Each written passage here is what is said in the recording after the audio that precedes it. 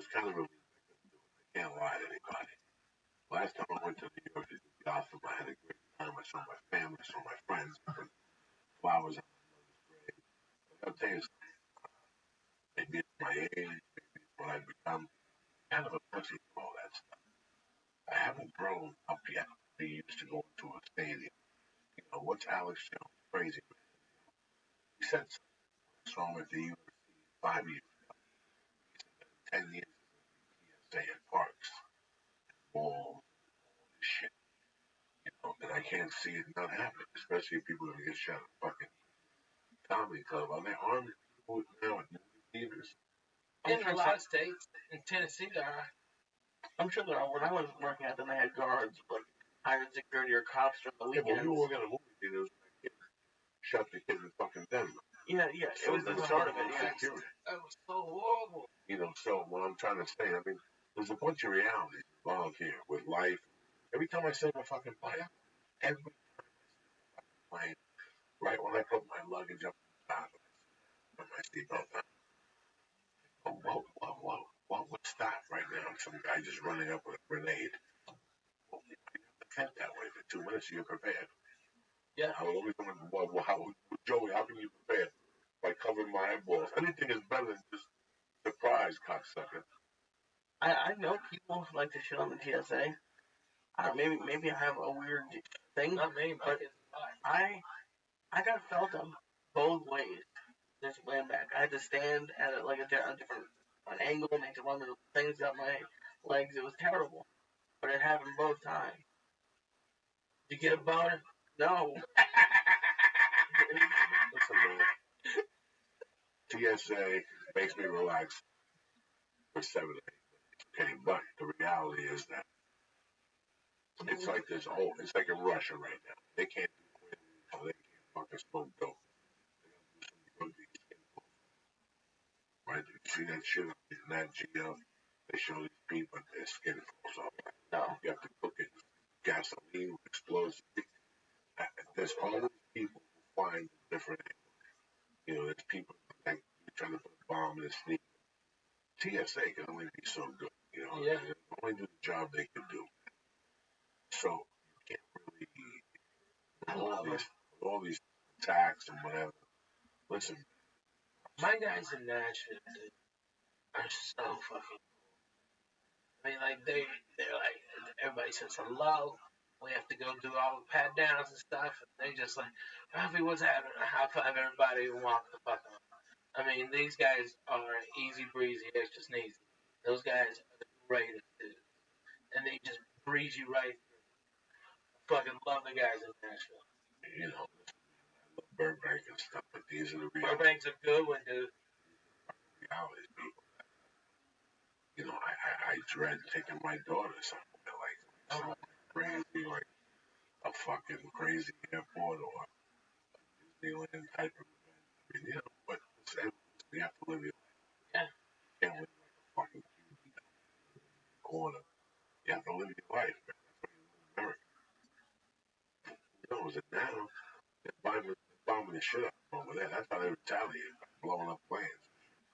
Once you start fucking with them over there, right now, people are showing up world news today. Yeah. My other I long burial. Feel like I'm The only substitute. I'll watch him. I like that guy. George Stephanopoulos. Yeah. Let me give a quick shout out to my man. It was great seeing the Lingus sandwich. The fucking man came. He knows I love him. It was great seeing Pete, great Josh. Tell the fucking planet. He took us over the house. You know, I want to really thank the club. I mean, the staff, they were great all week. I want to thank my man Ramir Shaman, Fred Nassar, Raymond Mayer, Garrett LaHunka, Nikolai Zeppa, Sean Charles, Jason Jackson. I want to thank your boys down there in Austin, Crystal, and my man, Bobby. And I'm excited to see my boy in motherfucking Las Vegas next week, Larry, a.k.a. the Toking motherfucking Lamb, all next week at the South Point Casino. And Larry, I'll be there Friday night, fucking lurking. Go eat a little something. I'll go to bed at 10 o'clock when I always. I know nobody gets feelings around me. No, Nobody gonna fuck around. How do you feel? I'm feeling good, man. So I'm feeling. do Wednesday. Wednesday, I'll wake up at radio at 7 o'clock up in Fresno, and have my coffee. Just go inside and do my show. I really don't like the morning because I got that LASIK eye surgery and I have to wear sunglasses in the morning. Otherwise, it gives me a migraine headache now. I guess it's stress. And I get a fucking bad headache. And I think it's because of that surgery. And so I have to wear shit like this in front of people. It's like so annoying to explain myself. I'm kind of like a douchebag that too. You know, just wish my eyes. Does the LASIK work? Did it take? Yeah, I've got great pictures. I'm a 2010. When I got it done, I was 2020. The next the day after that, everything was healed up, and it was 2010. I do that like I'm terrible. I can't see for shit. Really? Yeah. I can't see dick either. So and now, I mean, I can see little things. This is long. Paris, don't you fucking laugh about here, though, bro. I can't see Twitter like that. Like, I can't see my feed. Oh, really? I can't see it. That's crazy.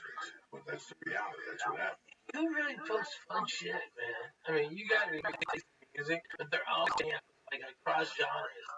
You know, it's really fucking, you put out good vibes.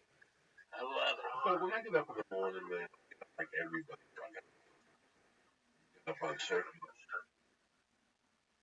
Like, what the fuck is that? Like, I went to bed last night, maybe 10 o'clock, because I had it the weekend. Like, I slept a little in the afternoon. I kept dozing off on the plane for like 2 hours before I got up Saturday. Like, that's not. I got up at 3 a.m. Got 3 a.m. Got up.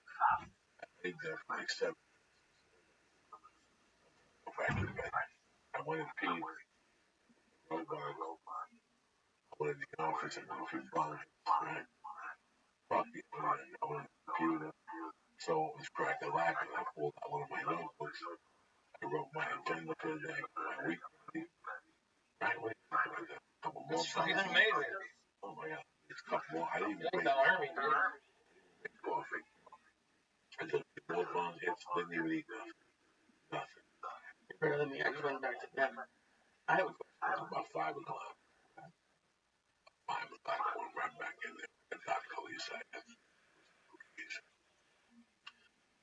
that t-shirt on my titties came out. I put that fucking blanket on and sleep. Ass like lying on that blanket. I slept the fucker off and at the same time. Trust me. I was gone deep questions. my question was about sex. Because we talked after, and you were really pumped after. And I was just saying, I never knew, like, what did it feel like? And when you finally got to the hotel, what did you do? That's a great question. I sat there, just let everything cool off. I didn't even know what was going on. I had no idea what was going on. So I just wanted to sit down. At one point, I took my shirt off and my shoes. I wasn't getting anxiety. It's something else. It's a different feeling. I put the TV on. I tried to get interrupted by the TV. I called you. I called a friend of mine, but nothing was really. So I got up and went in the shower. I put the shower as hot as I could. I just sat there and let the fucking water hit me. I couldn't take it anymore. I let the water cool off and I stretched my back. I put shorts on and went right down like that. You just passed out. Just passed out. I was confused and shit. I need to go in the shower. Just go in the shower and let it run on my head.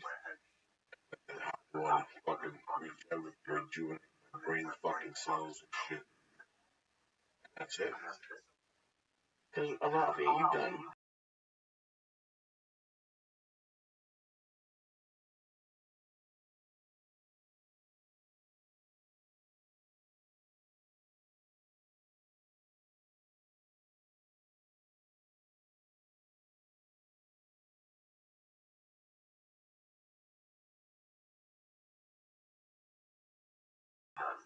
A lot of specials. And even your early ones were, all of them were, I mean, are great. Like, this is Joey's first. So, like, going back to your first, can you think about, like, what that was? Well, I've been running those goddamn jokes for like 5 years straight. I mean, I have laughs every 4 to 5 seconds, and the album went platinum because people thought I got fucked out of Last Comic. We sold like 1.4 million, and it was a big deal, and it was just out of the laugh factory, and the feeling afterwards, like you're like, oh god, there, like oh my god, there's a like you get to exhale, right, and then you really take it in, and then it'll come if it hasn't already. The panic that you can't do these jokes no more because people are gonna see all that shit coming, and either you're not the type because Joey's a real comedian. He won't allow himself, and he'll beat himself up to dig deeper and go really. Okay, and that's what this is gonna do. It's gonna act as a catalyst to writing. And in a fucking year, he'll have an hour and a half, and that's how it is. But for like the next month, it's gonna be a little bit of a panic. And No, good. Let it breathe. I'm in the state of Breathe where my I'm in the state of out. I know the whole fucking the state of it all came down to this. I enjoyed doing it. I definitely know exactly what I want to do. I know exactly where I want to go. I know what time I want to take. I know how to do it. So you're ready with the whole nother special? I'm ready with no other special. I don't know how. No, No. there's no how. Oh. Not even. I have special. You know what I'm saying? You know what I'm saying? Like you're at that point. I'm not worried about that. I have take this week off and then start next Tuesday night, and then go to Vegas, take a week off, go to Boston, go back. You know, I'm still gonna have. I'll get some old material, put it together for these tours until you start to play. I'm like Janet Jackson. When Janet Jackson starts a tour, she got no cardio. Stop the move at the same time. So you start 90% fucking lip syncing. By the end of the tour, you're down to 10% lip syncing because you build your fucking cardio. You don't need somebody singing behind you the same shit they've heard. Yeah. That's how I'm gonna try it. That's how I'm gonna try it. I'm in no rush. You know. Plus, most of the tours before the. There's a lot of things that people always say you think you're in a rush. We're in no rush. No. We're in no rush. Not at our level. I mean, it's like I did my special when I was 11 years in, okay, and I hit my first special, and no, 12 years in, and so when I hit, I knew what I was doing. You know, I've been headlining all over the South for years. I had an hour and a half ready to rock. That night, you come tonight tomorrow, different fucking hour. No experience. I'm not worried about material.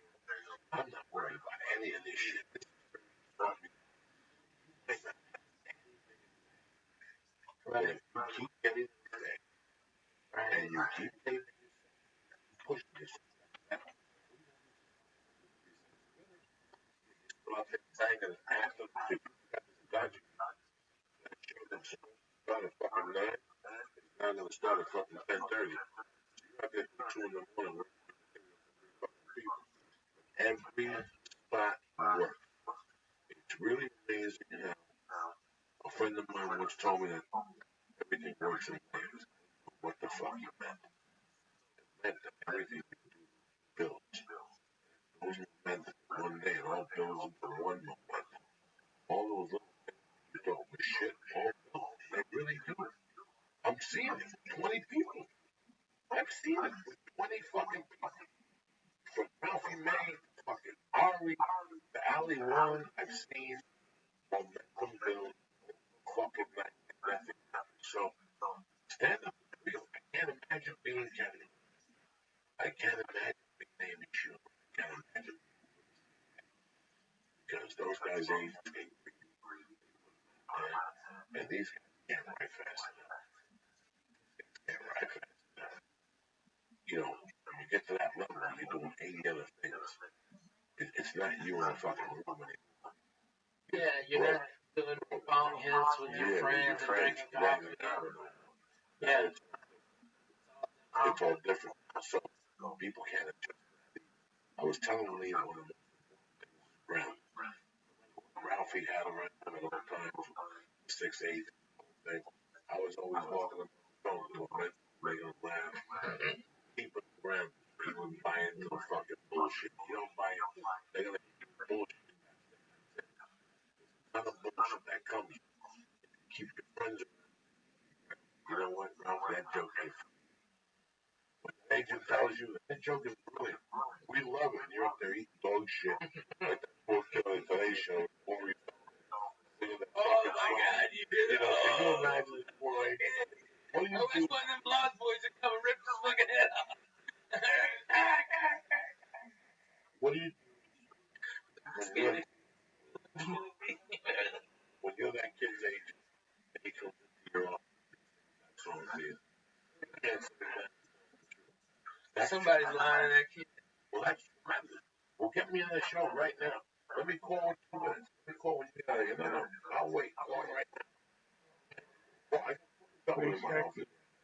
He loves Tell them to send us a demo. They sent us a demo of that fucking song without looking at the kid. He shows up with the 2 bros dressed up like fucking Dracula. Dressed up like fucking white Dracula. What about them? What about them? What, bro? Women, the woman's probably his girlfriend, but the other one. Those 2 girls. Trust me. Girls are changing their hair color. They put tag and joined after. Dude, our generation had this chick. Yeah.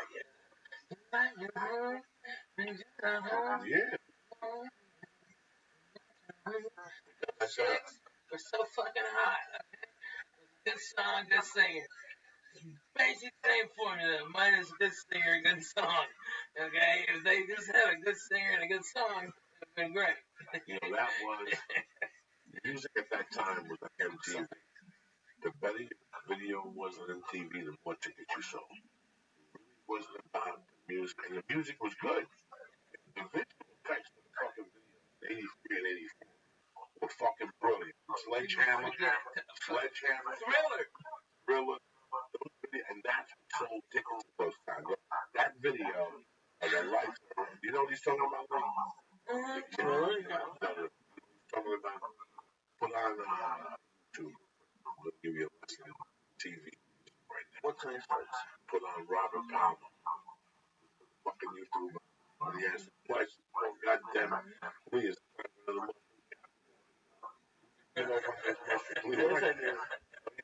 I'm only getting off a little bit. It's time for the much. I'm not doing much.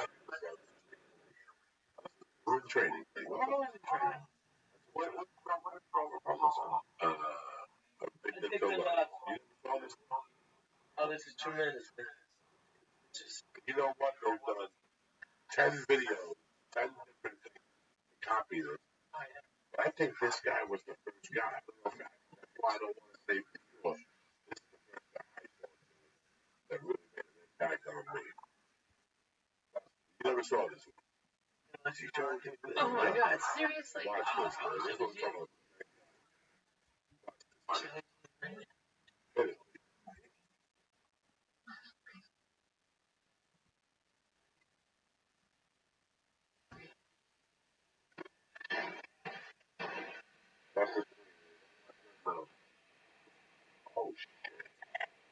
Look at this motherfucker. Man, holy moly. Look at this. Wow. That's what I'm saying.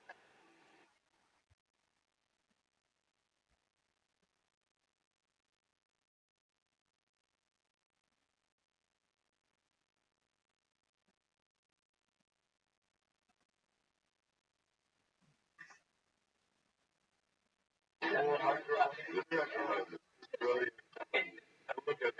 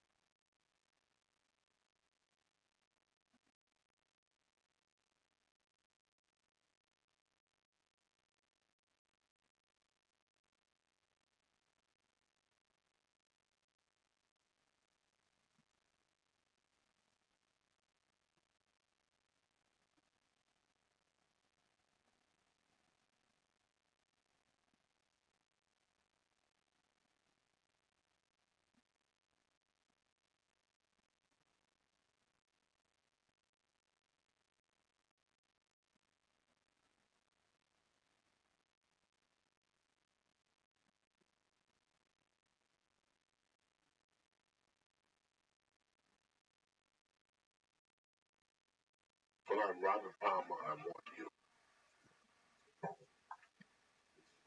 This guy has always been dating. Nobody knows about this. Nobody remembers this guy. Everybody pop. This guy was a pop dude, but he deep was some shit. Right there. Right there. Listen.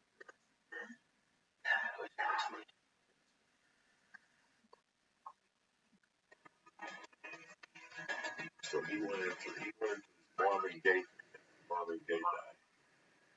Right? This guy was fucking pulling it off. A white dude took Marvin Gaye's music and flipped it.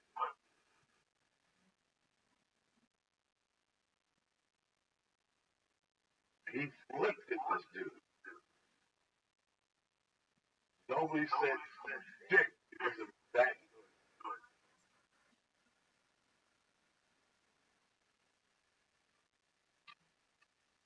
It's really good. Early MTV. No, this is a little late. I figured that other shit, 84, 83. This is after he got a little bit more popularity. Yeah. Switch around with motherfucker. Show people how deep this motherfucker was. Fucking bad, dude.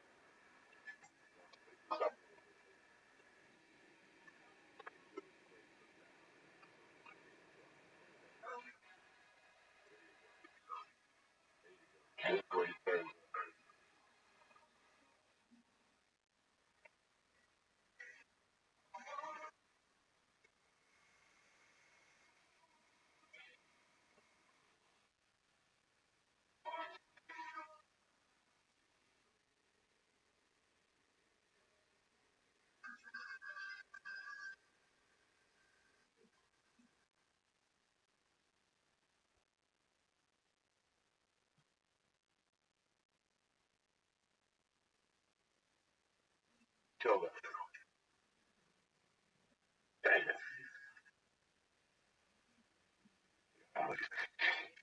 That is bad shit right there. I hate all that shit.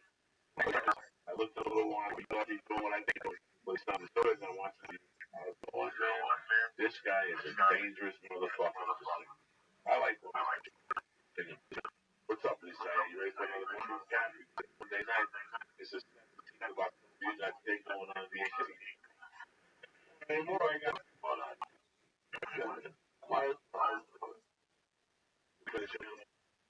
Yeah, we have what? 1.5? Gummy, whatever. We should look at It was a lot of fun.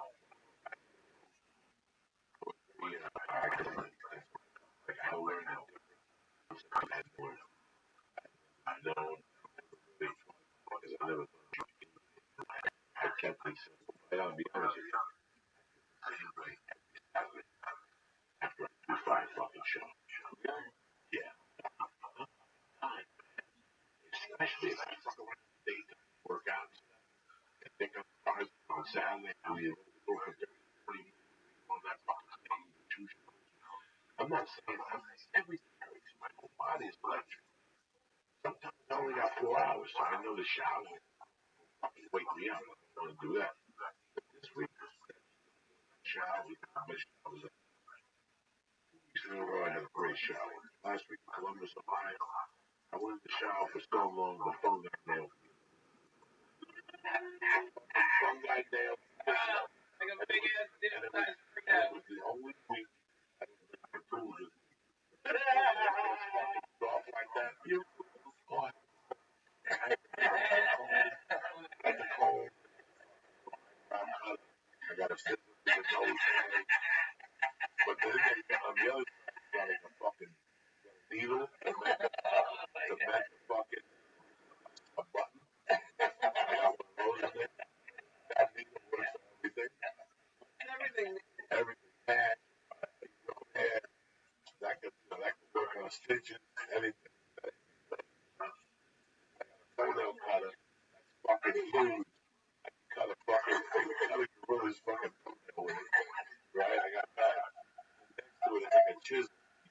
Nail. And you go in there. Fungi.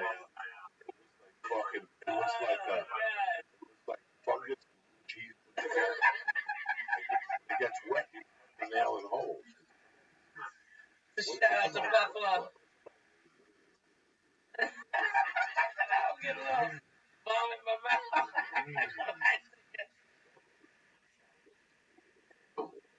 Just all this information. Oh my god. Not really. Monday night. This is 17th of October. Ain't nothing going on. Okay. I'm supposed to have something at 11. I'm just gonna fucking do my thing. Don't bother. You know what I'm saying? Welcome. Oh my god. Congratulations. Yeah. That's You know, nice. man, like it's a place to see your growth. You know, I was always happy about all your success. You see all these guys you all came up with, and everybody makes different.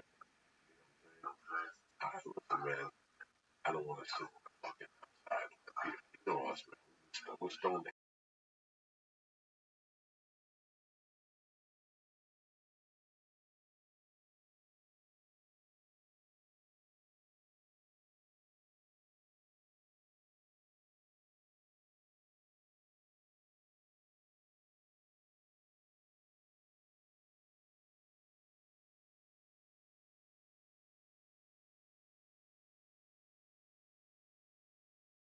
In 2 hours a day.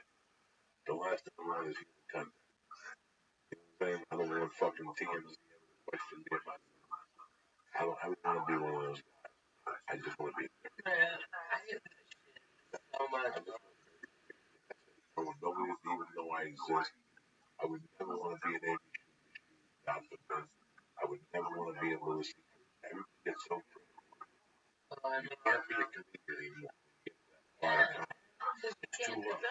It's too rough. No, it's too rough because look at my age. Oh, everything.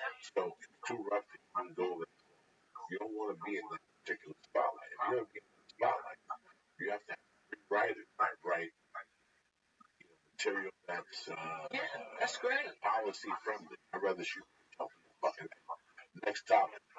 What else? Stop sucking fucking. You smoking weed? What's going on? You doing jumping jacks over there? These things? Ready for another mushroom? I found some acid in one of the albums. Half a piece. Can you Oh imagine? my god. We could break our own record for the thing. Please make out of this, man. Green Oh stars, my too. god. Alright, Lee. I think it's The sofa is a safe set. Okay? Leave those all Lee, up. okay? If anything weird, okay? Leave, Go to the safety set. leave Okay, those all Lee? about the soap. Leave Just them write it out, okay? Leave my man go. Free out. Leave them about You want to take a shower, take a big old shit. I'm telling you. Leave That's those. how it goes. Leave those all about. He's a soldier. Leo. I love it. When is your? It's over. That's it. Hanukkah, maybe? I don't know. Maybe there's something between them that people need. People know. Oh, you got Halloween. What are you gonna be for Halloween? And Halloween. Halloween. I'm gonna hand out real size candy bars.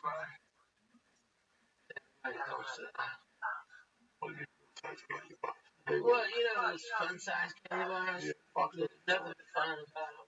Let's just get started and done. Fuck that. I give whole candy bars. I go to Sam's and get fucking cases. Sit out there and fucking just boom, here you go. Yes, we open up a real candy bar, you know. Right? Like, I appreciate you. You know, don't talk to people in my house. You know what I mean? I'm your man. Okay, we're down. Okay? Neighborhood. It saves the white picket fence when you fucked up. Okay? You know what I mean? Just pay it forward a little bit. Okay? The mom will come up. Okay, which one you like? Reese? Okay, well, niggas bomb too. Oh, you want the Milky Way? This is all caramel. Okay, that's all I got to say. But I mean, I go through $300. But it just, I mean, kids light up and I get toys and stuff. My brother, point side, but you're right. I don't fucking thing. What happens is I just wanted a butterfly. These 22 of them, which meant I could bring on life size ones. If I would have just done a life size, I don't know why I stayed. All right, that's it. Control of a fucking sandwich. I can say fucking that's it. I had butterfingers. That's all. You can tear shit up this weekend. I was. Tearing shit up. Which I'm proud of you. I'm proud of you. Dog. I ain't no Slim Jim, but I don't give a fuck. I want you to be healthy. But don't sit there. Fucking eyebrows out. Who ate these 2 pizzas? I didn't eat no pizza. 2 pizzas disappeared. There's 3 of us, 2 pizzas. I was on stage for 2 hours. I come back, he's sitting there with a big grin on his face, happy as fuck. No, there were veggie pizzas. There was no veggie pizza. They were all veggie back. I was eating without veggie. I wasn't. I was with cheese. not backstage. Backstage. In the green room. It was you. No, when I got back there, ask Willie. When I got back there, I had no pizza. Ask Willie. Get Willie on the phone. Wait a second. When I got back there, it was 2 times a pizza. I didn't want to. Please stop. You. Get Willie on the phone. I was in the state. He's saying the back. There was no nothing. One fucking room. I ate 3 slices in the main room. I did. I ate 3 slices. That was later. Yes. Yeah, no. Somebody ate the ones in the green room. Not me. When I left, there was a pizza and a fucking half. I was sitting at the table. I just saw Willie. No, I wasn't when you got Ralphie. I wasn't there. I was in Portland. Yeah, but Ralphie. There was a whole pizza that was Willie. Pizza, I took 2 little Well, you know those little fucking, I got me those little fucking pan pizzas. Yeah. There was 2 little sweets saying come back. 2 little slices when I left. I ate both of them. He ate and he ate a piece of chicken nugget, and he was eating a piece of one vegetable. Come on, watch the vegetables. There was no veggie. No. Stop with the fucking veggie. So next thing you know, I come back and there's no pizza. And he's sitting on the ground. High as fuck he was. And I go, what's going on? I'm fine. No, he goes back to the hotel room. He's talking about chicken cutlet parmesan. His wife just got sick eating shit on the road. She's bad for eating. So he's out there ordering to go for it. Because At the hotel at 2. We're talking about 2 different nights. Are we talking about Saturday or Friday? Where did you go Friday? Friday night was the chicken party. Just no pasta. Pasta? Yeah. Wait, pasta? Just a little bit of that. I promise. Yeah. What was it selling? The reason why I didn't was what was the pasta? On Saturday was I had like 2 slices. It's fucking edible. Listen to it. Right? What? Yeah, a ton of pizza. It's so cool. All those Your caterings are always good. Yeah. Now. I had 3 slices. No, but that's like a pound of pizza, I was right? talking to the photographer. Ask. That's the whole thing. Your No, it's fingers not. All over the court. watching like, oh, I was not even. anywhere there was pizza, cocaine. If cocaine landed right here, I'd be sitting next to him, believe it. Oh, that cocaine? You know what I'm saying? Like, Lee would say, at one time, we had 3 fucking boxes of pizza. Sitting there like Sinatra, with the boxes of pizza. You yell at me all the time for eating garbage pizza. I'm finally surrounded by good pizza. And you ate that, and then I want to take them home. I Well, want to take them home, and you say no. No, I didn't say no. You did too say no. No, I did not. I go, Lee, you're embarrassing me. Well, no. And he goes, You always want to have like slices to look at or something. he orders like steak and pizza. I went to the front desk. Oh, pizza goes, Well, at least maybe they would recommend a decent what was the brand? I don't remember. Yeah. I looked 2 in the morning. 4 years. I got like the smallest one. It was so depressing. 4 years. Like 8 inches. Like, It is fucking pepper. you were farting on the plane. How are you? Oh, well, There. We just almost jumped out of the plane. Farting, and then I had to fart in retaliation. I love farting on planes. you didn't fart on the way there. That was all. You said half was nice. I put the sky out. My back was bothering me. Yeah. It blew out of my back. I felt the back of the jeans flapping like a kite. And I sit back, and within 2 minutes, I see him look at me, make him look like he's doing sign language, and he's nailing that fart because the filter of the plane is on the lead seat.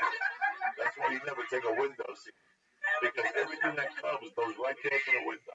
If I sneeze, it goes to the window. If I blow my nose, it goes to the window. I fart. So Lee gets the first dose of the fart.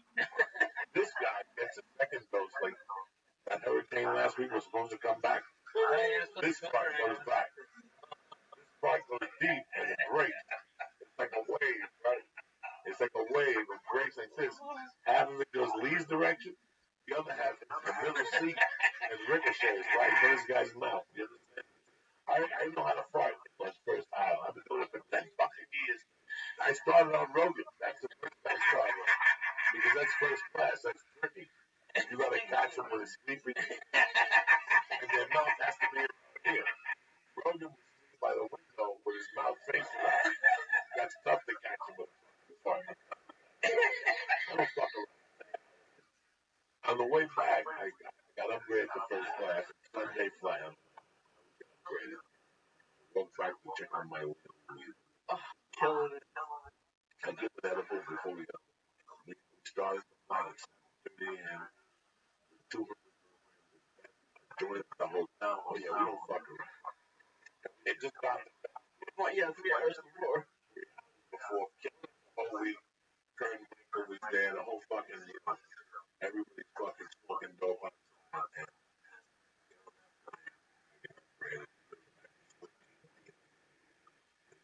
was really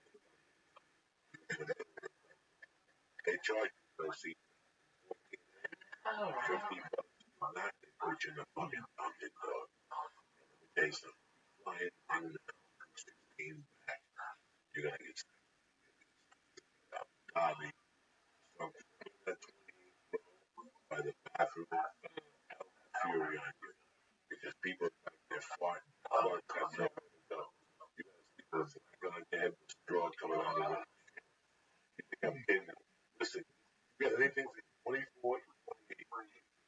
You go home, you gotta take a shower. You can't even fucking go out and meet your friends. friends, and you got this fucking layer of airplane. Trust me, dog. We used to sit in the back of the plane. Those are the cheapest seats. Those are the ones that. Yeah. When you go on there late and they give you a cheap seat for $189. I just got my tickets for Boston. I'm sitting like 21 and 24. There's nothing unless I want to pay like $100 a ticket. What is gonna happen? I'm sitting in the back. Are you on Virgin? No, JetBlue. You're sitting in the back of both flights. Yeah. What is? But don't you have to go out to Long Beach? No. No. Yeah. Why would you go to Long Beach? What beer? I thought that was down in Long Beach. They have it. But anyways, I'm checking. What? We were checking on it. Oh yeah, I went back there. I'm bored. I check out a little clip. Back there, smile. He's got his shoes on. No, I don't. No, I do not have my shoes on. First of all, I told him how to fly. I understand when you get to security, fucking move. You get stuck as you going. Right? Jack, these fucking guys walking around. I'm right on there. 1 minute. I'm a surgeon. Computer, games, God knows what this shit he's got. God knows what this shit he's got. Don't belong. I got two things on my travel bag. I got a sleep apnea machine and a computer. Yeah, you're the one that draws the attention. No, I don't. I don't take none of them else. Well, I don't think I never take nothing. I never give nothing. I haven't taken that computer out of the years. If you have a computer or laptop, take it out. I haven't taken it out. That's how I roll. I don't take nothing out. Leave it in there, shut your pie hole. Take your sneakers off. Take your fucking belt off. Take the tickets out of your pocket. Take your cell phone and put it in your right shoe. Then take your wallet and put it in your fucking left shoe. So they can't rob you. Get shaken down. Your shit's all the way over there out in the open. You understand me? So guys like you with the white shirt on, look at it, bro. White shirt on today. Yeah, right. I like it. Fucking do this shit. So yesterday guys will rob you. Really? Oh my God, your wallet will go missing. And you have to put the tape, get rid of the tape. It's conspiracy. The Trump thing. Media. Fuck that. Oh my God. So, get to the airport and I leave. I was gonna wait for him. I go, what would he rather have? Me wait for him or his breakfast wife? But goes to security, takes him an hour, they search, and they bring the fucking bug, dog, Balls. donkey, urban. I go to that fucking macaroni grill, I get him a nice sausage platter with things. He gets out of security, gets over there, boom, just wait for him with a fucking bag. Like fucking I gave him 6 minutes to eat. Yeah, it was right. We gotta get on the fucking plane first. This motherfucker don't work. I got a superstition. I gotta get on there first. We want that motherfucker first. So I tried to sneak him in, but I couldn't do it. But he went to the back. It was cool. It was a good little flight. It was a good little fucking trip. Like, I simplified travel on the way out. I had to yell at a guy with a Volvo because he tried to play the white fucking game on me. I played this fucking card, and the guy fell apart at the seams at the parking window. Even the black ladies were laughing. Like, it was he wouldn't pull up. He wouldn't open the window. It was Hi, dog. How are you, dog? we scared the shit. He told me, Dog, do you see I'm really starting to fill this place out?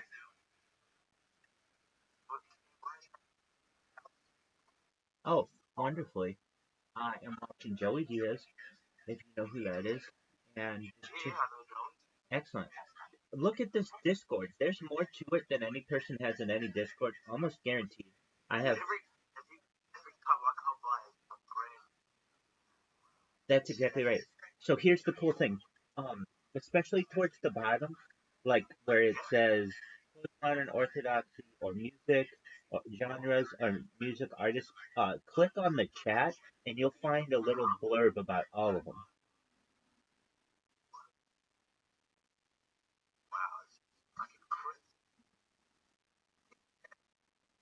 So the plan is, as you can see, this place has grown in the last week from 0 people, and we now have 600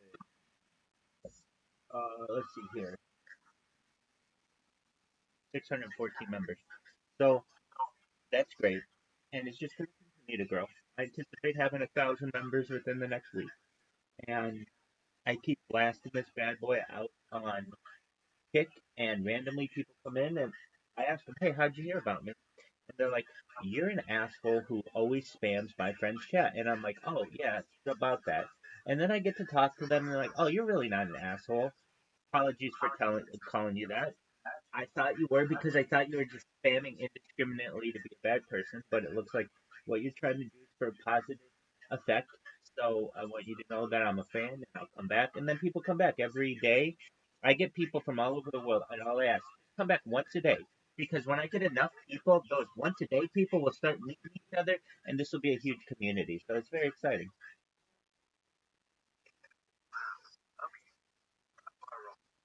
We're dog. I thought of that.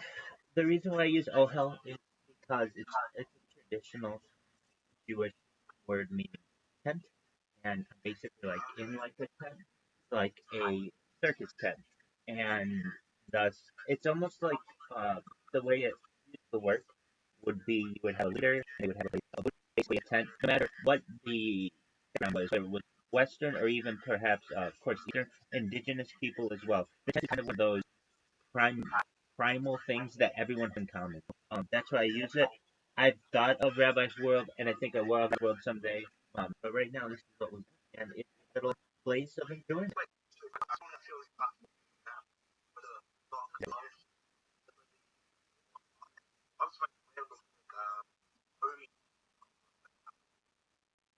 Okay, so that one I don't think has one, and here's why. I looked it up on Google.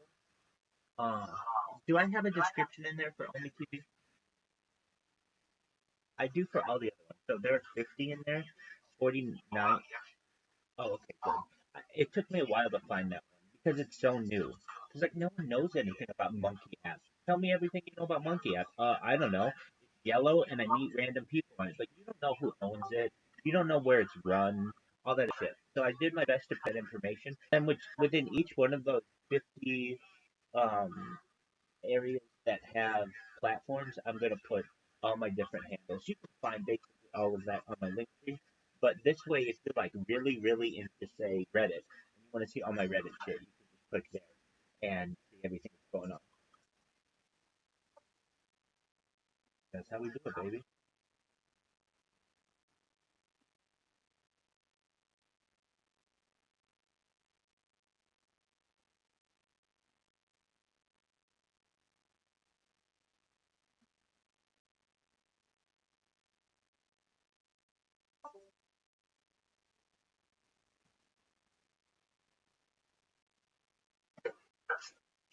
Get your PetNet smart feeder plus free shipping when you go to petnet.com/Joey. That's petnet.com/Joey. Again, petnet.com/Joey. This is the future, okay? Right now, PetNet Smart Feeder is the best way for you to make sure you feed your cat the right way, the right amount, every single day. So again, get your PetNet Smart Feeder plus free shipping when you go to petnet.com/Joey. About that, cocksuckers. I love it. I'm sure you can use it with a dog too. Dog, cat, oh, you Snowman Biscuits. He Oh, is there he is. fucking the greatest.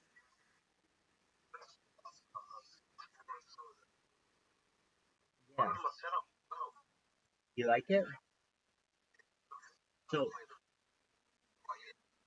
this is the music section, like music genre. This is gonna end the debate of who's the goat for rapping. You know who AI considers the goat? Tupac.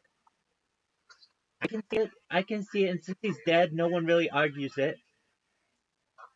You know, like if you say, "Oh, it's Jay Z," well, people are like, "Well, Jay Z's still alive." I'll be like, "Oh, it's Kendrick." Well, Kendrick's still alive, but Tupac is dead. Basically, everybody has an R.I.P. to that man, and he gave his life for his craft.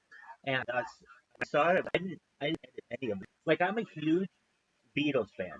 I'm a huge Elvis fan. I'm a huge Rolling Stones fan. I'm honest with you, I like Led Zeppelin, but Led Zeppelin came in as the top classic rock artist or band of all time, more than the Beatles, more than the Rolling Stones, and you just got to live with that.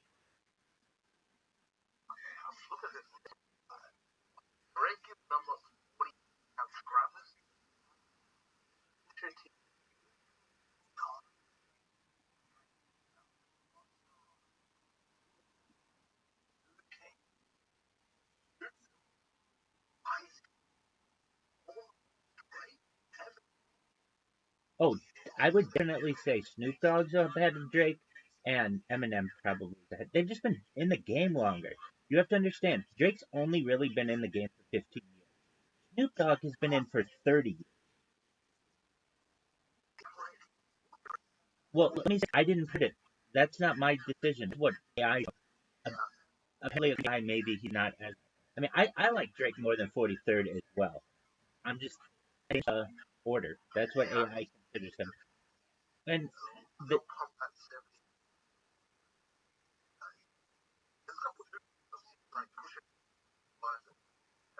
yeah, okay, so yeah, those I just put whatever AI. I can go through and check it for duplicates. It was kind of like a picture of these 52, and I figured, all right, if there's anything wrong, I could always just go back and there we go. One thing that I do is take the text I put it into remove all duplicates or double check for duplicates. But believe it or not, when I first created it, I ran into this issue with duplicates, and so I told it make sure to double check for duplicates. The thing is, I just didn't check it after that. I figured if it's gonna work, it's gonna work. If not, I'll put them all in, and then it's easier for me to get the list and then tell AI exactly what to do, as opposed to assume that they're gonna know that even though I'm telling them to not put duplicates, they're gonna do it correctly. So I think AI is very interesting. So I use it all the time. One thing that I also did, take a look. Can you see a section called Chat GPT? Okay, you'll spend all fucking day in that thing. Just click it, and I know you're gonna be like, Rabbi, these are screenshots and they're not that easy to see. I'm like, I completely understand that, but if you're really interested, you'll go through and look at it. It's basically just content. I mean, that's what we're about as creators, creating content. Shit that people can look at. So what is that? That's all of my Chat GPT questions going back to was launched essentially November 30th, 2022 and moving all the way to present day. So I put in there like, name 100 things about like why you should promote Rabbi Rothschild. Name 100 reasons how we can travel faster than light. Name 100 ways that we can improve the lifespan of a human being. Name 100 ways that we can perhaps live forever. Name 100 ways to pleasure a woman. Name the 100 most sensitive places on the human body. Like lists of 100 of just really, really interesting shit. And so you can go through that and just be like, oh wow, Rabbi has more content than really even we realize. Even just within this Discord, you could seriously spend hours just in this Discord. It's like, well, Rabbi, how did you paste all that? I just created a robot to paste it all earlier today, and it just took me too long to do manually. So we've got that little section, which is just interesting. I mean, every little spot. Oh, here's something I need you to see, Guido. This is really going to change your life, and this is going to change human history. I want you to go to the section that says Rabbi's New Calendar. Like, Guido, when I tell you I'm a big deal, no other creator out there is going to tell you I'm such a big deal that I think perhaps one day I may have enough historical influence to be able to change the current calendar. Yeah, but it needs to be changed. It isn't consistent right now, and the big issue occurs not really with what we do on Earth, but I'm somebody who sees basically into the future, not like a prophet, but like I'm a futurist. I look and try to plan for the future. And when you start doing calculations of light years, you realize that, I mean, you realize long before then that the year isn't consistent. As you likely know, we have to make slight adjustments to the calendar every 4 years with leap years. But that's not all. People think leap years are every 4 years. It's not always that way, though, except in years that end in zero or not divisible. Essentially, the year 2000 was a leap year, but the year 2100 will not be. The year 2200 will not be. The year 2300 will not be, but the year 2400 will be.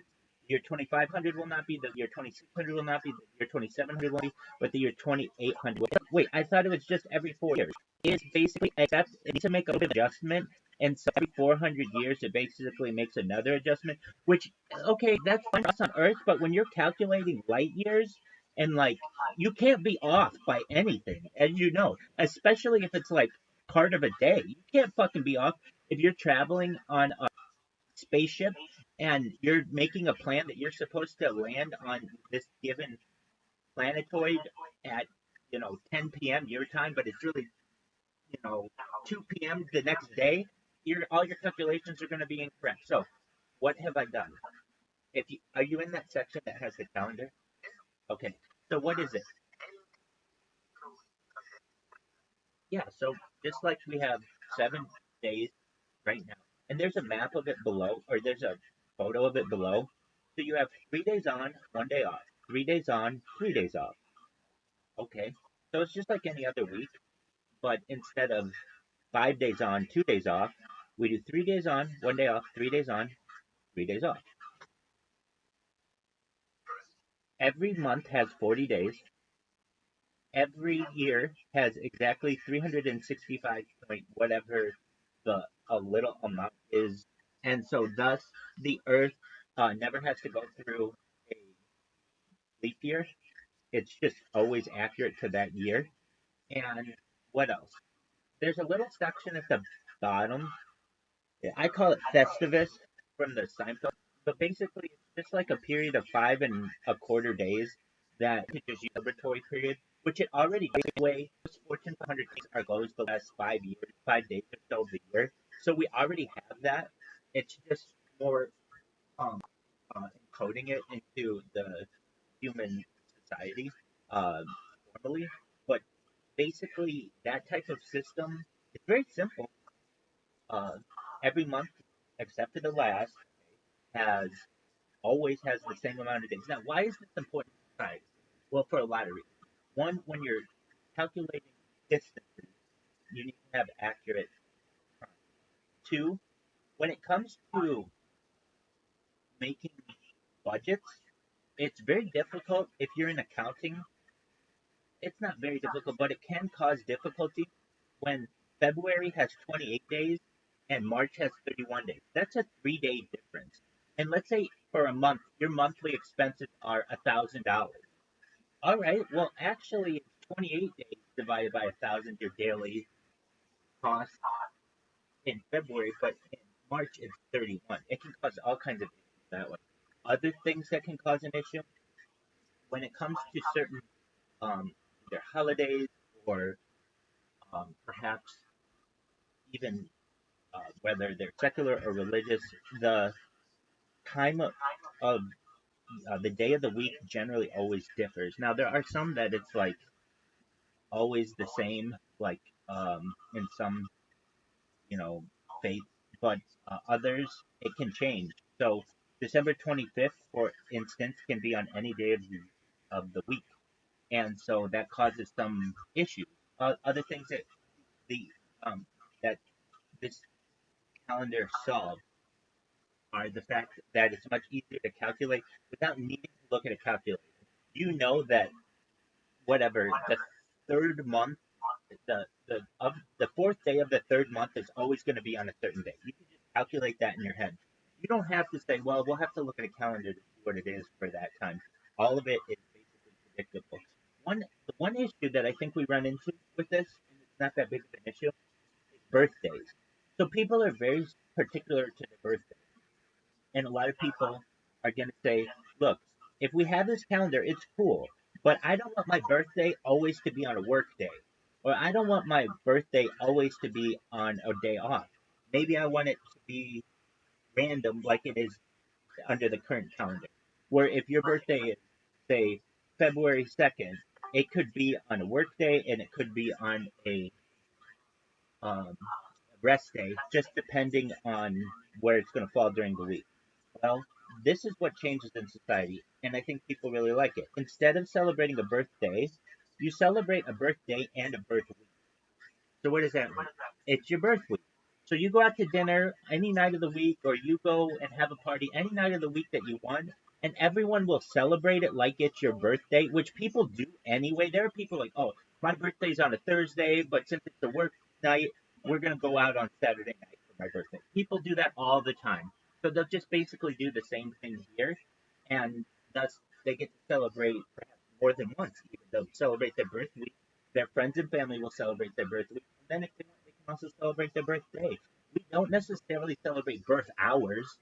So the fact that we celebrate a birthday is uh, somewhat subjective. So there's no reason we can't celebrate a birth week. I know people who celebrate birth months and birth weeks.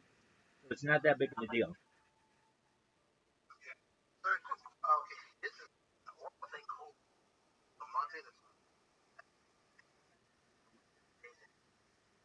Yeah, basically, I named them a long time ago. I can barely. They're basically just numbers 1 through 10 listed in Hebrew. So, I mean, really, I care about getting the whole world on board with this, but it has to start small. I think that is Judaism. Judaism has a very complicated calendar as well. Basically, our years aren't always the same. They can change over the course of like 19 years. We can incorporate like as many as 13 different leap days.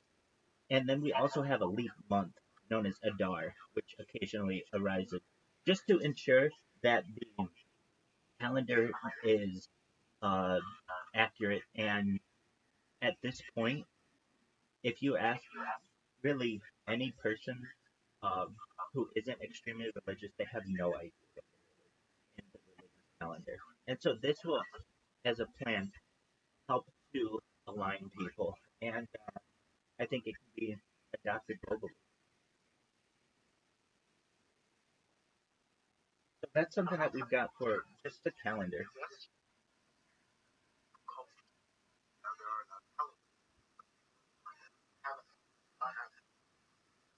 Right.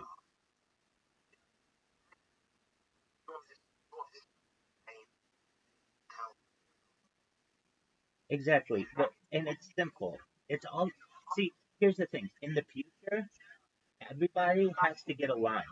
I don't imagine this. If you go to another star system, I think that you have to have everything on aligned. Like you have everybody on the same. If not, you're going to argue about shit and never done it. Make sense? Exactly. So the world is studying some different systems, and we're going to align them. The first one, I think I'll be able to get the world aligned on perhaps, or one of them, is the metric system.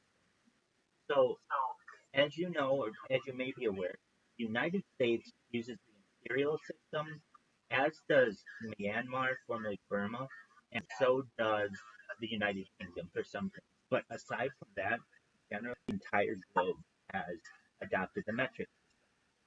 Well, what is that when they developed the metric system in the late 1700s, they actually were wrong on their distance slightly. So the I don't know if you know how a meter is calculated, but a meter is 1 million.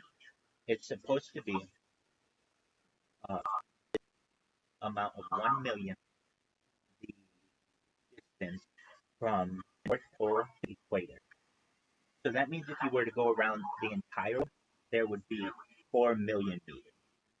And what was incorrect in their measurement is there aren't four meters, slightly under. So if you look at Earth's circumference in kilometers now, not meters, kilometers. So we're expanding by 1,000. Earth's circumference is 40,075 kilometers. Now, before, when we were thinking of French in the late 1700s, they calculated it to be basically 40,000 kilometers, but it's not. It's 40,075. So what does that mean? It means the meters are slightly. It means it has to get a little bit longer, and that's not that big of a deal, and it won't really affect too much normal human calculation. Where it makes differences when you're going parallel. That's the big thing. Now, other thing that comes to the meet is I'm basically going to be able to have a conversation with the world and say, look, everybody's going to have to change, and everybody's going to have to get organized with shit. The United States and Myanmar and United Kingdom, you guys have to get on the metric system. The metric system, all the other countries have to adjust the meter slightly. And so the people who follow the metric system, it's not going to be anything that they're really going to notice. But for all the United States, Myanmar, and the Kingdom, who's the imperial system, they'll basically be like, okay, well, we're to change, so it's not just on us. All right, Rabbi, now how are you going to get all the people in the United States to adjust to metric? Because this rejected in the 1970s in mass. The United States did not want this. And here's the thing. The United States has become much more scientific over the course of the last 50 years, where people use the metric system. And when, additionally, there's always been a funny joke about this. The only place in the United States where the metric system thrives is in the drug culture, because that's how everything is weighed and such, or measured. So the way that this is going to be done in the United States, this is the plan, is we just need on all of the traffic signs to have both miles and kilometers. So you need to have both. So then previously when people would be like, oh, it's 30 miles to Los Angeles, they'll see Los Angeles plus 40 whatever. They'll start the course of their life know that it's 30 miles to Los Angeles and 45 kilometers. And then eventually the kilometers will, especially with newer generations, will just become second nature. And then what you do is eventually just get rid of the miles. Everybody's on kilometers. Another thing that the major city you just have a one line kilometer long. For instance, you could go to Santa Monica Beach and just take a that's a kilometer so that people can see what really a kilometer is. It'll be almost like you're taking the kilometer in Santa Monica. So everybody got this kilometers. We're all associated with it. I'm sure that you can make it a temporary structure. People can do whatever you do, but basically get people motivated for the kilometer, the meter, and then from there, the world is on one system. It's going to make engineering a lot easier because the world will then work on one system. You know how things work today. It's really wild, especially when you get into defense contractors and space contractors. And one company built everything on the imperial system, and the other company will have built it on the metric system. And they try to put them together, and the left hand didn't talk to the right hand, and they're incompatible. And that happens far more often. I think there has been a crash of a space probe because of this issue as well with incorrect images. Fortunately, there were no humans on it, but still, that's a lot of money and a lot of effort that we want to align. So let me check on this. Spacecraft that crashed due to incorrect measurement imperial metric. All right, here we go. Yeah, how NASA lost a spacecraft from a metric mass mistake. So apparently this happened in 1998, and Mars probe lost due to a simple mass error. Let's see, 125 Mars climate orbiter. Oh, this one happened recently. NASA lost it because spacecraft engineers failed to convert from English to metric measurement when exchanging vital data before the craft was launched. So here, this even happened within the last 5 fucking years that somebody made a mistake with this, and it caused $125 million loss. I mean, that's huge money. And so we can, that could help homelessness, it could help world hunger, it could help a lot of things. And so I want to stop these little mistakes from happening. And I'm getting people aligned. Look, if people don't want to do this, okay, I'll do whatever you want. I just know what to do it. And when people start, rational individuals start saying, look, we need to start aligning on things if we're ever going to get off this planet, people are going to be motivated to do much more than they were previously.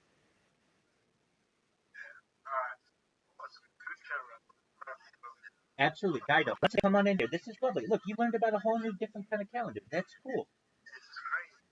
Excellent. Well, you come in tomorrow, and I'll have something new for you, okay? I'll have a topic for you every day that blows your mind, okay? Hey, I ordered 1,000 different Discord members, so,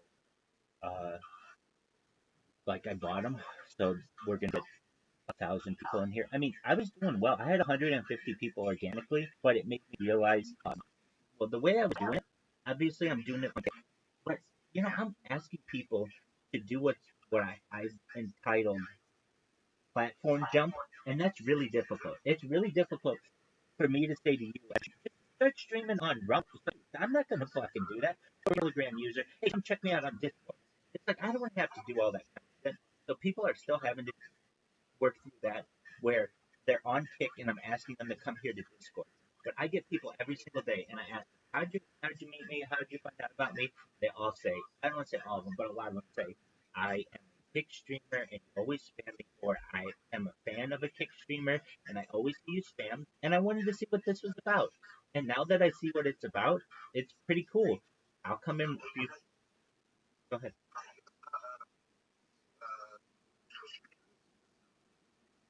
That's a good thought.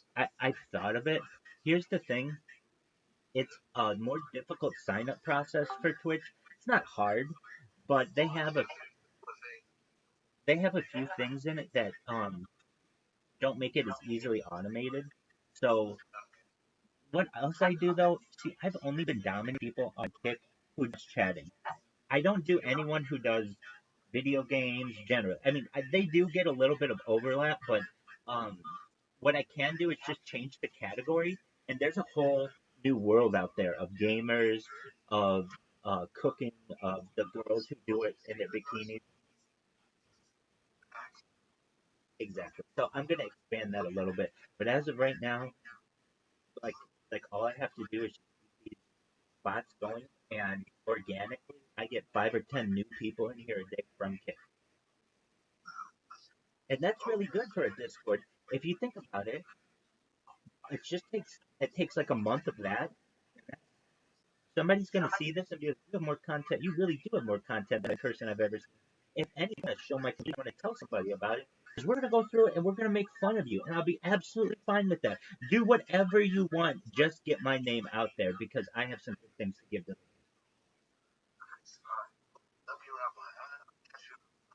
Guido, thank you so much for coming. Take care. Have a wonderful day.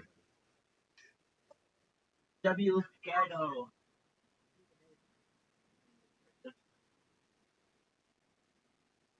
I love that you said that the like bottom button is fighting. It's always Oh, it's pressing it right now. interesting. I've never. That's the one thing I'm here. I can always the top button always further down the bell. Oh, fucking nice. It's I should have them look down. Whatever you find like you're sweating. Oh, Stomach hair and shit. oh. I have a lot of hair. I have covered fucking hair. Fucking legs. My daughter, everything. Fucking what the fuck is this shit? See, long tentacles and fucking hair and the curly shit. It's, I bought a shirt. Like, in my diet. I was in 2 seconds back. Oh yeah, I remember. We're about to bust. And I was right. I didn't know what happened to the shirt. I didn't try it on. I got it. I was kind of fucking stuck. Finally, now the shirt fits. That's awesome. Now the shirt on fuck out. You know, technically, she's put me through a stress test. Skin, fat, black pants. Oh yeah, I love those. Stretching those motherfuckers. I love yoga pants. Everywhere, fucking name. Women just say fuck it. I was wearing yoga pants. I'm better. It's kind of interesting with the nice sneakers and shit. It's funny they started wearing a sweatshirt around the waist at the gym because guys are so creepy. Like they just have to now. Like because it is kind of weird. Especially around here, some of the gyms. I would think they dress for like a porn shoot at a gym. When you go to 24-hour fitness, which is always fucking, it's always fucking active. You know, Oh yeah. guys, chicks, and bound up with a hat, the tail coming out. Did you ever like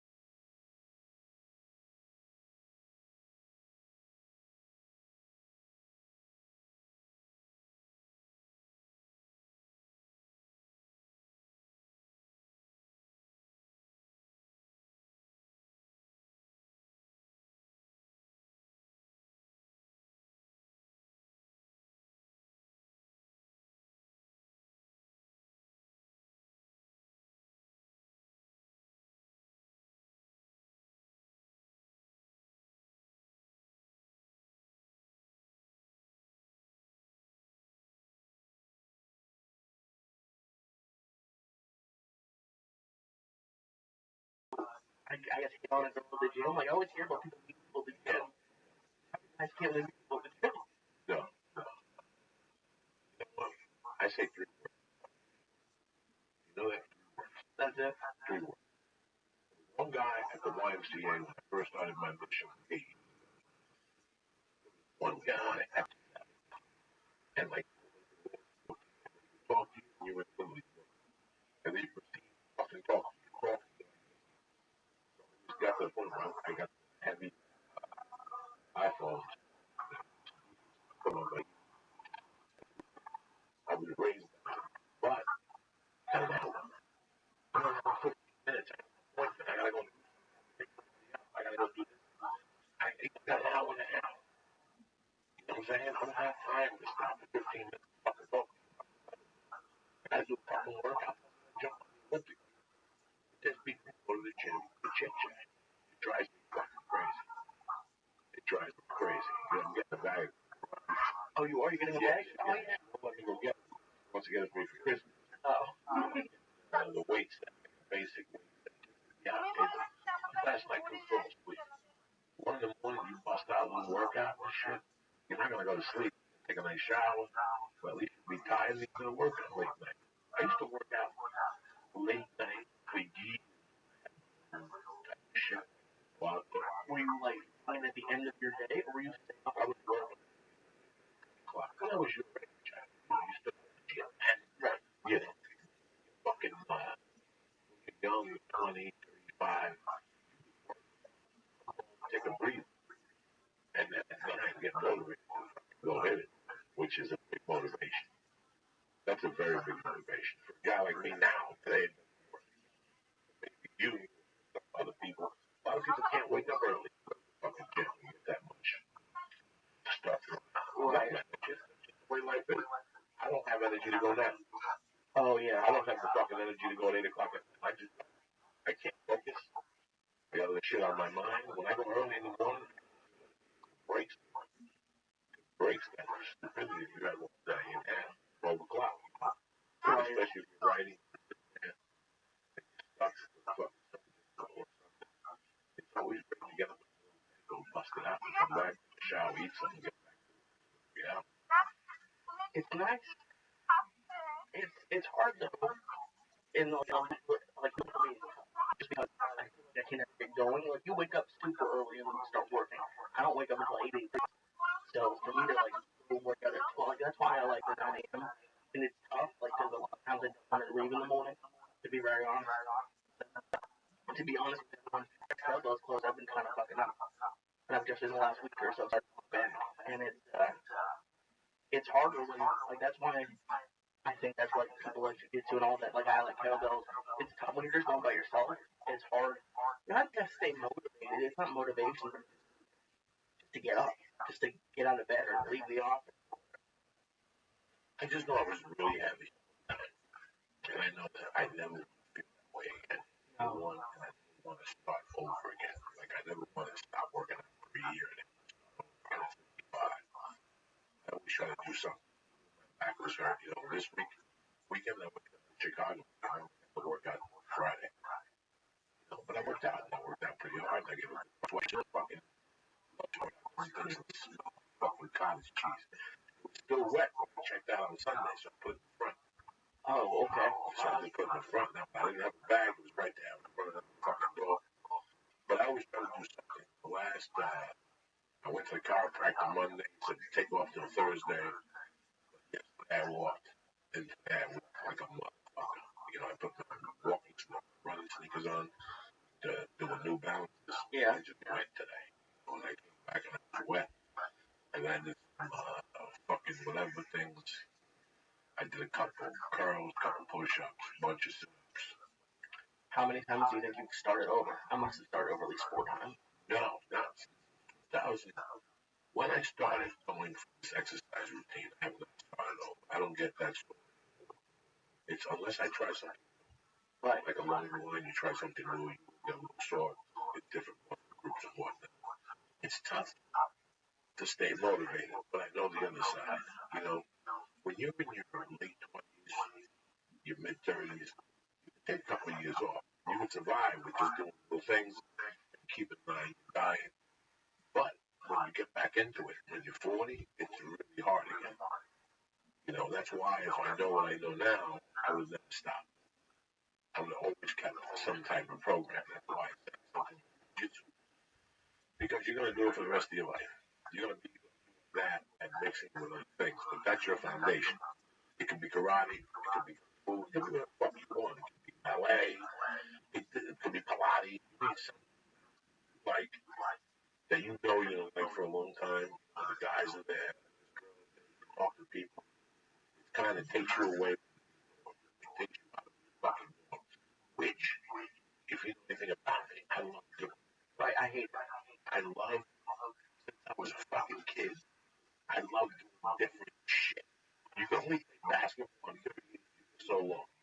Get to know everybody's moves. Let's take this show on the sequel. Let's take this show to fucking 16th Street to Gilmore. You know what I'm saying? Let's take this, and that's how you gauge who the fuck you are. It's tough the first couple of days, no matter what you do.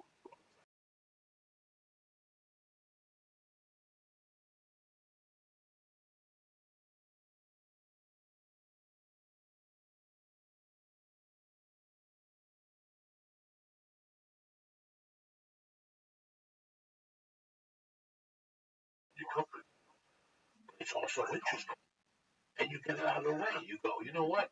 I did it. I don't like it. Yeah, I don't find it interesting. Like, to me, it's scary for like the first month. Like, you're starting a new job, new anything to me. I don't think I avoid. In some senses, I avoid certain things like working out and other stuff. But like, I'll do other things for a new. But like, I get so much anxiety about anything. I don't like I wish I could be excited about trying something outside my comfort zone because I'm not at all. We're two different age things here, so there's a lot of things I try to. I didn't like. I didn't like. I didn't like the whole fucking drama. I didn't like seeing people puke on rides. I don't like none of that. I was always a kid that got car sick. Have you changed a lot since you were a kid? Like your personality, what you like, what you enjoy? It's a tough question. I mean, we all had to evolve a little bit. And then sure, like, I taught you about the food you eat.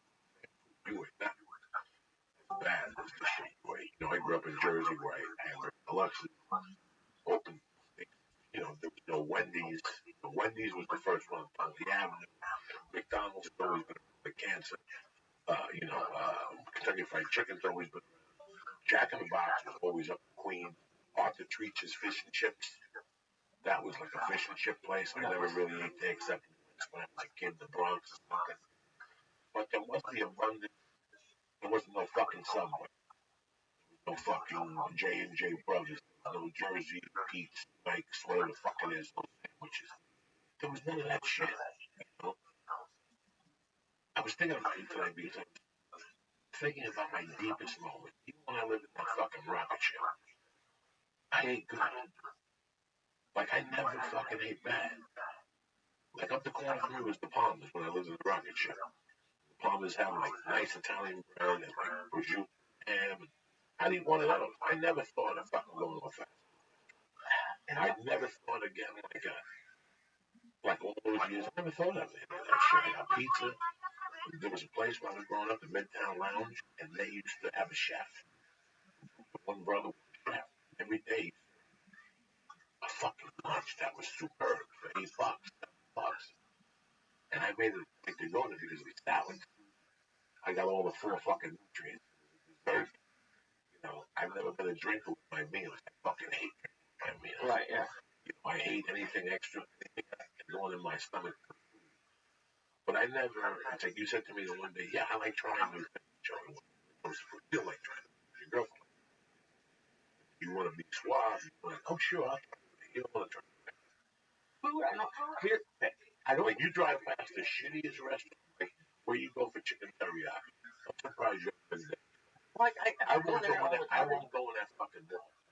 Really? Like, that whole mall gives me the creeps. Like, that whole fucking strip mall gives me the creeps. Wouldn't have given me the creeps now? Yes, I think. Well, because it's more like the way I was thinking was just how you live your life. Like, just I was talking to someone today, and they were saying like you shouldn't fight who you are. You shouldn't, like, for me, like, what I've been struggling with a lot recently is part of me wants to be an entrepreneur. Like, I like it, but part of me also, I'm not sure if I'm cut out for it, to be honest. And it's not this, but just like running a business. And they were saying, like, I was talking to them, and they're like, "Oh, I've been in a business for a while, but I thrive as part of a team." And part of what I've been going back and forth with is, like, would I be what should I do? Like, should I join a team? Like you said, help someone grow a podcast, or should I do something on my own? And part of me wants the challenge of doing it myself, but part of me isn't sure if I can do it. Okay. Here, explain this fucking. Okay. 20 years ago, 10 years ago, I would say, you know what, Lee? Go get yourself a kid your age. And, okay, so you go get part of a team. Okay? Mm-hmm. First off, what team do you want to be a part of? I don't know. Okay, right now, I know maybe 3 people, 4 people who know as much as you could do some podcasts. Well, James, Vic Pest. We have a lot of people that have been doing this thing. Okay? So now, that's some options for you there. Now, at the other one, let's say you find a team. All these other podcast groups that are going on, they're popping up. Between you and I and Joe Rogan and Ari, we do the podcast. I love coming in. Oh, yeah, I wish I could come in 10 days a week. Instead of going on the road, I just couldn't support my family 5 days a week. So I need to go on the road, and I love doing this. I just want to do this for a while, so I don't want to saturate myself and start 6 podcasts and trying to be part of everybody's product. I'm happy. Yeah. Your experience. Let's say you join up with somebody. I did radio for 10 years. The radio's dead. Radio's dead. Get rid of that fucking voice. Radio's dead. Okay? This is a podcast. And I want you to put your emotions, which a lot of people don't do. They still put radio. And that's why that podcast doesn't thrive as well, because they radio. So you have 2 options. You can go with some people who are not as experienced as you, and you split the money on the same fucking juice. Okay, how you gonna feel about that? That's number 1. Number 2,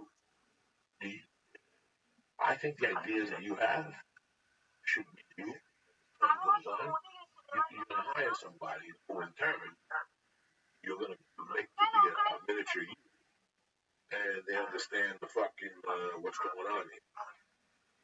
But I can say, what's a decision? Entrepreneur means I was doing paperwork. I was making copies and filing and stapling, and I enjoyed it. I was doing the podcast. I was getting IOs, this, you got to hold up your calendar, you mark where it goes. Now I can take somebody, pay them $12, $15 an hour. But you know what? I wouldn't know what was going on. I want to know what's going on. And that's a problem with me. I always want to know what's going on. Everybody fails because they spread themselves out too thin. And they don't have control of 2 or 3 things. Meanwhile, when you go there, they get $800 mics instead of $300 mics, and they're drinking fucking $22 water instead of regular water. They got these, you know what I'm saying? These little fucking things that they wouldn't understand because they're not paying. Right, okay. There's little fucking things along the line. So these are the decisions you have to do. Mm-hmm. This is why I never spread myself. Because I want to always know what the right hand and the left hand are doing. You want to call me a control freak? Call me what the fuck you want. But show me a guy who's got fucking 19 things going on. Look at all of them. That can oversee all. And the only way you learn that is by losing it when you think you can do everything.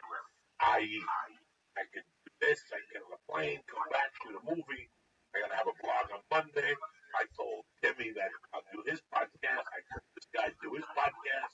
I told him you can count in America. Right, oh, yeah. You don't control nothing. What you're saying on the fucking podcast. You know what you're saying on stage. So this is what I did in 2003. Like 2000 to 2005. This is how it was done. Okay. You following me. I got my ones. I made some enemies, okay, because I couldn't cover all these dates. I couldn't do this guy's movie. I couldn't do 1,000 things. So now I stop, I take a deep breath, and I think a couple of things. How is this going to affect my life right now? What's affecting my life? Do I want to stay out of the house for 4 fucking days, shooting your stupid movie in Marina Del Rey? Running hours a day for my insurance? Not fucking real. Right, no. You know, there's 1,000 options in my life now. Life. Your options become less because you have more responsibility. Are you with me? Yeah. Right now, let me tell you something. Right now, 20 years ago, I came to you right now. I got a Carnival cruise line. You want a ship for 3 months fucking time. You can podcast on the fucking ship. I'm gonna pay you 60,000 for 3 months. You can. Oh yeah, of course. You can. Your mom give Paul a big hug. Big fucking hug. Give him a big dumpling. Say, I'll see you in 3 months. And get it home for a week. And you go out again. Responsibility. These are the things, these are the decisions that cage your career, cage your life, because you think there's something at home. There's a lot of things. I had no responsibilities. I didn't leave New Jersey because day one I was questing at West. Once my mother died and I saw where my life was going, I had nothing holding me there. A girl, I don't give a fuck. A girl. Between a girl and a life, you gotta pick your life. Right. You know, I looked at Boston. You know, it's kind of all these things. So right now, if somebody comes to me and says, "Hey, we want you to go to South Africa for 6 months and be down, pay you all big amounts of money, but you can't come here for 6 months," I can't do that. I can't do that. I'm trying to raise a kid, have a wife, and have a family. That's more important to me than fucking land. I can always make a living, dog. I can always make a living. Do you think I became right now what I do? I'm an entrepreneur. For the last 26 years, I can look you in the face and say I'm a fucking entrepreneur. Did I ever tell anybody I'm an entrepreneur? No. Did I ever get a business card and go to dinners with my fucking stupid friends and say I'm an entrepreneur, whatever the fuck the word is? I got better and I failed along the way. You gotta keep paperwork. You gotta be a good comic, you gotta write. You gotta write your things down. And if you want to be a plumber, if I say to you, tomorrow I'm gonna hire you as a plumber lead.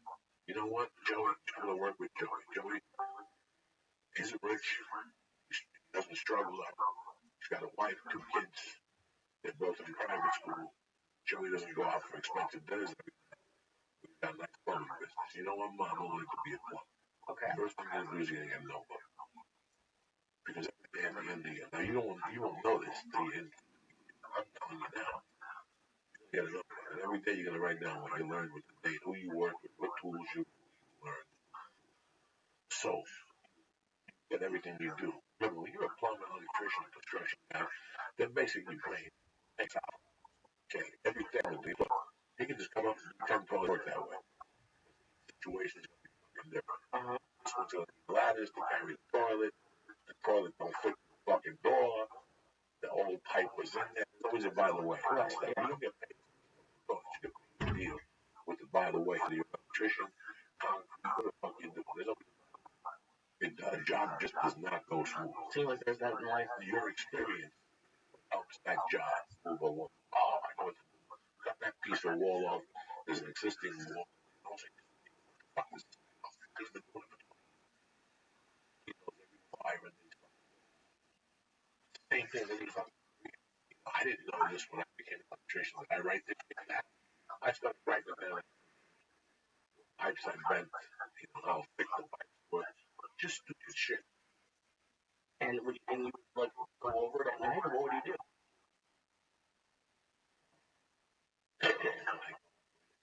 Yeah, I would go over it at night. I go over it at the end of the week. That goes back to grammar school. When I sit you down, I'm talking about the world, the war, whatever. What happened? As the kid, how do you write numbers? That night, what do you do? Not me. I didn't do this. I'm sure you did. You're a nice kid.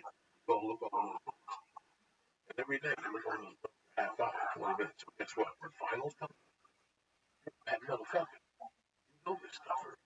Yeah, I fucked up. And we all fucked up. No, this is what I'm saying. We all fucked up. But I didn't. And it's not. I think I've talked about it before. Me knowing that I was kind of smart, I was smart enough not to study, fucked me up. I wish I never knew, because I never would go over my notes, and I would never almost take notes unless like if I was interested or like it was a class I was terrible in. I would take notes. But English, history, my last English class I took in college, didn't read one. I would listen to what everyone else was saying. I would say, and I know a lot of people do that. I know that's not a new thing in school, but that's why it's hard. Stressing about being an entrepreneur. I feel like that work ethic. My work ethic is there when I'm working for somebody. When I'm working at like CVS, like that's a manual. I can do it. But for me, You have great work ethic. but it's Your organizational skills blows, and it takes you too long to get up and get out. That always great. Get up, get out. And Bob Marley said that 22 years ago. Go out for you're right. Whatever. Get up, whatever the fuck it is. right. And that's a problem. Not with me. I don't give a fuck. Everybody I've seen that doesn't have the ability to rock and roll in the morning. That's not good. I want you to be able to rock and roll and drop a bat. I want you to be able to fucking, sometimes we oversleep. It's that guy that wakes up and goes, I got this. I'm overslept, but watch me put this together in 15 fucking minutes. Oh, right, yeah. So, it takes you quick to get up in the morning.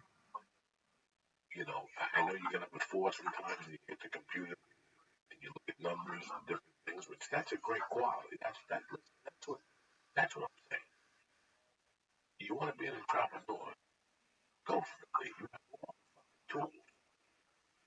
You have all the fucking tools. Nothing to sweat here. As long as you do the work. Before you go into it, I want you to make a checklist. I want you to really know the work you're getting yourself into so you can tell everybody else what you're doing. And schedule and go for it. The most important thing that this shit is going for. You learn the most after a failure. When I talk about this thing with school, one of my fucking biggest failures was I went back. I didn't get look back because I was bad. I got late. Right, yeah. And I thought I could beat this. Glad I got that lesson. And I had the same from you. But something else came out of me when I got left back. I learned how hard. I wasn't intelligent. I know right now today, I am what I call intelligent. I hit the road to speak. And Hari and all you guys are really, really proud of me. My smarts is in that department. I have a different type of smarts. Okay, and along the way, it's built up the smart where you guys are at from reading books and going online and talking to people and asking questions. Topic. I'm not smart like a lot of you, but I know one thing. I'll take the same book you're fucking reading. I'll break that motherfucker down in chunks. I'll pull out of that book what I need to know, what's important on that book. That's what I know how to do. And I'll get it down word for word. After I got left before I learned to review my schoolwork everything.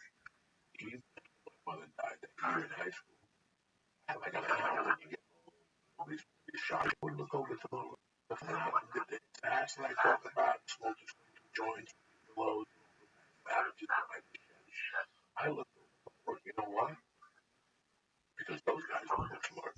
Anthony Stephen Billow was book smart. Lou was really book smart. MIT. Glenn Conti was men's and men's. Bernie was men's and men's.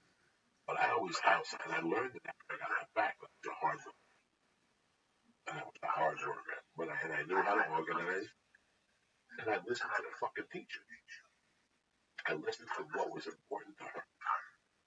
I got to learn what was important to her, and that's what I excel in. And that's how you get A's and B's.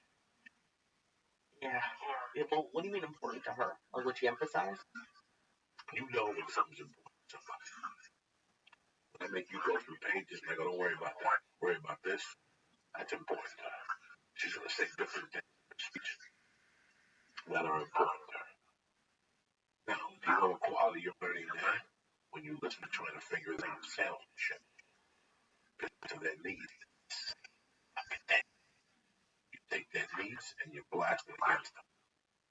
So with her, you know what she's going to ask you on the fucking quiz, what she's going to talk about. What's important to her? And you get to know what's important to her. You get to know down to the fucking T. Great. I'm saying that was a 5 minute couple. But the other job I was doing with no supervision, I fucking job. I quit school. I quit school because I was stupid. I didn't think about the future, but now I'm thinking about it. You do shit. I don't know now. I quit 2 fucking years because I could have got my GED and still gone to college. Right? Yeah. What's the fucking difference? What's the fucking difference? And you're 16 now and you fucking quit. You get a job with your father for 2 fucking years. You put away money. You go to community college. And after 2 years, you train to fucking college. How's that one for you? They'll give you more of a nod because you have a problem. If I quit, you make up some fucking story. Fucking what I said. What the fuck you gonna tell them?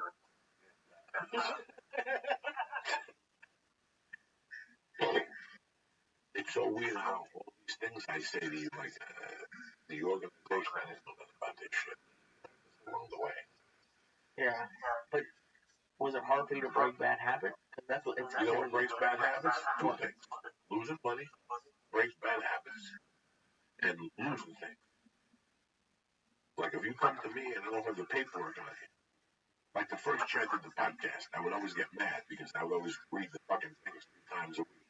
I never bothered to look at the IO. Right. I never bothered to look at dates on them. I just take them for granted. There's 2 or 3 times a month. And I get pissed off when they pay me for 1 time. I go, well, what about, look at the IO. Oh, I never took the time to look for IO. So what happened? I lost money.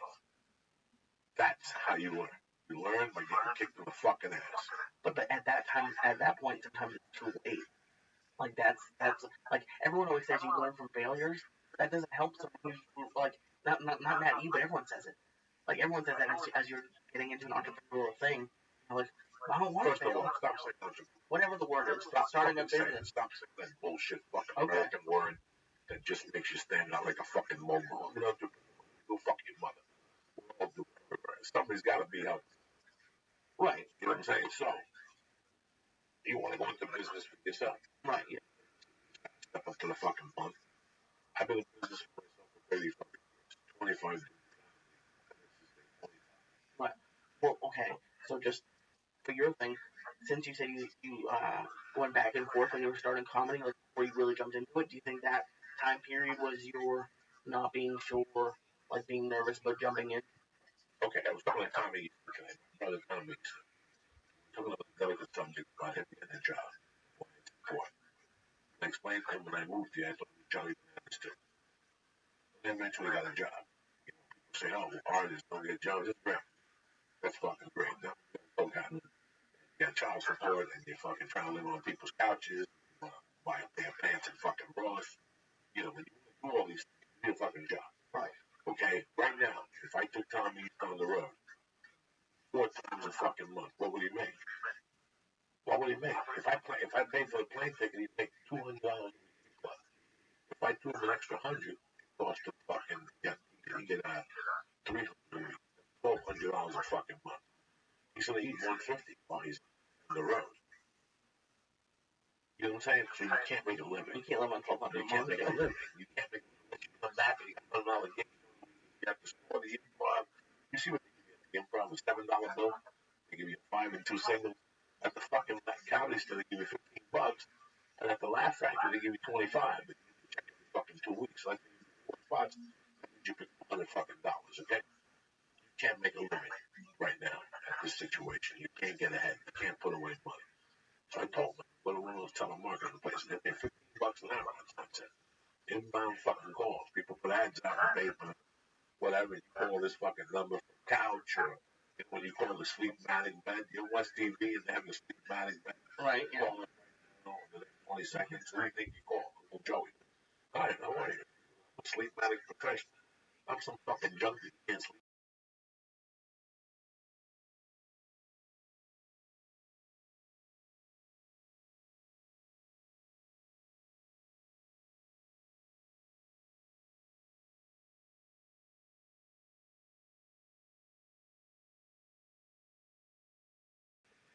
answer the phone, fucking $50 an hour, and try to sell you a fucking bet.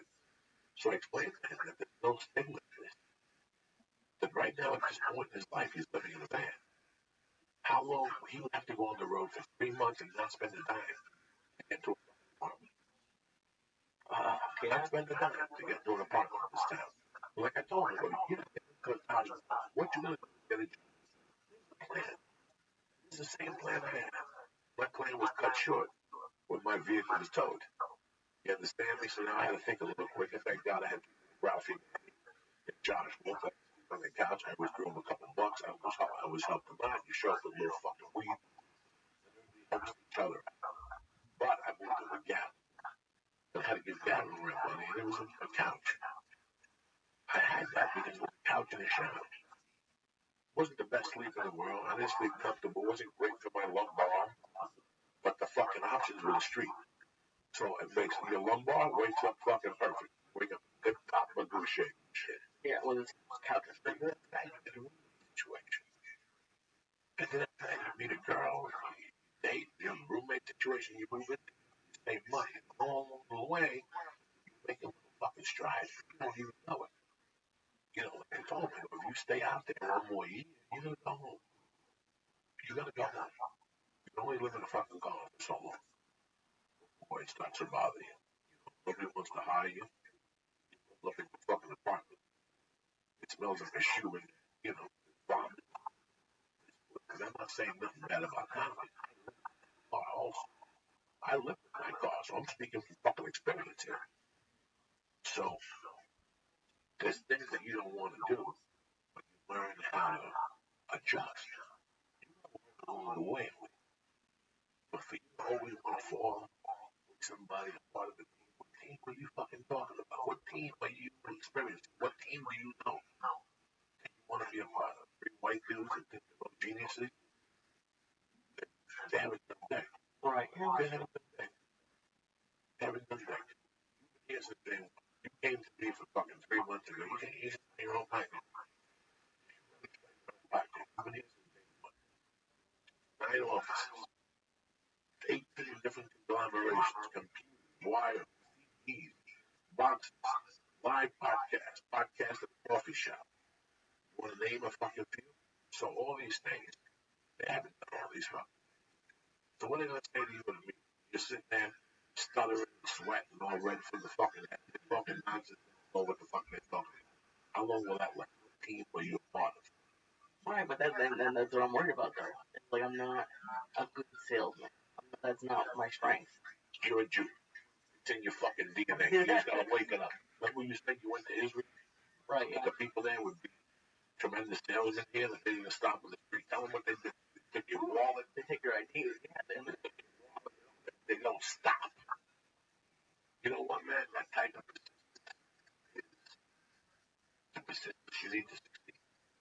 If you really think about it, I need to get that. This motherfucker's coming in with money in his pocket. Yeah. Think of that mindset. Because that's a mindset you have when you sell cars, vacuum. You'll be really fucking successful.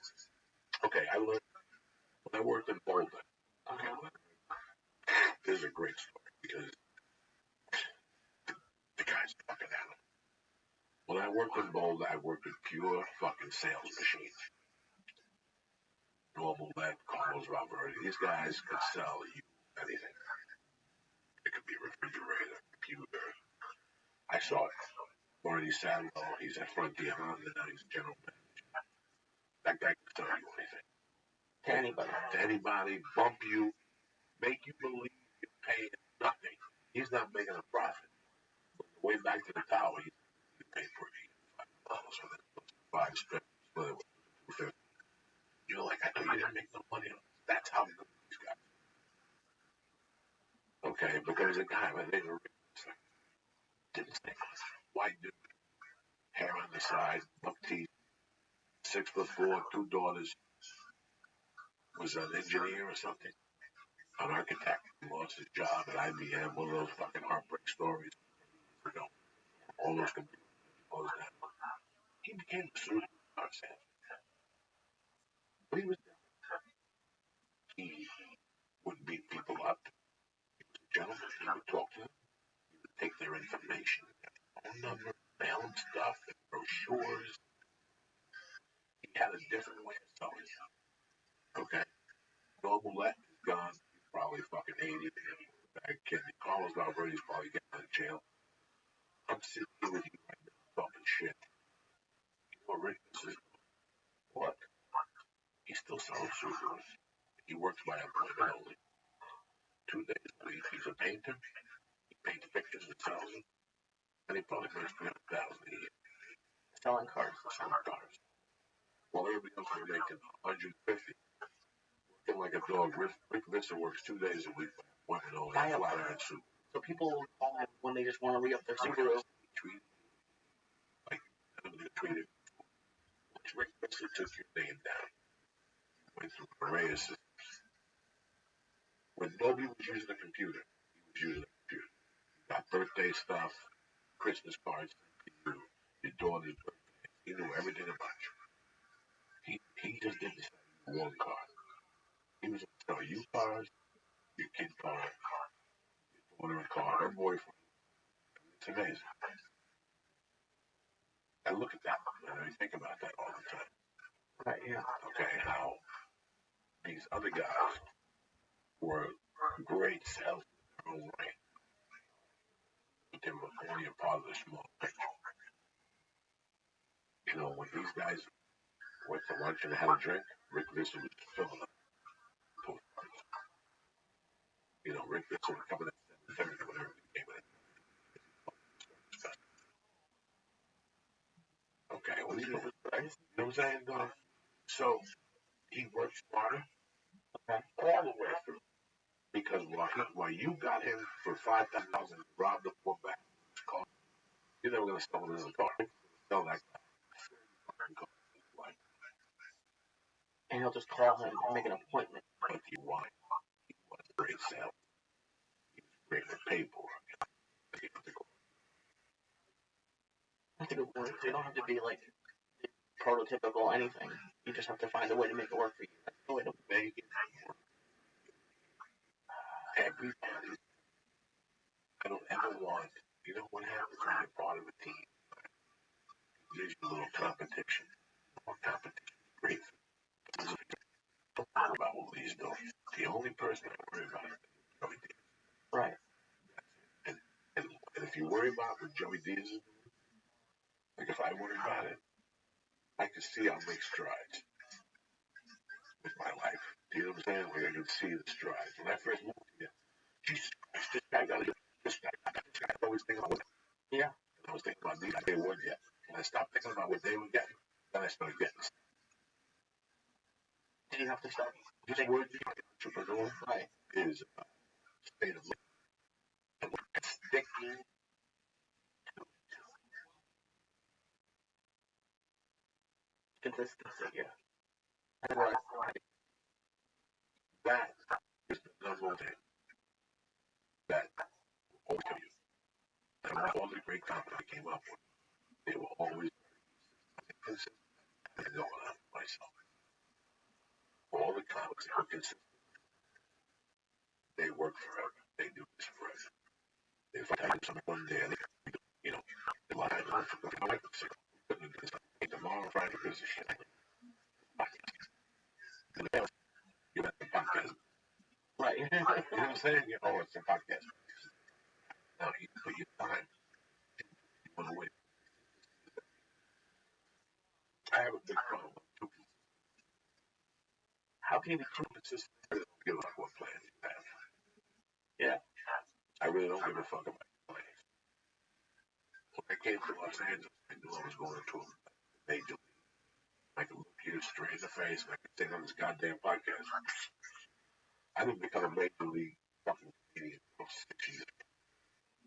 I can't imagine how un-major league I was when I first got here. But I did something. I stuck to my guns on one thing. That's one thing I stuck to my guns until today.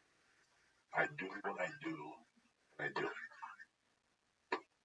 And that's it. I don't give a fuck about what your problem is. I don't give a fuck about what you want. I don't give a fuck about anything. was the greatest quality I had. Not getting caught. No, when I get up in the morning, I have a schedule.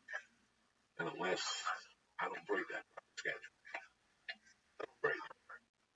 I don't give a fuck. You know, people offer me shit all the time.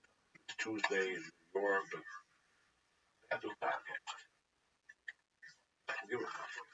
You know, I got into comedy part of it, not to have to go to weddings. That's 60% of why I got into comedy. Because I wanted to do fucking stupidity in life. Or what I thought was a wedding. It's probably a lot of fun, you know what I'm saying? You ready for this close to me? It's that type of night. Like I said, as long as you have a choice.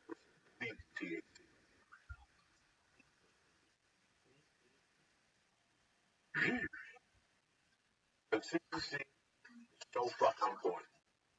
So fucking important. It kills you. And I saw it kill people in comedy. That's what made me even more consistent.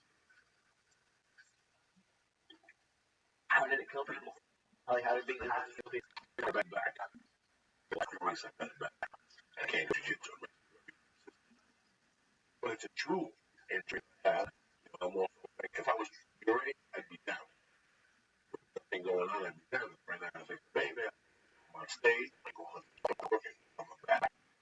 Because when jiu-jitsu, kettlebells, deadlifts, and the fuck out with your hands, all these fucking things. You know, I sat here over the last weeks and watched the people who said they were right. And I watched it with my life. But that's just me. I would be, I would. What were they doing?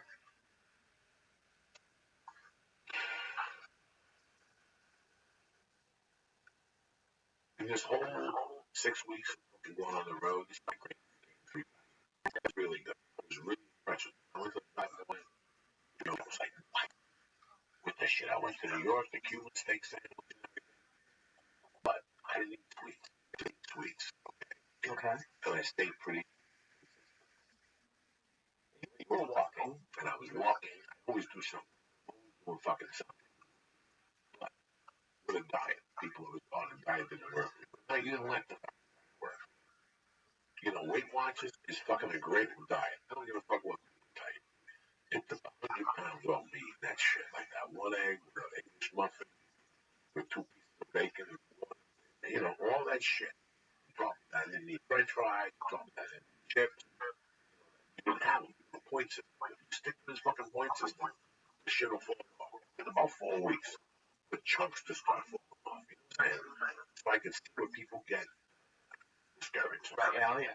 But the same thing happens when you can do different parts of your career. And there's different things going on when there's different parts of your career. Like comedy still be busy as fuck. Sunday to Thursday. Friday to Saturday, different talent, showcase them. So at that level, you're really not busy unless you're a feature act and you're opening up for somebody in fucking nice house. And I'm talking about you in improv, 3-man acts. So it's kind of rough when you live in Seattle or Michigan or DC. And you're an open micer, you have all this work during the week on Fridays and Saturdays, prime nights, you're open. You can get a job bartending, and then once you start getting weekend work, you get rid of that work. So pretty much during the week you work for free, and for the weekend you get paid for your fucking work. Oh God, so you just bartend on the weekend? Okay. I wouldn't bartend. I'm just saying, I didn't know even to get a job. That's how I was. If you think now, every level is going away, and then it came to the point where I was just working weekends. And during the week, yeah, you pick up one that for $1.25, or $75, or $65, or whatever the fuck it is, and that all adds into your fucking spiel. Absolutely, yeah. Listen, you were talking about being scared. Okay. The biggest fear, the reason why guys like me and guys. Okay, so let's say tomorrow I want to sell. Okay. Right. For the last 6 years, I've been. Let's give me a quick. I've been selling. At that time, I got marijuana store. I get $12 an hour. I work full time. You know, I'm single. I go to the gym. I go to classes, shit like that. Right. I'm one day that my mom. I one of those stupid holidays. Just be down and get rid of it. Joey, you're not kidding no more. You gotta take us out of service.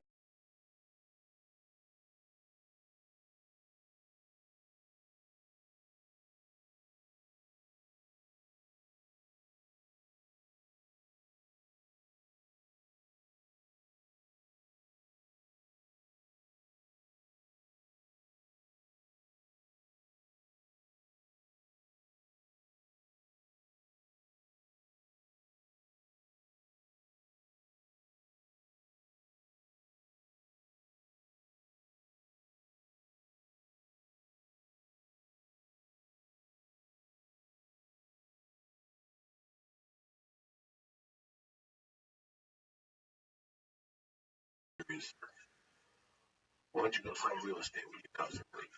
Nobody can have it. So, Not much for college. now, when you sell real estate, you go to work for yourself, Right. which means you're an entrepreneur. Correct? Yeah. It's the same. Now, job, they give you a base salary, like $500 a month during training for 6 months. You know what $500 a month is? Those are those lunches, gasoline, so how you can do something else, or you gotta sell. Oh yeah. So what happens? You get your license. After the first month, you fuck around. How many people tomorrow? Check the stats on real estate license. Oh yeah. Compare how many people are really fucking selling real estate. It's great. Everybody's got a real estate license. Right. Every fucking moron with a full car, they still can sell fucking real estate. I'm not calling you a moron. I'm just telling you how simple it is. Right. I know 1,000 people are real estate license. But the people who actually do it, what happens? You get a real estate license. Okay, you go to work for selling homes. You show up for a home, work out. It's a 90-day fucking paper. Nobody just comes in. I buy this house today. For a cash. Right. Yeah. Has to go to the bank. So you start selling right off the fucking bat. And say now you move with Paul. Paul is getting an attorney job and all that. You tell Paul, listen, we started dating. You go to law school, I was paying for all those cheeseburgers and shit. Now you gotta take care of it. I gotta take care of it. So for a year, you go out and that. You know, if you don't sell them in 2 months, what are you gonna do? You're gonna get a fucking job. And then you get that job until it takes over your real estate. Excuse that. 4 out of fucking 10 people have 6 out of 10 people. It's too hard. Nobody's buying. No. You didn't bring business. You didn't pay it. Dedicate yourself. You know, the reason why comedians get an outside job was because I dedicated myself. You know, that much like that. But there's only so much you can do. What, 4 years? He said, I'm Eastern. I was doing comedy for 6 years here. You know, when I got here, I was doing comedy maybe 5, 6, 7. Okay. Basically got it. I was lost. But I booked commercials. That's why I told Tommy today. Get yourself a headshot. $150. Go and they'll take any leave. You walked in with a headshot tomorrow. That's halfway decent. Stand any of these agencies in the valley will take you as a commercial client. Really? Yeah. They have nothing to lose. You're non-union. Got nothing to lose. Yeah, why not? But now, let's say you go to 3 auditions, get some. Fuck, this sucks. Job taken hours. I told you, how was a commercial audition? Now, you know what I did? Went to commercial class. I never went to commercial acting class online, but I took acting. After I went to a couple of them failed, I went to an acting class. That's it. And that's when I started making money. Yeah. Yeah. So, how do you? Because it was really that manipulating to make it work for you. So, how do you make like acting work for you? Okay, if you're 26, 27 right now, you live in this fucking town. Right. There's a lot of work. Okay. And if you're not union, there's a lot of work. Okay? Because they're shooting a lot of non-union shit. That kid from the Ice House, that kid, with the dog that we see walking around and lives across the street there. He's on fire right now. He hasn't stopped working. He shot Masters of the Universe, something else. Right now, there's a lot of work. There's a lot of work for that age bracket. You know, that's an interesting age bracket. Now, how many mafia movies they make a year? How many times they gonna call me to be garbage man? Really, unless somebody sees me as a co-star or somebody's fucking sidekick, I get. But a good-looking 28-year-old with a nice body and shit, right now you can't work. You know, so you got two options. You can either be one of those fucking morons that goes to the stands every night, talks about the scene, or you got the stays in every night and goes over movies and goes to acting class once a week or twice a week and just learn how to fucking work. Okay? How do you get to work? I drive. No. Fucking Momo. How do you get to work? How do you get things in motion? Okay?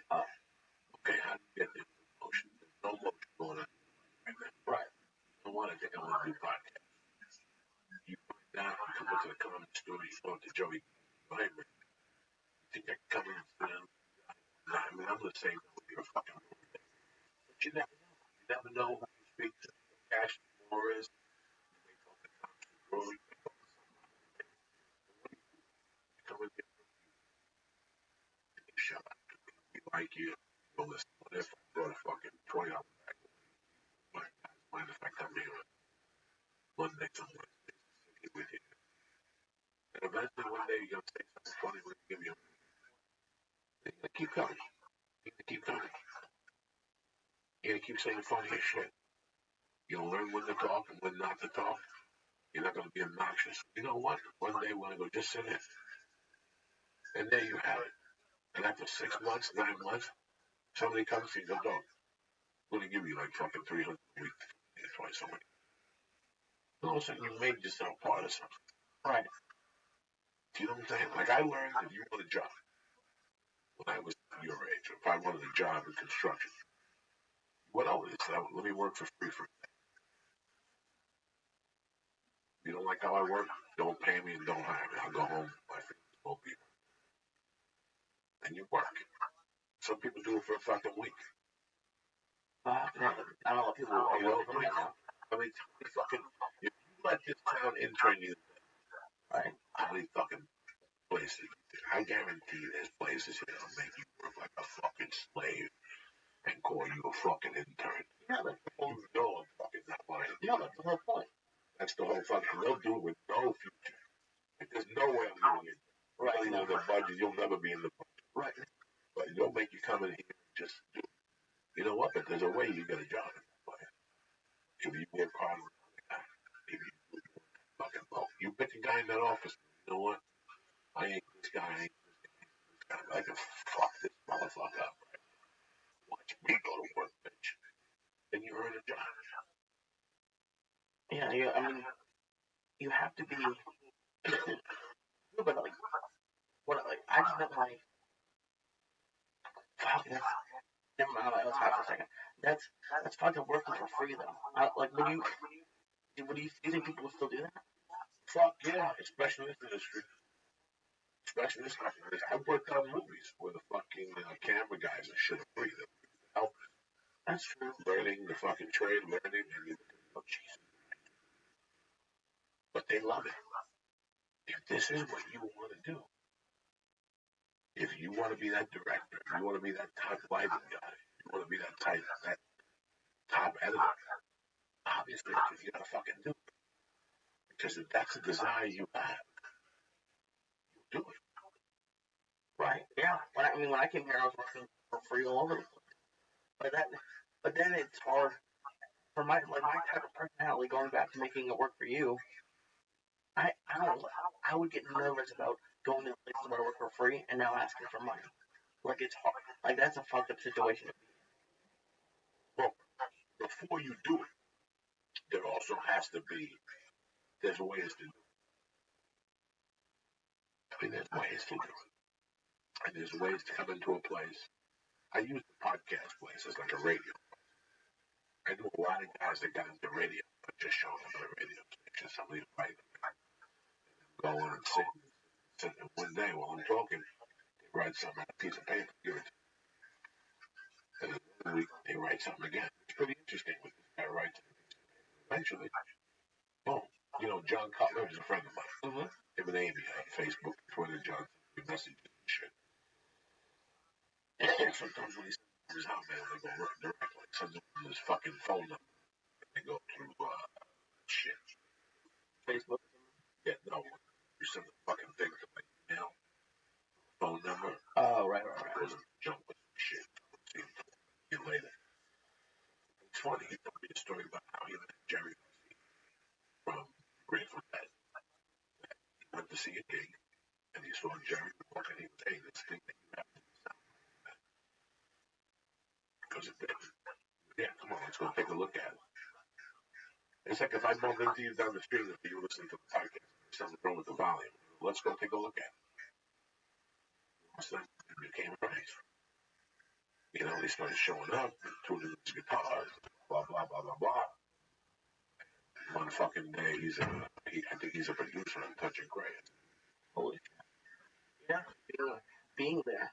Because that's the problem with a lot of jobs, things online. You always hear people do that. I don't even think my resume is getting seen. Like, that's, if you're there, we talked about it before, but that's the issue. It's, you have to create opportunities for yourself. And I haven't answered your question. I haven't answered your question about you have what it takes to go out there and start this podcast. It's going to be a little sacrifice. Mm-hmm. It's going to be a little bit of work, you know.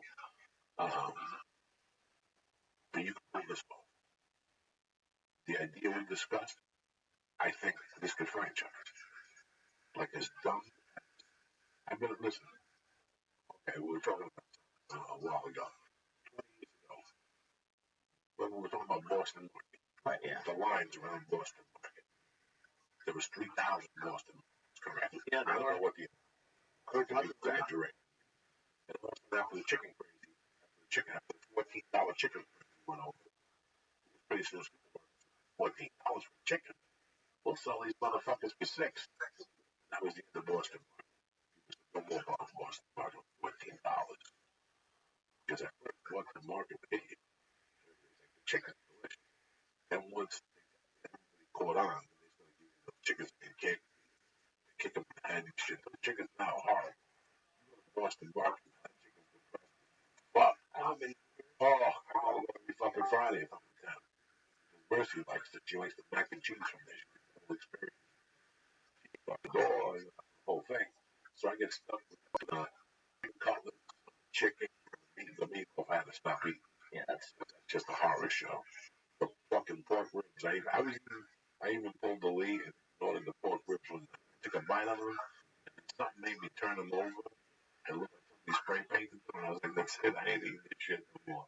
I'm surprised you let her eat the mac and cheese. It's my least favorite mac and cheese. I don't even like fucking mac and cheese. How old are you now? After you're fucking 20, you don't eat mac and cheese no more. Right now, they got like lobster mac and cheese. They bought these friends. They dope it up. But mac and cheese on the box. I go, that's cheddar fucking. I'd rather eat that than Boston Market mac and cheese. Listen,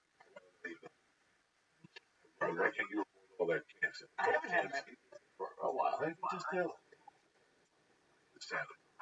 I have. I like that purple bounty. Whatever. No, your whole fucking entrepreneur shit has got to just go for it. Go for it. Cut this shit and go for it. Yeah. I know you, first of all, you're going to spend $2,000 too much. Yeah. You're going to go to places. Right now, what you need is half and half. Because you don't need foot traffic. You don't even want to go, oh my God, I'm in the mood to do a podcast. Right, yeah. Well, yeah, you're right. And it's just a lot of money. It's money. Like, we were talking a while ago, and I was getting to Shark Tank, and it was like percentages, and I have to like, it's something that I've never done before, so I'm scared. I don't run towards it like I run away from it. So. I went to a meeting and okay. And I know this kid for a while. He's a kid from New York, very interesting kid. And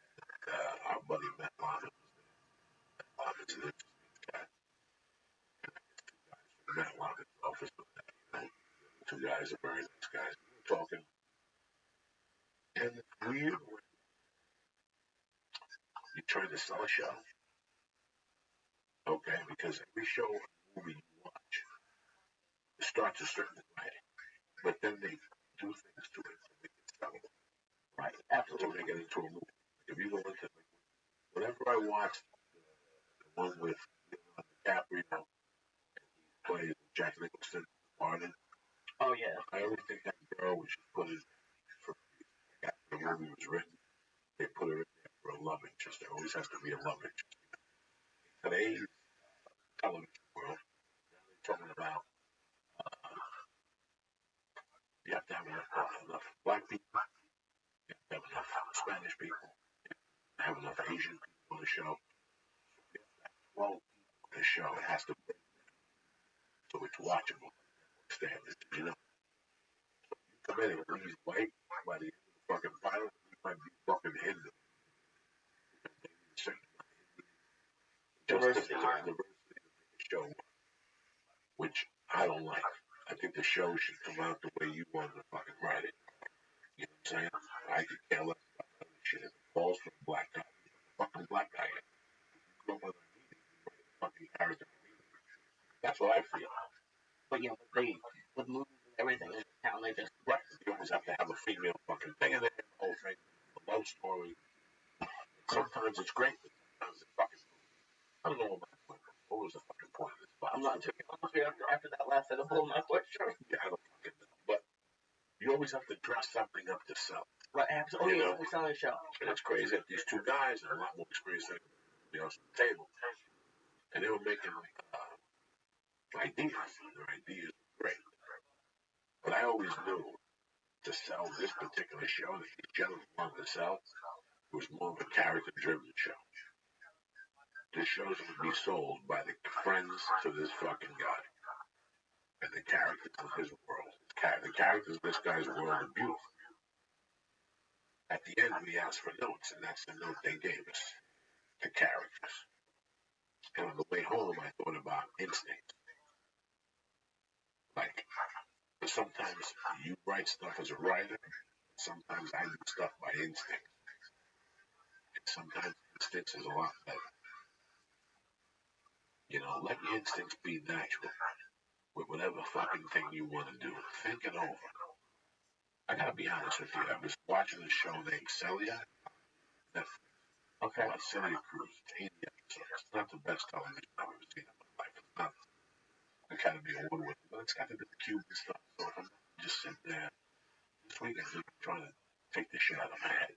I ain't trying to take the old jokes out of my head, the old way of thinking. Oh, interesting. So I just want to be a fan this week. Just want to not do anything. Sometimes you're fine. I wouldn't think this way when I was your age. Because I always thought I had to get ahead and kill somebody. Meaning, listen, bro, this started in July, and then we had the movie, and then we had the fucking jiu-jitsu, blue belt, fucking, Mercy with this. And then we had Melrose, Boston, New York, Ohio, Columbus, and Chicago. Just a lot of shit happened. There was a lot of shit happening to me. And I knew 2 weeks ago, once the special is done, I'm done for 5 days. That's why I went to the doctor with my wife. You want to go to my wife? I'm fucking retarded. But every time I go to the doctor, my wife is like, not really. When I go get blood donation, she doesn't know me. But for the surgery and stuff, my wife is there. But she went, I want to be there. So I went with her today. Got up on Sunday after I fucking muffin and coffee. To look at that. What the fuck did we go? We went somewhere. And then we just went home.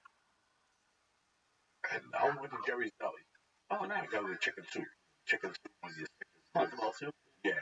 Chicken and rice. Fucking. You want to get a sandwich name? Not really. I went there. I was my fucking child. Had the bowl of soup. Both went to whatever had me food, and I took a fucking nap too.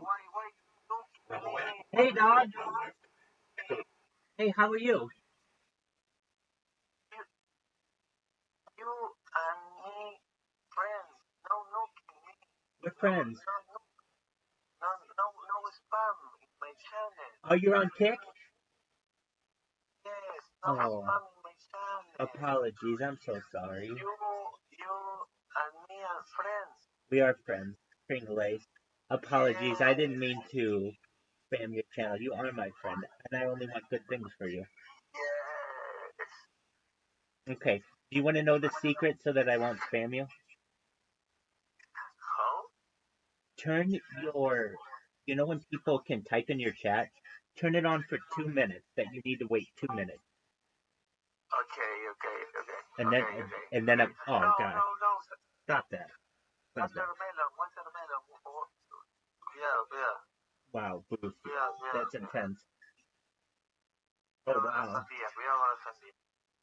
Goodbye, my friend. Good night. Hey, come back tomorrow, okay? Okay, tomorrow, 1 hour. Sounds great. Whenever you want. Hey, listen, before you go, let me tell you who I am. I'm Rabbi Rothschild. I stream my life 24/7, 365 for world peace. I don't want war anymore, Okay. and I have more data on the internet than any person in global history. Okay.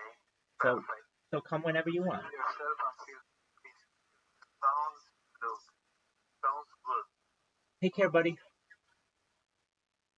See you tomorrow, okay? God willing. Take care. Excellent. I rape you. No, Thanks, dog. Well, welcome. We're glad you're here.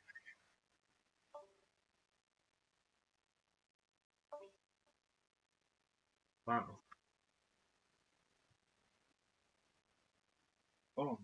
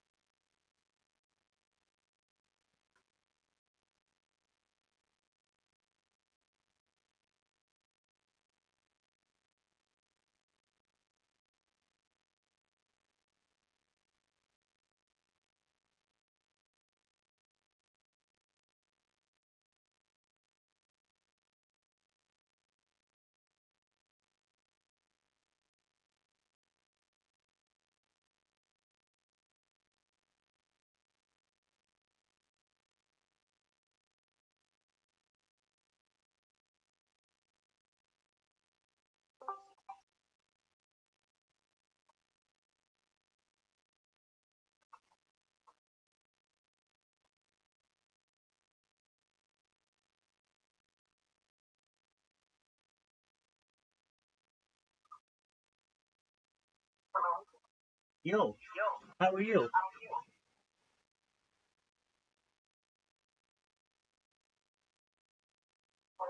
How are you? I'm Rabbi Rothschild. Pleasure to meet you. My name is Rabbi Rothschild. How are you? I am good. I'm glad you're here. I'm always live. I've been live from 24/7. This is against the history. United States. How about you? United States. Okay. What you do to like? What is your work? I'm project manager. What? I'm a project manager. Good.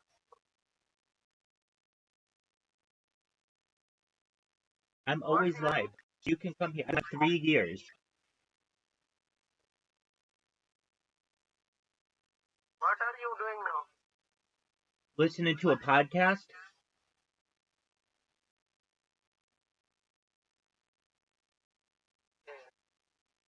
You want to watch a podcast? You want to watch a podcast? Yes, sometimes. Okay. Well, you should know I'm always live. So you can come in here whenever you want and check out see what's going on. I want you to know that I care about you and I care about your family. I have more data online, Rash Kumar, than ever. So Rashi Kumar, you're gonna go back on the internet and you're gonna do whatever you want.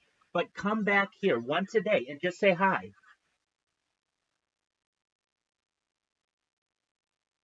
Make sense? Okay, can you give me link? To come here? Yep. Here, come on.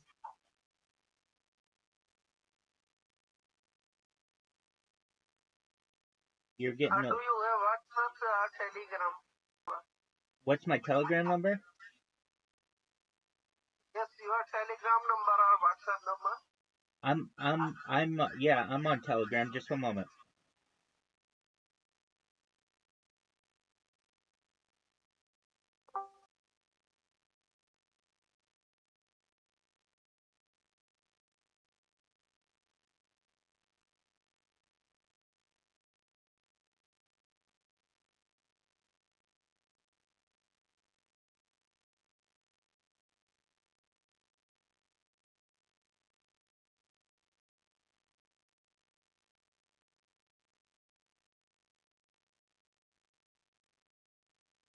Check your DMs. I sent you a DM of my YouTube and of this Discord.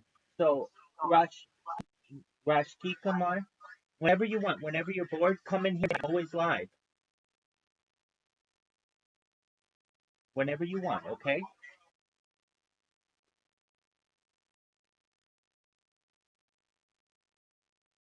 Cool. We're gonna watch the video.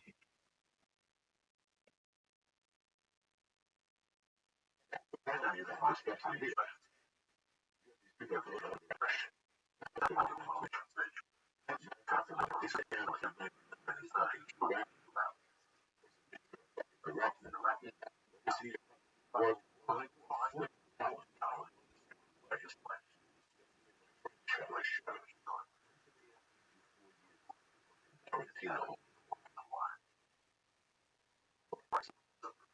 have to have experience. And it happens everything. It happens with being seen like grow up and like that's the thing people always get mad at like TV sitcom actors for trying to do stand up. Sometimes, like Saturday Night Live guys, they go there. Listen, man, I'm part of that fucking. They still fucking done shows. You gotta get much to wake up with.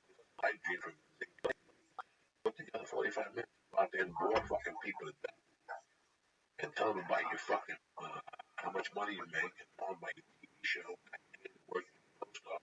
Do that for 10,000 a week. Do it for 6 weeks. Hear from me. Steve at least stuck it out. Steve was real Showtime special and everything. Fucking around, Steve. So you gotta hand it to him there. Right. It's not like the Charlie Sheen tour that ended after like 3 weeks of people walking out. You got the world by the balls, and everybody who listens to the show, you got the fucking world by the balls. For 10 years, I walked around that here. I was doing stand up. I was doing some work. I wasn't doing what I should have been fucking. I should have been doing what I should have been. That would have been a different realm. But move on. Fucking learn. Yeah. You know what you're strong in. There's things I would never ask you to do. There's things I would never ask you to do. Like, I knew people that fucking moron. It's not an Academy Award. We're not going for an Academy Award. We're just showing them fucking scene. And you're an editor. You shoot the camera, you press the button, and you put it together. The best that you can do it. That's it. I knew you could do that. You shoot a fucking movie, well, you fuck no. Oh yeah, I go history. Myself. How dare you? Be giving you 10 grand. Right, yeah. To make money on the fucking deal, and nobody should go to a real fucking director. Absolutely. You know, and that's how I like to do it. Whenever I do any of this dumb shit, I don't fucking do it. I go to the expert and I'll pay fucking $10 and teach you how to do it correctly. I don't have to come back at this shit later. If you don't do it right the fucking now, then later on, I could do this shit. You could do it. This shit you can't do. I told you 1,000 today. I go quit fucking comedy right now. Quit comedy. Quit this fucking podcast and go to a comedy. Go listen. I want your social media. And if you come to a podcast, I want you on. This is what I can do. This is how Just one I'm moment. do it. What'd you say?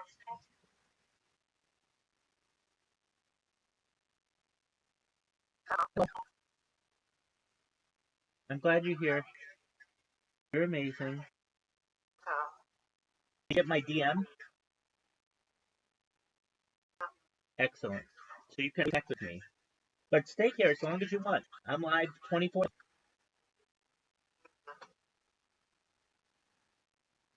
Yeah, motherfucker. Why you want to be little fucking tweet? When I put a tweet out there, so I ain't got it. That shit. No, but it got your motherfucking attention. The next tweet I put after that, you will see. What up? Yeah, absolutely. What'd you say, dog? I'm always live. You can watch me whenever you want.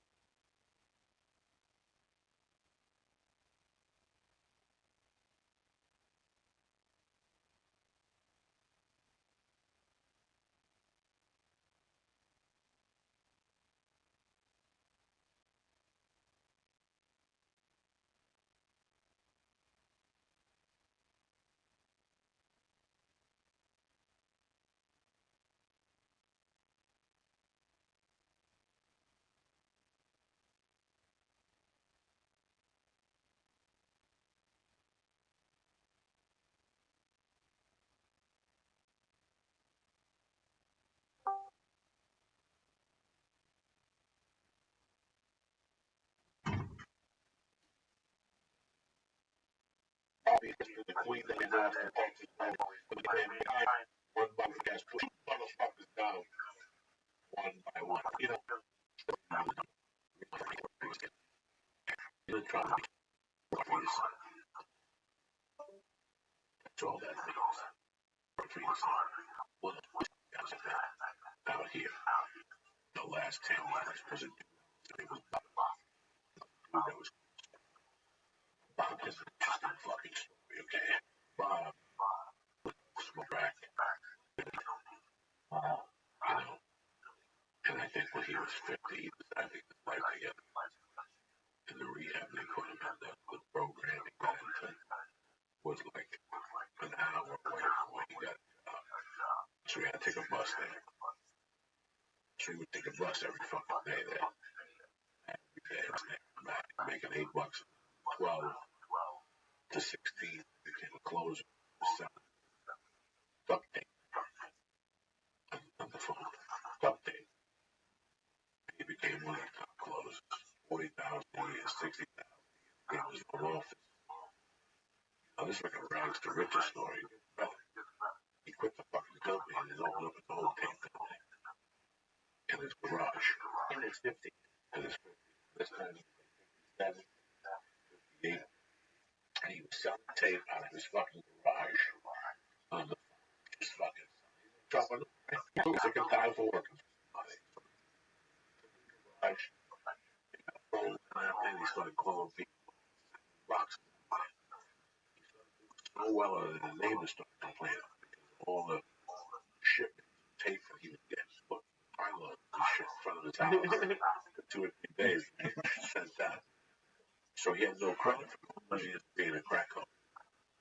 So the landlord only rented the space and it came with $100,000 cash, like a certified check. So he made $1,000 deposit. The guy would be back in 90 days. He made 100. Oh, he went back and he got into the office for a fucking year, this little warehouse. And he went to work. Make a long story short, fucking 3M bought him out, one of those tape companies bought him out. And they gave him like $6 million, $8 million.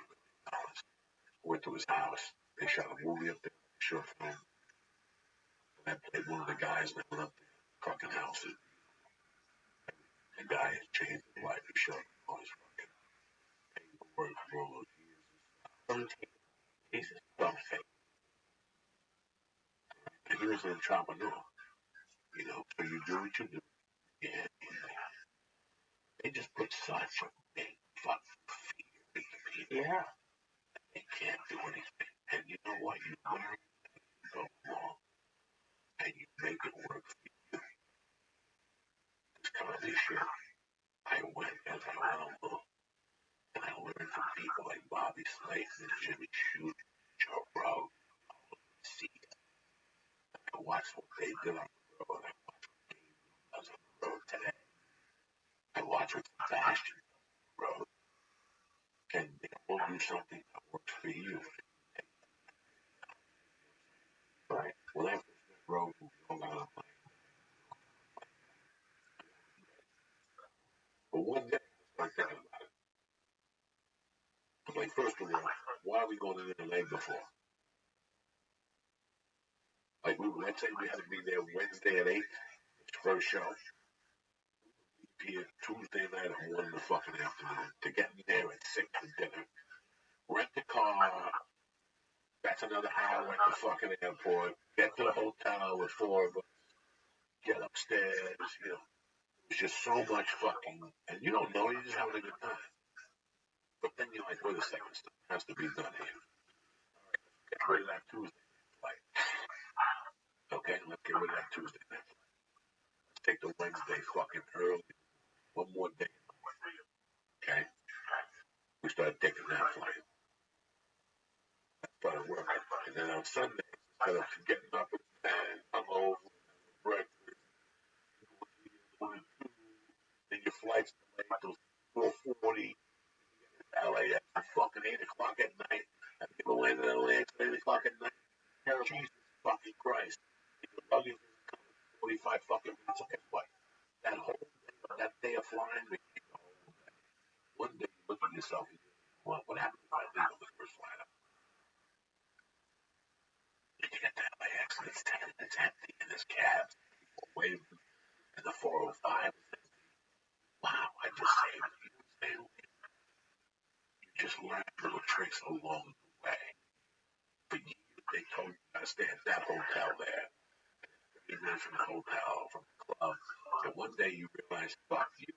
You're paying for that hotel. Great, give me a break and find my own hotel. And there's a hotel right around the corner of the club that has breakfast free. And they give you a shuttle ride to the airport. And you can walk to the comedy club. You can leave the fucking comedy. You can leave your comedy. You can leave the hotel at quarter to fucking 8. And get to the comedy club by 10 days. You learn all these things. You learn about, you know, how to make your life easier. We went on a flight last night. On the way down there, the guy made us pay for boat luggage. Charge you for your luggage. I'm platinum. Even if I don't fly first class, I get 2 bags. Chick charge. Right here, on the way back. I gave the guys the IDs. I gave him a $20 fucking bill. What did he do? He turned his back. No. He took your bag and didn't charge us for 25. Right, yeah. When he came back, I said, we paid 40 on this thing. Forever. He didn't take your 20. Oh, I didn't know you gave him 20. Okay. Oh, yeah, he didn't take my 20. No, I gave him a 20 for me. But I gave him a 20 for me and gave him both fucking IDs. Okay, now, you and Paul would have walked online with Mama Lucas for an hour. Not anymore. No. That money, and that's a room like a fucking soldier. Yeah. Did I know that when I was first born? No, I'd stand in the airport with the other assholes and tap my knees against each other. For the extra 20, fucking go right at the gate and bam, you walk in like a doctor. And I bet there's a lot of people who don't even pay the extra 20 for that.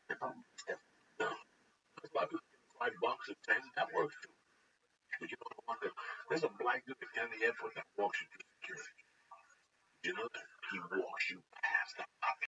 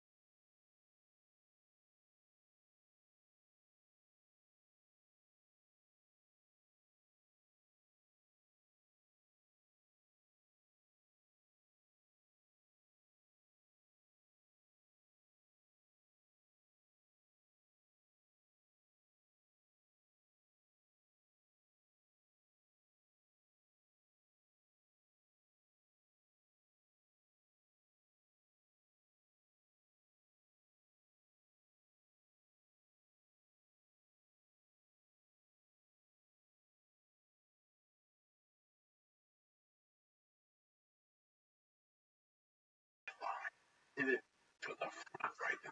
What's up, Jerry? This is my dog, Joey. Get in there. $20. That's the one cost at 20 bucks. I would totally. Checks your bag. Walks you right fucking line. Cuts it. Do it. On the way to fucking Taco, I think. Yeah, you got right in the line. Always think shit. Something. Who said And like, because you, we were there and I was high. And I called. It must have called your thing. And you just took off. And I froze for a second. I don't play games. Yeah. I turned around and said, we'll fly together. Jesus Christ. It took off. I think the most important thing why I did this podcast out there was this is not the biggest besides your family. You know, your family always supports you. Your friends don't support you. They break your balls about whatever you want to do. But everything else points to you family. And if I would have believed any of that family, I would have done nothing with my life. Nothing with my life. I never believed it. I never believed it. Just how a carpenter gets better by overcoming objections. And, you know, a plumber gets better, an electrician comes in. Oh my God, how about this wall? All that shit, that experience, I think that we have. But at times we're scared to fucking use the purpose of this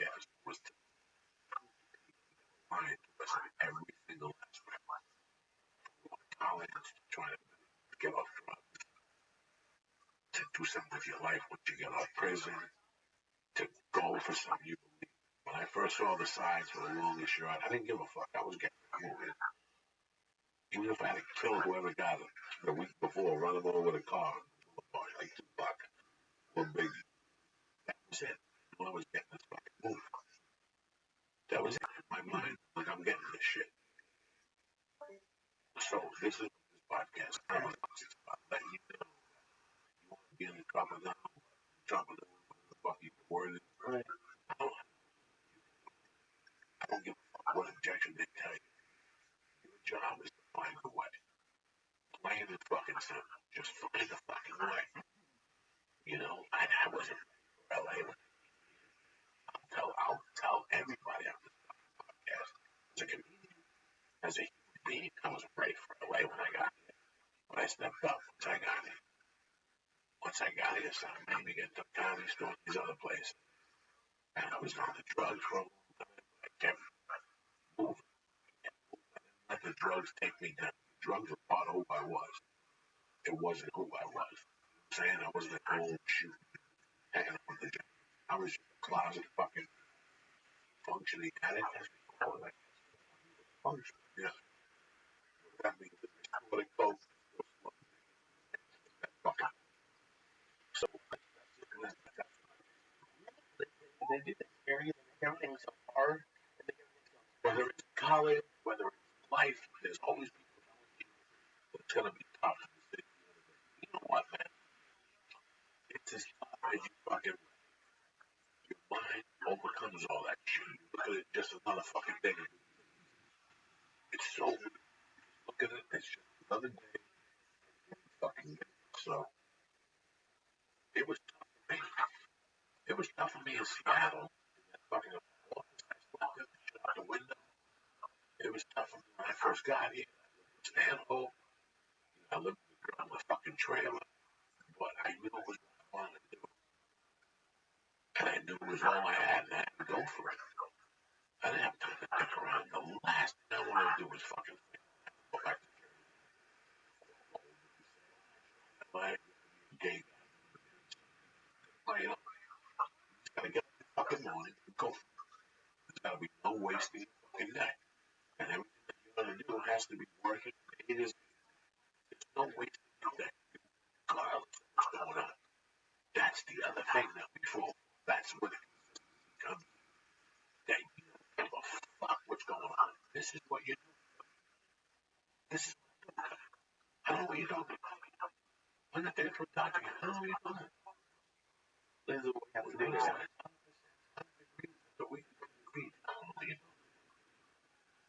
I don't know what you're talking about. I got an agenda, and this is what I need to do every fucking day where I need to go. I don't know what the fuck. Who told you or whatever? This is what I do. It's so weird. That's the hardest thing. And that goes for girlfriends, friends, family members. You know, your mom calls you. Hi, Lee. It's Mom. I'm going to come out there Wednesday the 21st. And you're like, Mom, look, it's not. You can stay here, but I can't go to political correct with you. I can't go, you know, and they look at you wrong, but you explain to them, you know, the truth. You banging ass, hanging out with somebody else. It's the truth. And you find, you know, you take 2 hours one day, you get up 2 hours early, sacrifice. These are the things that, look, it killed my relationship with the stripper. Because the family always come out here. I didn't give a fuck about her family. It had nothing to do with me. It had nothing to do with you. You're out here. Yeah, she's one of the people that likes to have dinner parties. Tell people, you know, let's meet at a restaurant. And you gotta sit there for 2 hours at a restaurant talking shit. You know, really? Get the fuck out of there, right or wrong. Yeah. It was the last time we went to a fucking restaurant. We're eating the dessert. The guys already got our credit card. We're out of here. I'm gonna fucking sit there and talk with friends and shit for 8 hours. Ain't nothing to talk about. So I couldn't do it. She got pissed off. As far as broken up. No, and if you ask Terry, boom, next time we do Terry together, boom, boom.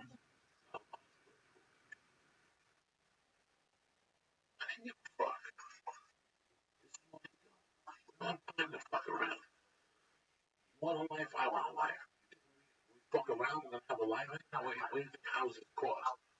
Cars. What do you think fucking all this shit costs money? This is what you need, right? To have a good time, for us to have a good time. Cash, but don't come home. Work till your face is fucking purple. Saturdays, get in there and work for all. And you sacrifice for 1 or 2 years. All that shit you want, eventually you can have. And that's at any fucking level. That's why I did the comedy. I didn't give a fuck about your party. And those, my first got here, you know, to this day, I've never got to a Josh Wolf. Really? Yeah, because I always had them on Saturdays at 10. If you're a comic, you're working Saturdays at 10. I have no time to go to your fucking family reunion, nothing like that. I never had time for none of that shit. I just talked to the fucking girl about the wedding in Jersey. The cards on the table. Like, nice talk, and she understands. And she goes, I know you're fucking busy. I have no time to fucking sit there from Wednesday to Saturday. Just ready at a wedding. Are you fucking crazy? No, I don't. My fucking mind. I like that. For myself. Anyway, as usual, my favorites. If you like lifting, working out, you know, if you like your nuts in one spot, this is the fucking deal for you. Picture a world where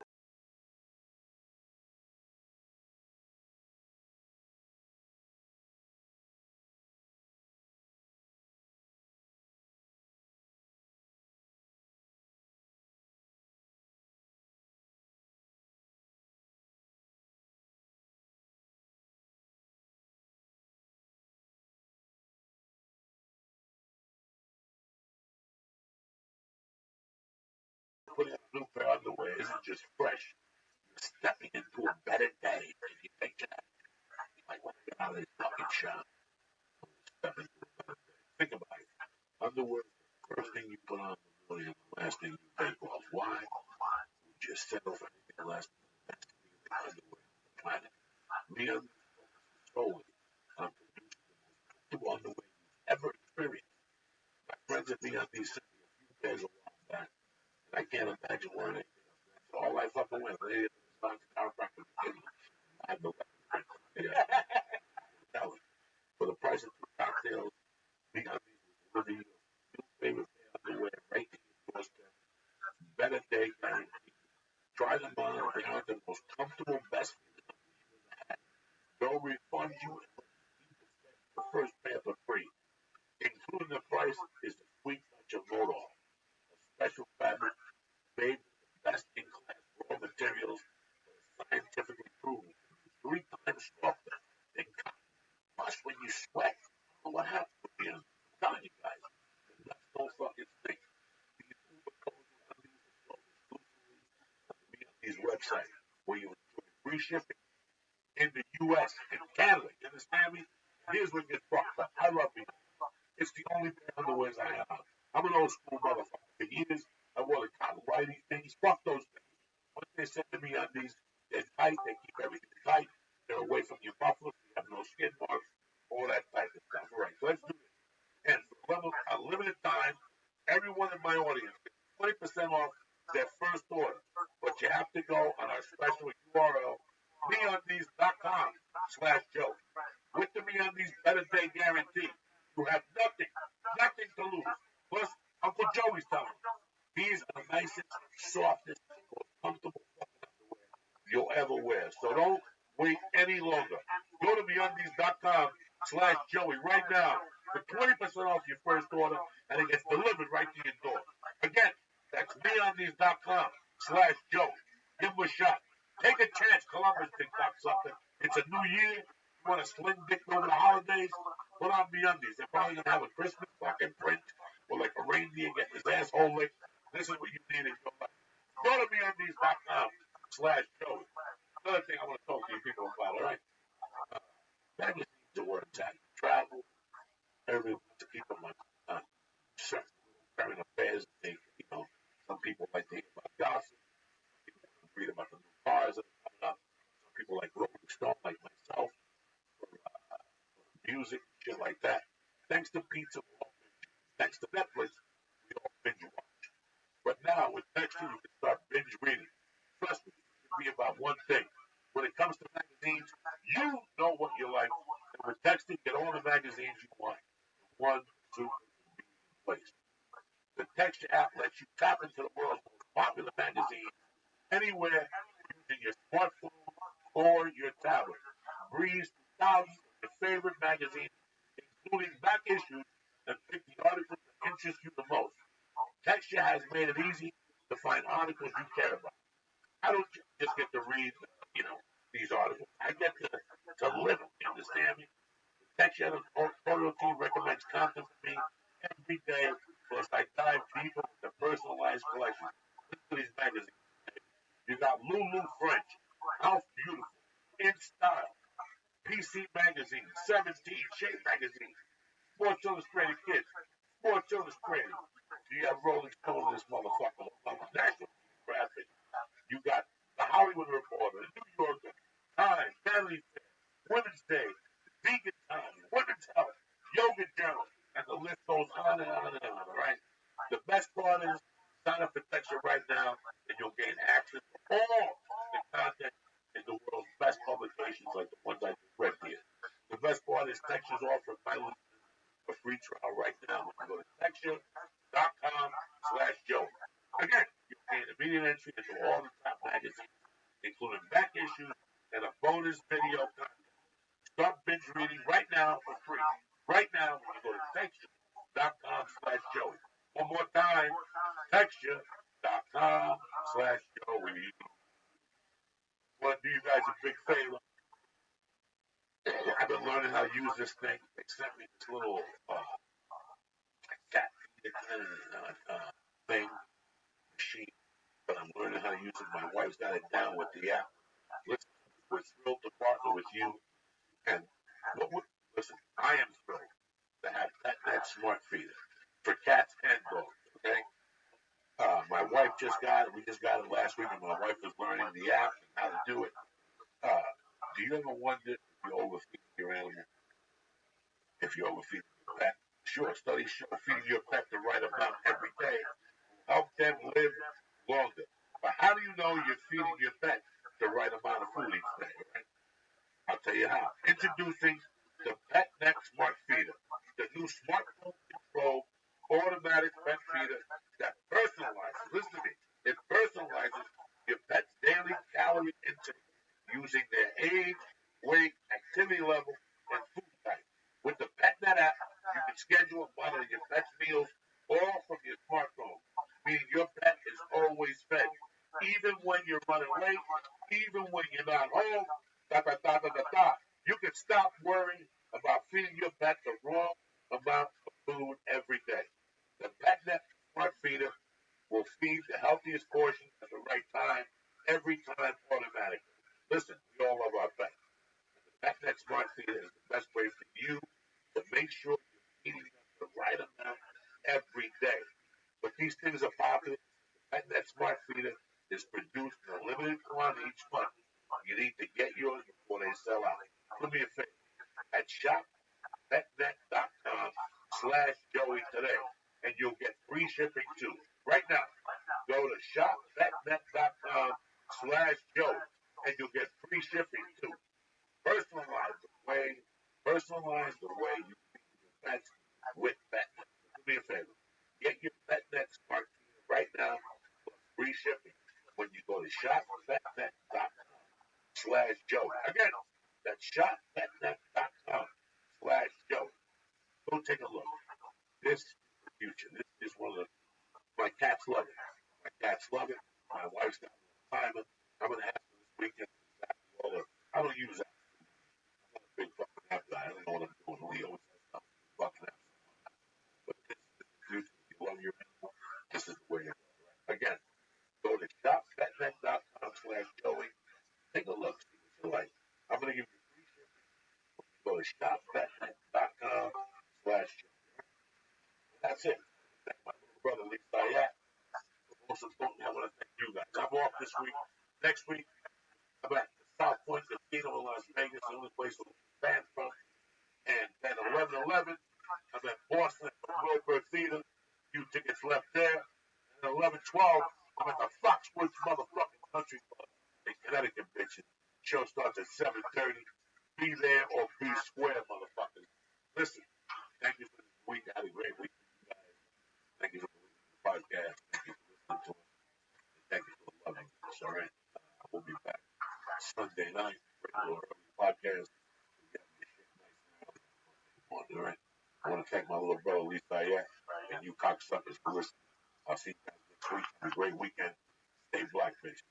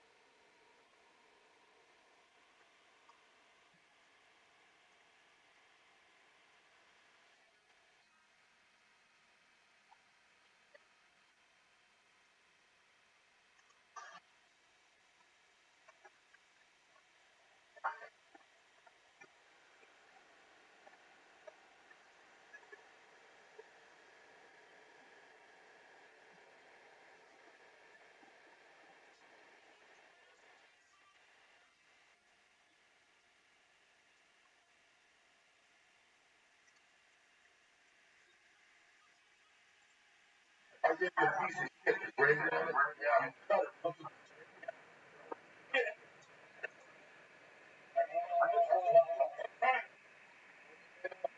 Fucking sorry. Fucking dead.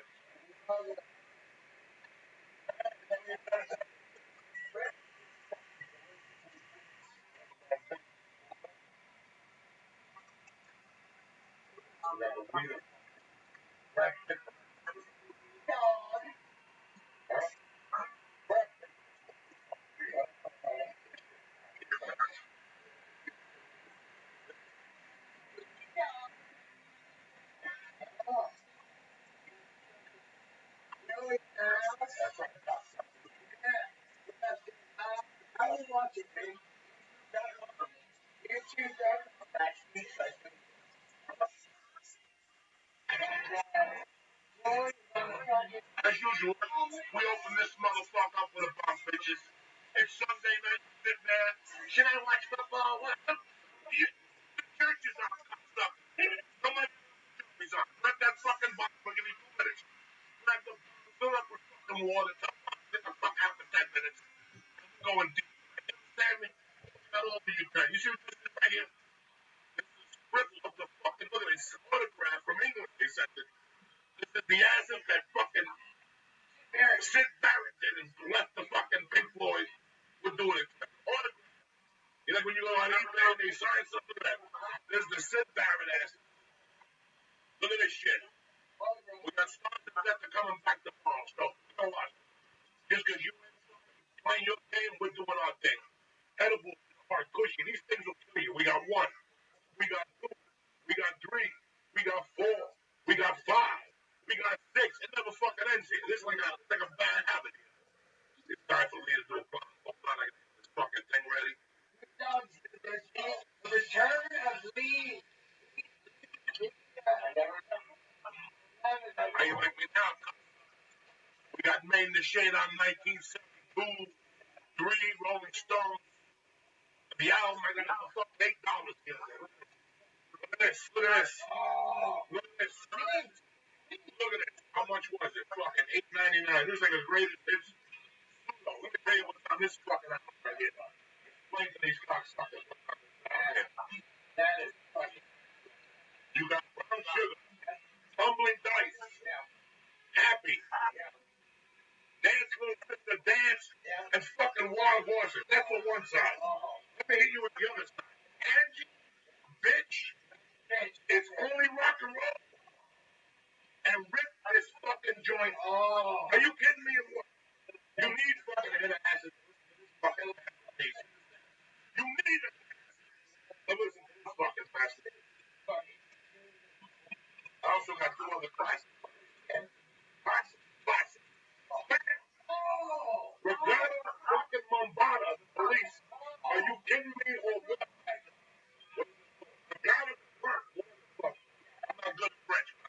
Another monster. Monster. This is where this drum is right here. Look at this. No, I thought that being that. This is the one with the ring. I'll be wrapped around your finger.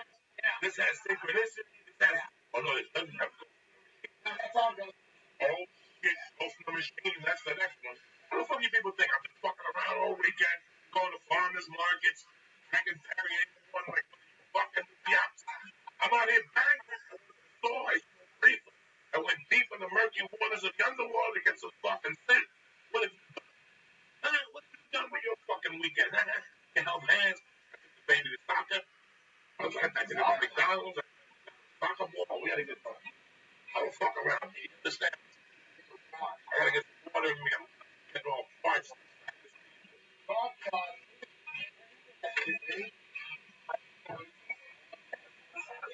weekend, 1,200 training. That was men's training, you know what I'm saying? I fucking like prescription. The only flavor was that, okay? Now look at these 2. Look at these 2 fucking nuggets. Look at this beauty right here. at this. Look at the size of this monster coming at you. And look at this fucking cookie. Look at this one.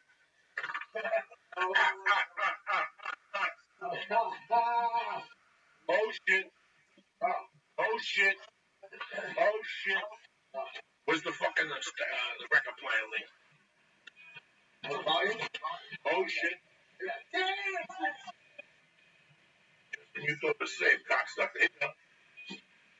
Hi, excuse me. You're dressed on time. Dance. Oh shit. Dance, little sister. Dance. Here we go. She passed on me. Oh shit. Dance. Dance, little sister. Can we open up the shit first? Let's open with some medals. What do you think? It's time for some medals, Lisa. Check this out. Push, motherfucker. Tomorrow the stars make a comeback. Tonight,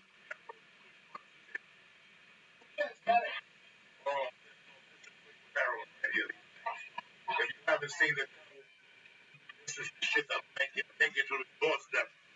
If you want to knock on the door, that's up to you. You know what I'm saying? Right or wrong, Lisa? It's boy, be awake tomorrow. Right, I think do it. I'm fucking here. Oh, embarrassing. Lights out.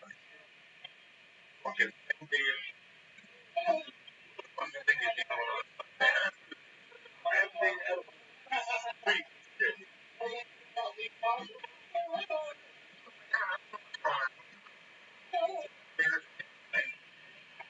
Oh shit. Fucking upset. So, then one of my friends also days think of the soul around and do a bong hit with the fucking soul. So,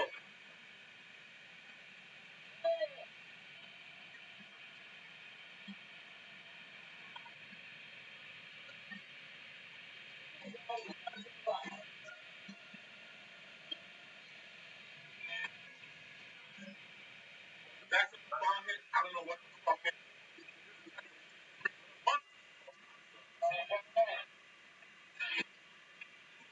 Here's the weed that turns to smoke. Here's the weed to smoke before they make the pizza. Maybe let me get 18 fucking. You eat 3 pizzas. That's not right off the bat. Nice cold anxiety. You understand me? Nice and practical. I was quite get it saved for the next fucking. Give it a beat, but open up with that don't take it down. I don't know what the fuck to do.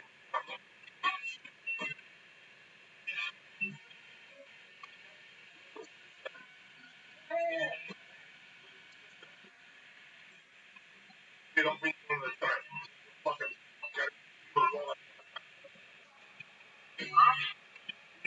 yummy or your fucking tummy. They have what life is.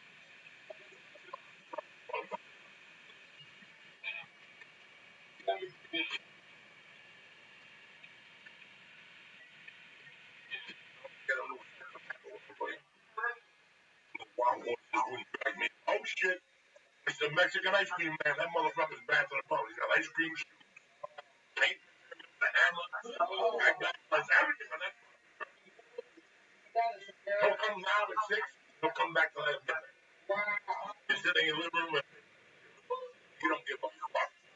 Kids come out, no curfew, bunch of little up with living. They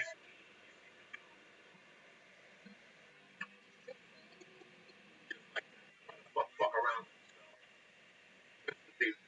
I'm a fucking antique compared to you cocksucker. I could have done all over again. I would have ate every fucking business I was doing.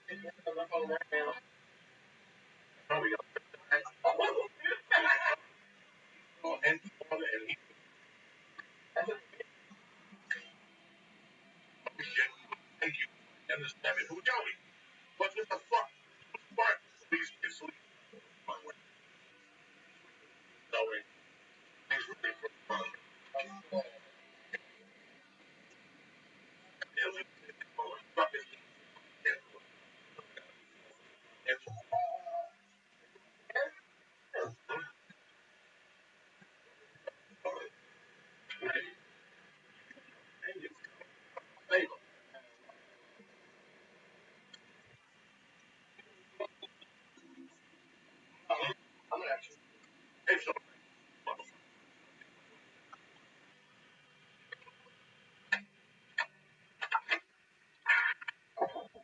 you ready to say it?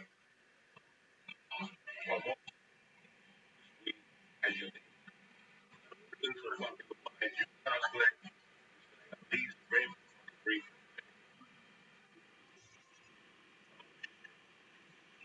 Who knows you want to run that? Nobody. Didn't know it. One of the guys want to get water. Please, people that fucking yeah. That's I just like a fucking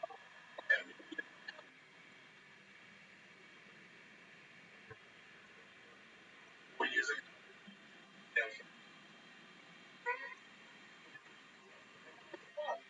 That the two of them, why did you focus on all that patient? And all that much to get the blood going.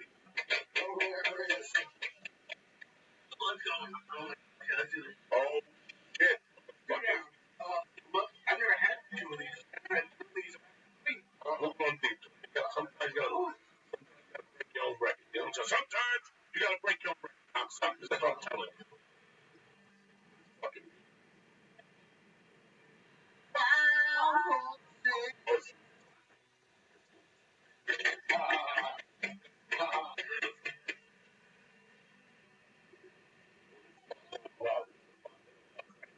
Look at that motherfucker. Why? Wiggle.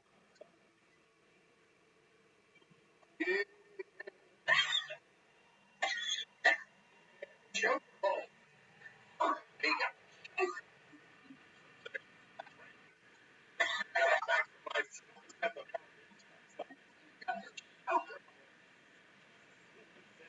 fucking thing. Some of that dark shit there. What dark shit? I don't even know.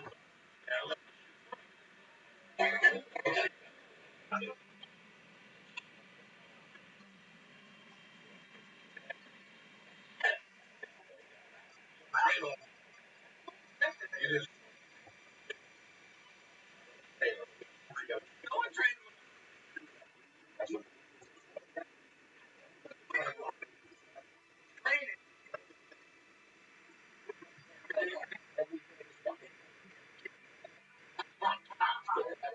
Every day they come something. I wish I looked like you did hungry.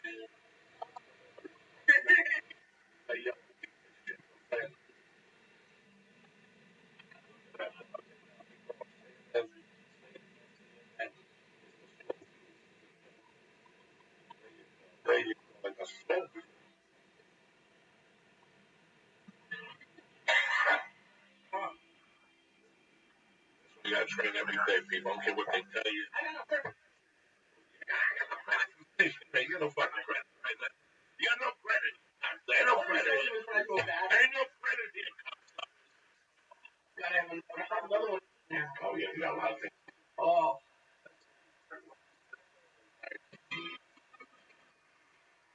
Everybody loves Sunday night football. Tonight's Sunday night fucking terror. Podcast of that. Here's the last fucking remainder. Great game. You don't know this damn look it up. It's called Antique by the Rolling Stones. Big Jagger. Fuck. Rocks.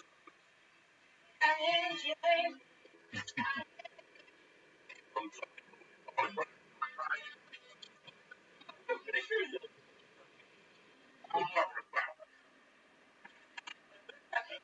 I can't.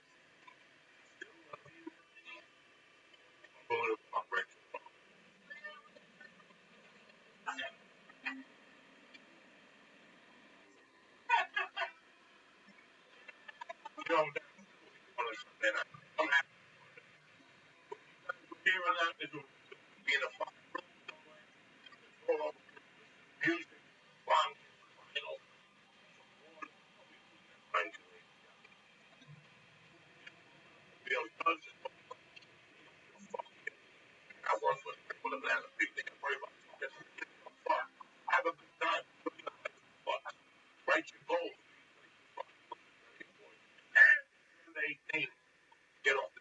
mind right now. I need you cocksuckers. You little adult foul looking for.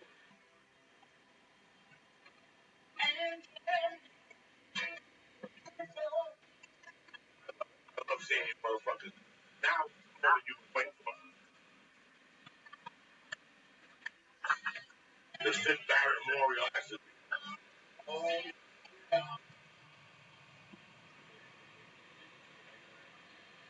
to do. Get the shit.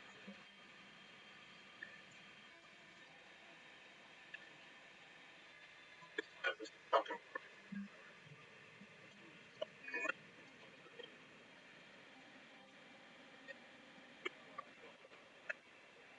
lot to fuck about.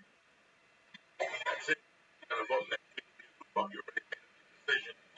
I won't want paper from grab this fucking. Thank God. You up to 7. They get a little bit. They get New York.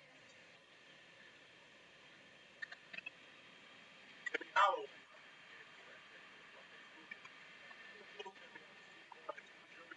In Jersey. To be Julian, to be seen, it fucking matter. Timmy, fuck. Brace of fingers with gold.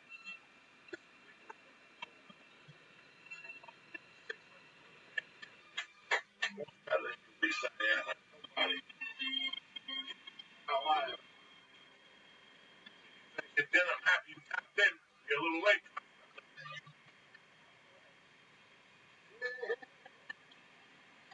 9 minutes. Dinner with the family was everything on the wall.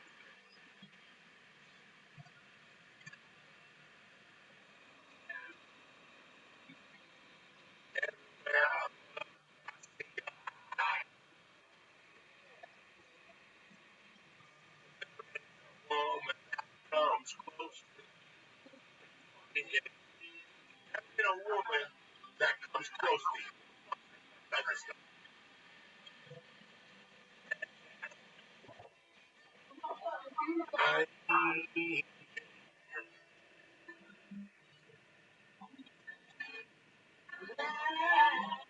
ain't it good to be alive? Joey, you could be out there wasting fucking time. There's a man that's me. Look at him. Lungs and all this stuff. That's my boy right there. Look at him. Flying Jew. God. His eyes are already fucking red. Already red. Okay, here we go. Because mine's don't get red. They gave up in fucking 93. And the fucking bunch of bondage. Here we go. Can't. Oh shit.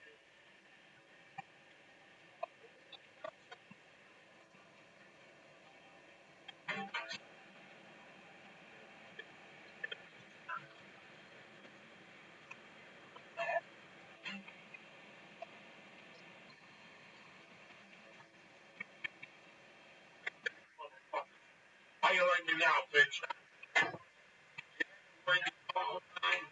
Oh shit.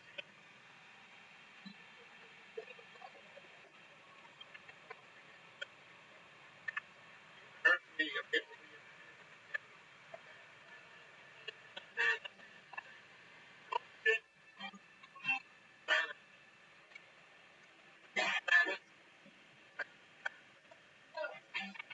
It's a bitch.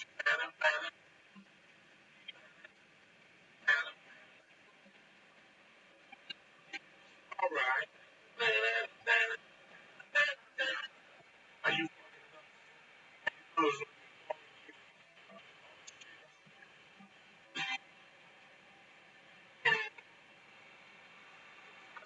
said,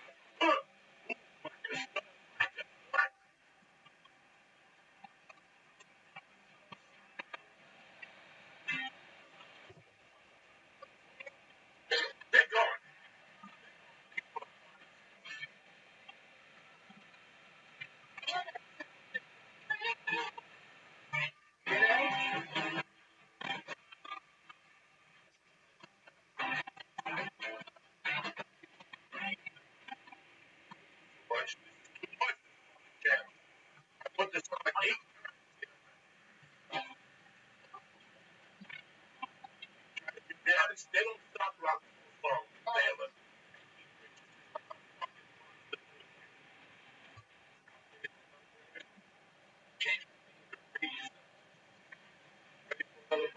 of the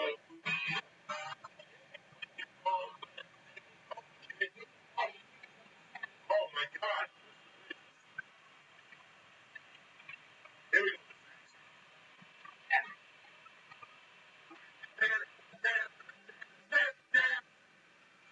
Fucking never happened in Compton. Ever.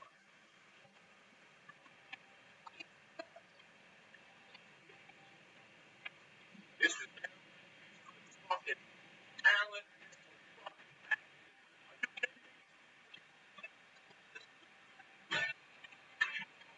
This is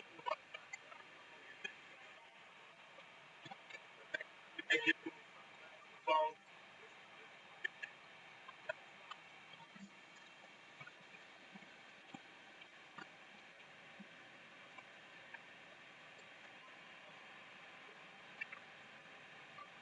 Oh shit.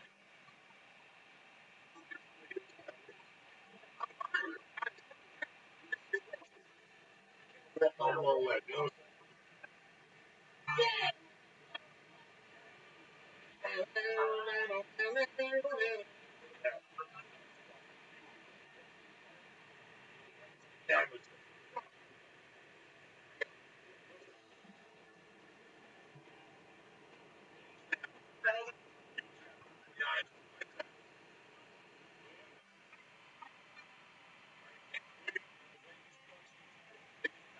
I said,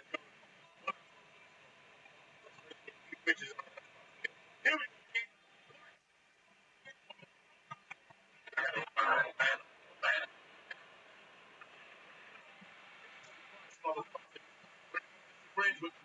Here we go. We kick the mule.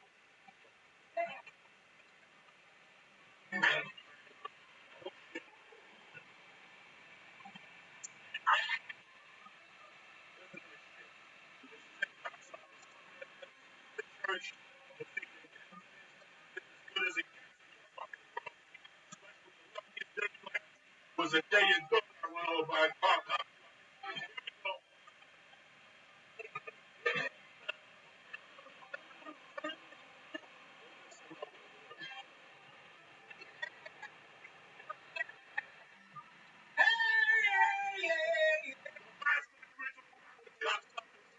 The church YouTube, stop singing, stop fucking not flavor.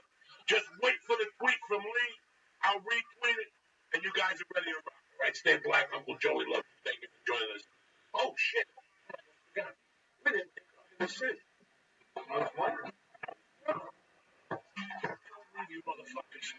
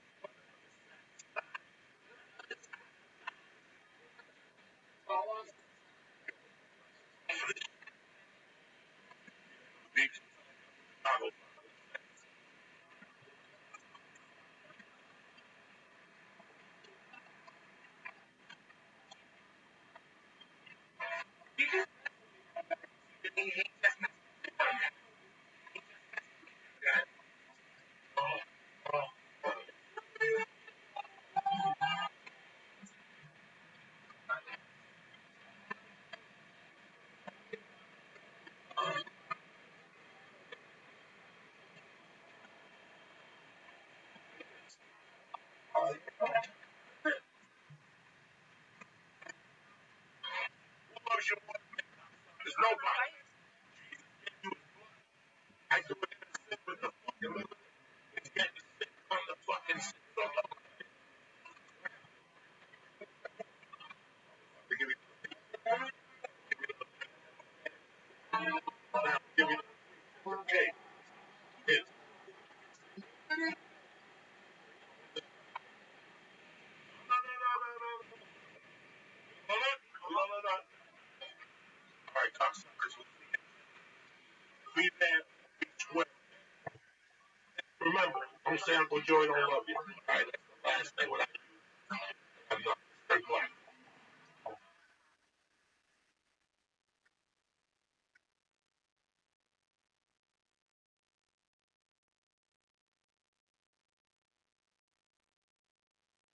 This show is brought to you by Piso. Piso SEESO is the new ad-free streaming service bringing you hilarious original series, hand-picked classics, and more bingeable comedy. Anytime, anywhere. SEESO. And right now, our listeners get a free trial for 2 months of CISO.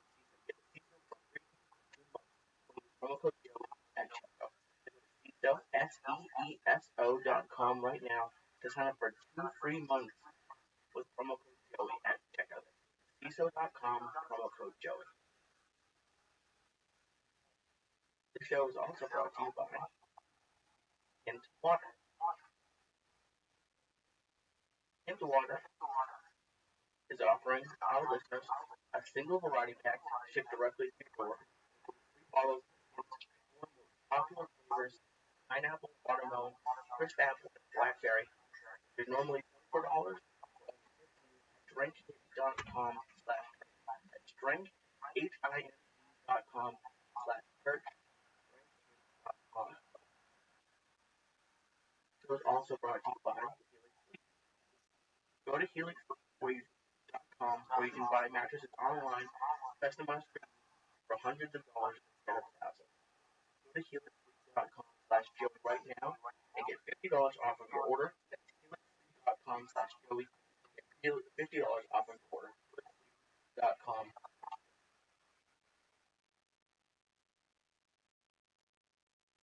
Kick that fucking muley early Monday morning. Uncle Joey, Dean Delray, Boomball East The day the devil was buried at sea. Kick it, Lee.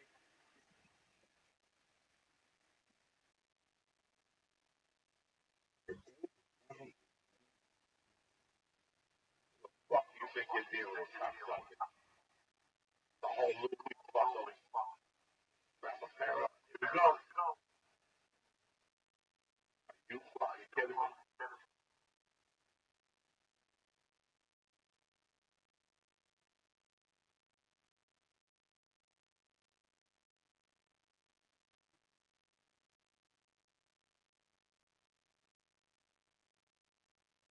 Oh shit.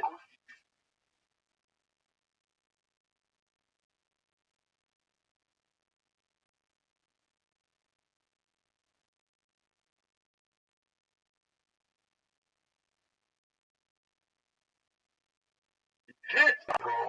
You can't understand me? Uncle Joey, the church after now, early Monday morning, the 24th of October, main man, busy. Man, that song is so good. Comes out fire. Oh, man. I thought about that jam all day. I don't know why. It comes out. You did? Yeah, young, that makeup on. I tell you. Summer in Jersey, that makeup on. Wow. And the guy was looking tolerant. I Oh, didn't tolerate nothing. Each other with a chance to drag it in. Pull the night on. wow. They just cut it. They ended about a month ago.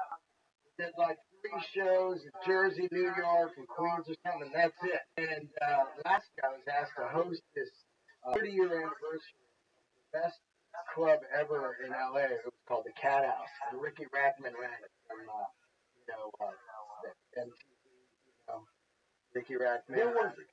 It was on, there was 2 locations. It started on La Cienega at this place, and then it moved to Highland, a club called Pro.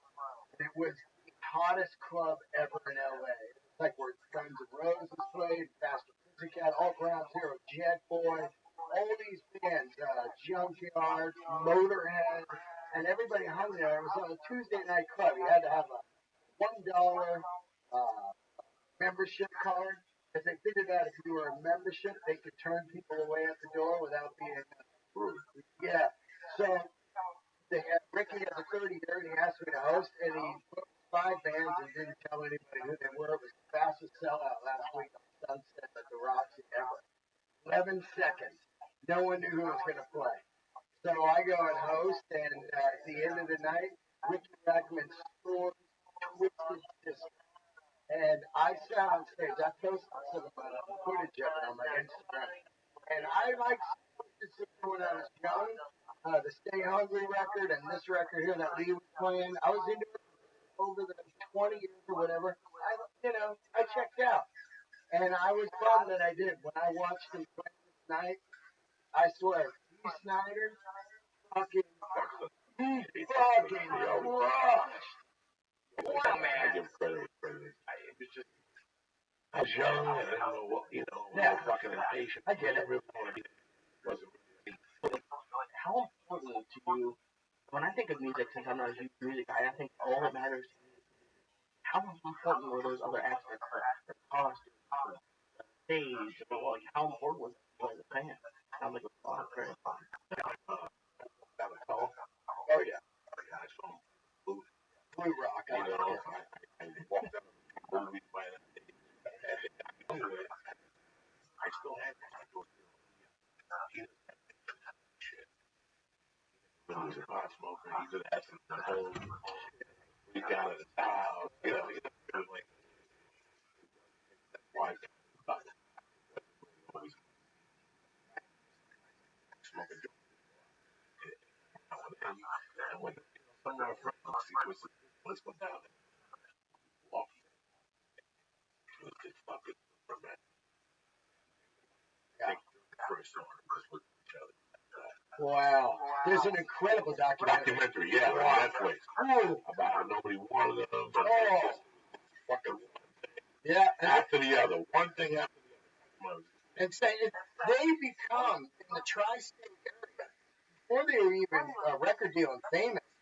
They started making thousands on the bar circuit. No one would give them a record deal or anything. So they're like, fuck all you guys, man. And they just selling out everything all over. And eventually become the king. And then I think that's around 84, that Stay Hungry record. And D. Snyder wrote all that stuff. Fucking, man, that guy, he had a vision.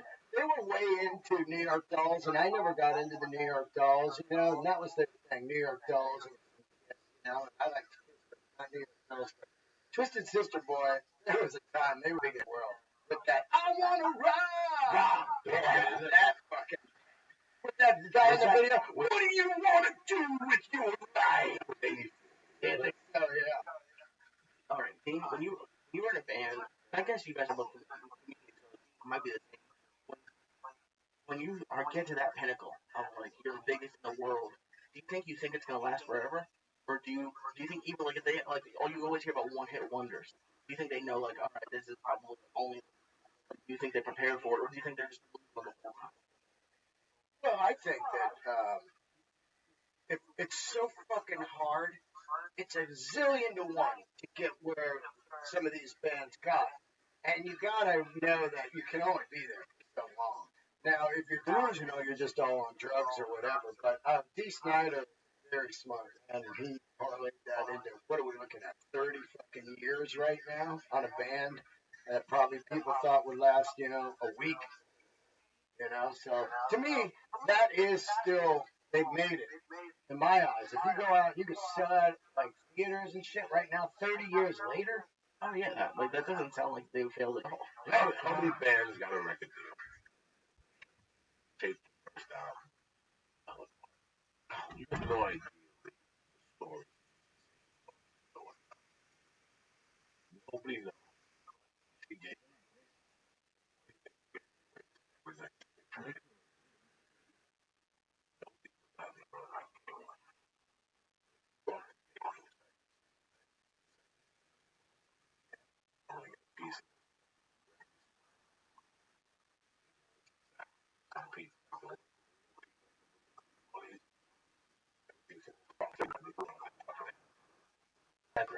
Who I am. You know who I fucking crazy. 10 years of that. I wouldn't. Like, I don't really have Music. It takes a certain apart. Some people fall apart. Britney Spears apart for fucking 2 years. I'm out of sight. She fucking 2 years. Or something. Just leave whatever. They had the point. Cigarette at the podium. What the fuck? That's what Guns N' Roses think of that. That's how big they thought. They walked around. I mean, drooling, heroin, hauling that breath, cigarettes in the fucking building, no cigarettes. You don't give a fuck. Counts and grows. Yeah. Looks like you only take it when I rest. Now, Oh yeah, I turned my vegetable. I would have. look at active. Yeah, 13 Years in Arizona, I mean, Lee, God knows where your mind goes. Can you imagine it? Wait, restaurant for breakfast, wait, you fucking kid loves man. That's just one of them. There's no manual, man. There's no manual. I would love to talk about the reality. I would love to go hang with Zach. How long it takes you to rehab? How long will it really take you to rehab? Fucking these people, I think they go off the deep end. John Bonham died in 70. That party started fucking like that. That thing doesn't stop. It's like I'm talking about that vinyl, you know? It's like, here's a band, and they put a record out, it flops totally, and then MTV starts showing the Bumblebee video. You know, like, hey, this is a cute video. And in a 3-month period, they flop to 3 million records. Like, they think they're done. And they fucking crush it. And the singer gets on fucking drugs, and he can't break it. He can't fucking break loose. They're sending him to rehab. They're trying to fucking help him. They're trying to fix him. He writes a second record, which is monumental to me. Like, this record is crushing. He dies 3 months later. I saw him a week before he, you know, and it's like, he had to just spin him out. Like, you gotta think, like, you're from Indiana, like, he knows that. He sells 3 million records. You live in Hollywood. In the 80s, 90s, people are like, In the Don't Cry video. in the Don't Cry video. Yeah. That's him. And, like, they were like, Allman Brothers meets James Addiction. This guy's lyrics deep. I was reading him today because he died Saturday, 31 years. 31 years ago. 21. Sorry, yeah, 95. Yeah, 95. Yeah, 21. But it's just crazy to think like how people, you know, I don't know what grabs you. You know, you're just out there partying. The next thing you know, it grabs you and you're gone. Look at Springsteen. Don't tell me the Stones. Man, you know, I was a joke. Arrows. Arrows. I told you, it was so hard when you talk.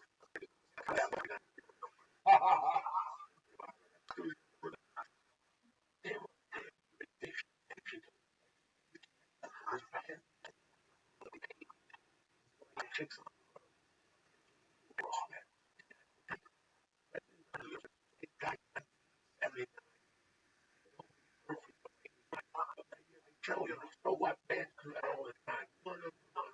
I'm talking about relax. I was in hell. It was a horror show. It looked like I remember. I love that. There's 2 songs on it I like. I remember. Just had a Wow. the rappers put them on the fucking song. All that. But I'm happy that y'all getting it. It's not the same story. Canadian. You know, they go to Montreal, they fucking deal here. You know, this moves fast. When this hits, 1 minute you're doing Google, fucking Missouri, next minute you're going to the Toronto Amphitheater, 60,000 feet, 6,600 feet. Sorry. $48 a fucking ticket for you. You're like, are you serious? Yeah. And you're still doing the same fucking, you know, you can fall apart anyway. Ego has a lot to do with Ego has a fucking big part. like you can say drugs, but it's always ego, internal battle between this thing. I couldn't believe it yesterday. But when Maiden first got Bruce Dickinson and they do Number of the Beast record, fucking they shoot fucking the biggest. And Steve Harris, the bass player, his thing was I'm always in the front, in the middle. And Bruce Dickinson was like third show in, like, hey, fuck this guy. I'm the singer. He started going over just fucking smashing him over, like, you're over there, dude. And and Steve Harris admitted they got a #1 record out, and he's like, I'm thinking of firing this guy. Ego, because he wanted to be dead center in the stage. It's unbelievable when I'm reading this. Like, who's heard of a bass player dead center? You know what I mean? As you know, the more dumb shit. Yeah. And you just Yeah. So the other day, fuck, I'm not doing it. Let me go buy some albums.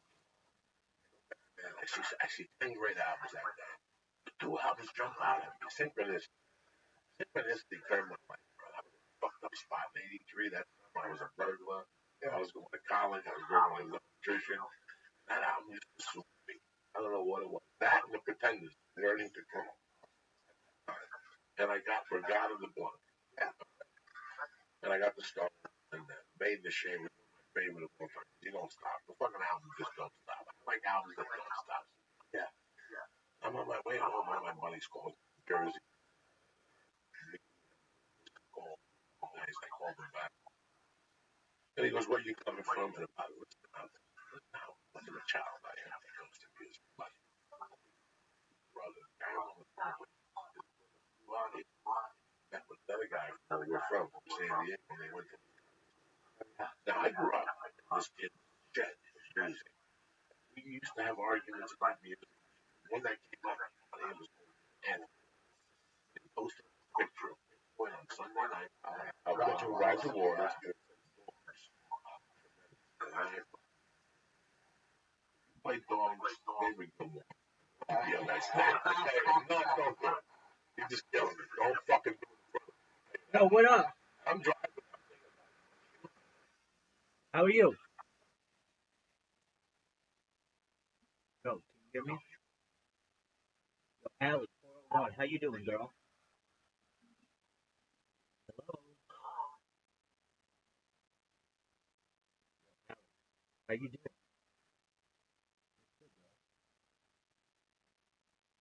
Yo, Allie, what you doing, girl? How you living, baby? I hope it's amazing for you in your life and everything. Is it, oh, no, it's, which one's pink? Which one's pink? Yeah. Diamond. Something. It's the one, man. Because we were talking about it, you know, and I never knew that Roy Harvey said ever like 3 months ago. And I was like, oh, It's weird. I had to take him out of the yeah. Did it? An hour. Yeah. An hour, Roger. An hour. What was it going to take? And he couldn't hit it. So they sent him Parker was next. Never got paid. Oh, have a cigar. Have a cigar. That's it. Yeah. Yeah. By the way, which one's pink? He says that. Yeah. By the way, which one's pink? Have a cigar. You're gonna go far. Isn't that weird? Because something crazy. Couldn't hit it. It sounds just like one of those guys. Roy Harper came in, nails it, and when he comes back, you know, now they interview him. Then and there. And, you know, I just fucking the whole thing. I knew things would break up because they were more genius.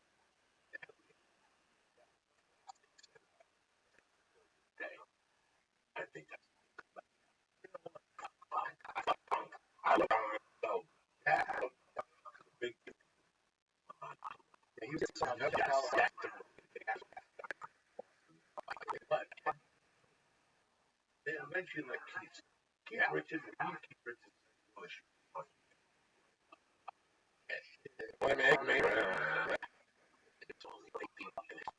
What's up, Lee? You always hear kids in a band, they won't wish they were the singer.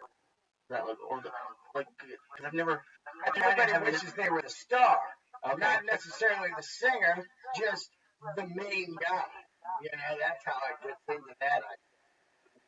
Especially with drummers, because they get such a short end stick. They got to play drums, fucking physical and shit. And then at the end of the day, you don't get any glory unless you correspond or keep moving. And they cut out of royalties because they didn't write the songs and all this shit. That's why I always do drummers on my podcast. Without a good drummer, the band sucks. I'll show you, every band that's great, they got starts with a great drummer. That's the bottom line. So you gotta fucking keep that guy happy, man, because the chemistry is weird, man. When you got chemistry of four guys, you can't just go like, well, us two, we make all the money. It's gonna blow up. That's crazy. I never thought about that. How drummers. They do. It's gross.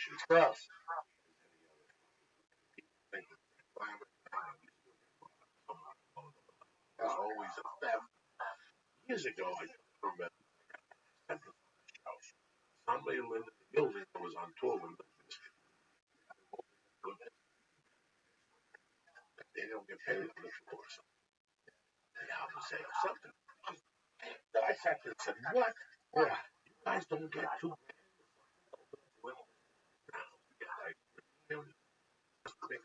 I don't fucking know. I was like baffled. And you took this deal. It's crazy. Called a 360 deal. Where companies figured out, well, nobody's going to buy the records anymore. So we're not making any money. What we're going to do is do a 360 means a piece of everything in the pie. We get a piece of your tour, we get a piece of your t-shirts, we get a piece of your TV, we get a piece of your songwriting, we get a piece of your record sales. 360 deal. It's fucking gross. It's just insane. But that all trickles down to the record thing. It's just they give up their cars and mansions. We get the money. They get the money to keep the fucking. It's not to keep lights on. It's to keep your car on. The house. You know what I mean?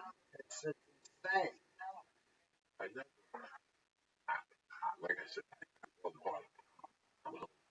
that's psychological. Yeah, I always must be just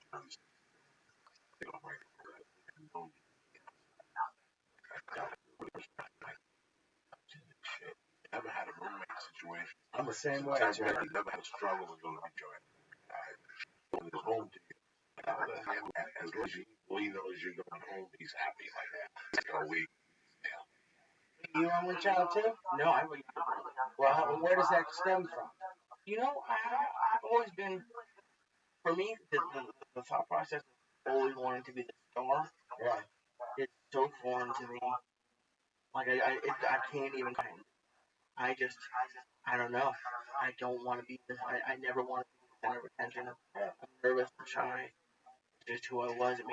It made me uncomfortable. I always wanted to have more friends and be more liked. And when I found out that people in college would come and knock on the door and just come in, yeah, and fuck that. I don't want anyone just knocking on my door. I want people to call before. I didn't like that at all. So I only lived on campus for a semester. Yeah.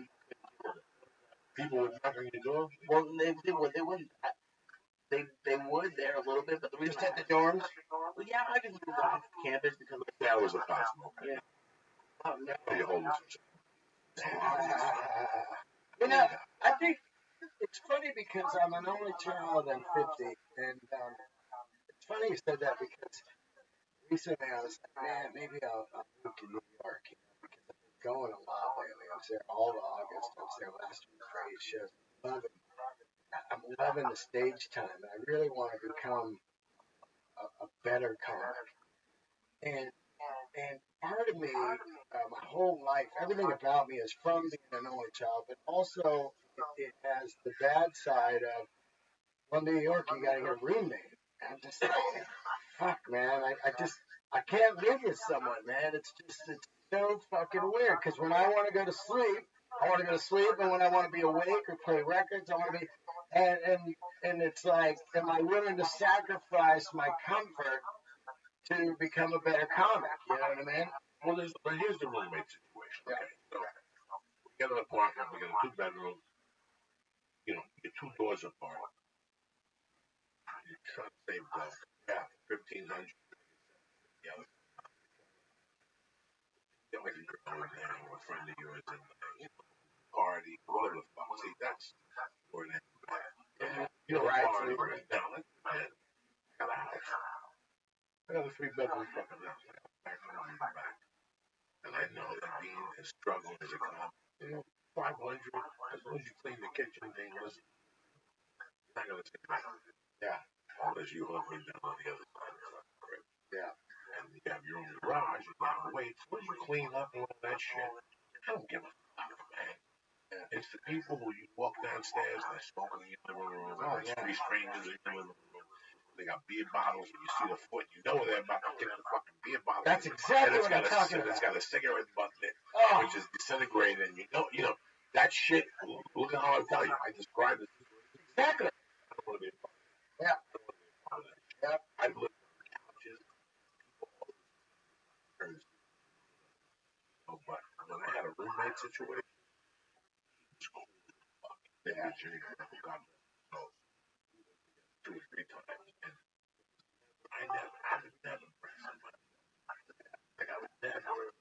And he had a girlfriend. He was at her house. Now that's where I would go somewhere over there. That kind of shit, right? You down, watching the dog. You watch the dog. That's always some fucking thing to do. That's a great. He's a professional. You're a professional. Everybody.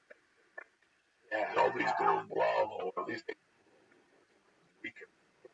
Yeah. Shit like that is fun. Sometimes it's kind of fun, especially if they're not coming. Right. It's great. It never worked for me. I didn't have that many. I went to I worked here.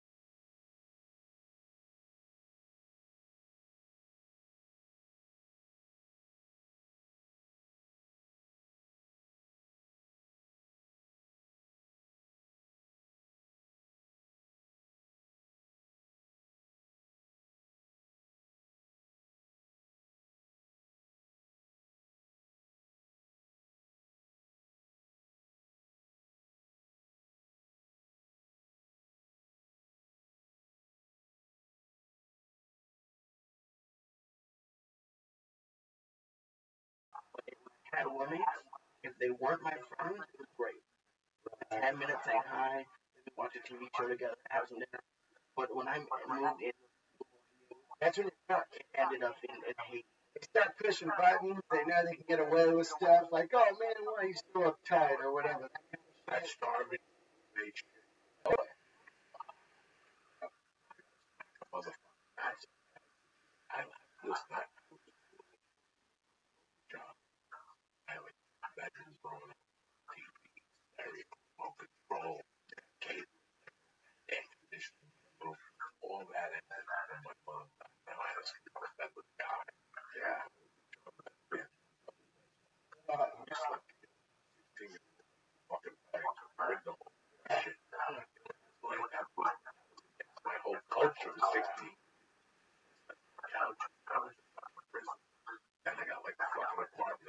get an apartment. Yeah. I went to bowling. I got my first basically room, mattress. Yeah. I got a TV after a while. I got cable. Decided about I lived in warehouse with another band member where we rehearsed. So I lived in the office of the warehouse, and then he built like a wooden loft inside the studio, and he slept in there. But he would do a little fucking marching powder and just fucking practice guitar all night. Not put it, but I can still hear it. Just be like, and after like 4 hours, I was like, dude, you gotta fucking, you know what I mean? Yeah, because it was really quiet in the warehouse at night. You know, we lived in an industrial area. And you could just hear it. And you kind of stuff. It's like that low. But I would have to get up at 6 in the morning. Oh, you know? And then this stuff just wears on you, man. It's like, it's tough, man. I mean, it's like, you know, it's, stupid about it. Oh, no class. oh, your mom, No class. no class. Just station. I said, no respect. Never with a girl down. What up, yo?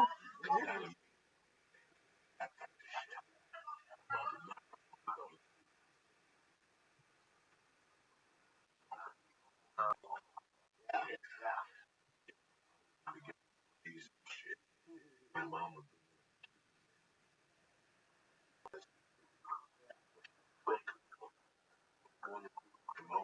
Loud laughing. loud music. Yeah. Ooh, in fact, I went home. Maybe 3 times, 3-4 years ago. A person growing up around the house. And she goes, you know, when I think about your mother, I think of one night. I can't say, oh, she was down to like 11, 8. Renee, mom, just that coming and you know, she's funny. Oh, yeah, right. She was that. That's the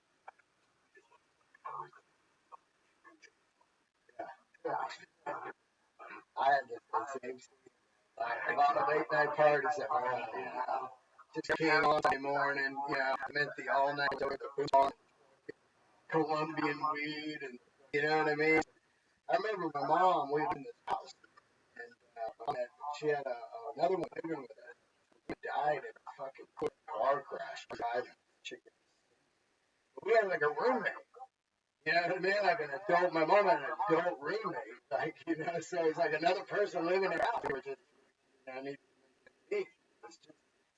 it was just weird. Like, I think back about it, you know. I said this to someone recently. I was looking at some paper my mom sent. There was a stepdad I didn't even remember. Until I was looking at the paperwork. Like, holy shit, I forgot my mom married this guy when I was like 5, maybe 6. For like a year, you know what I mean? I completely don't even remember that. Isn't that crazy? It's like, it's just wild, man. I mean, you look back at how people, my friends, see how I love how I grew up. Got a lot, so that's why I don't feel cool with being on my own. I love it. I do too. I love it. Whole child shit.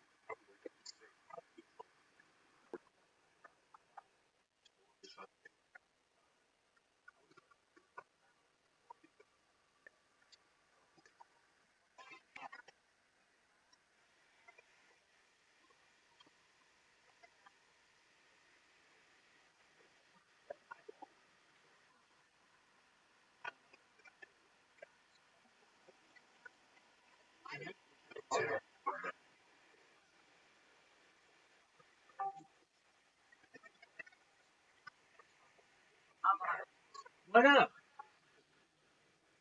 How are you?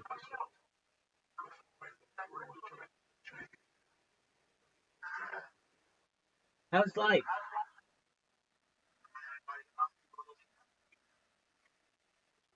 I'm glad you're here. Do you know English?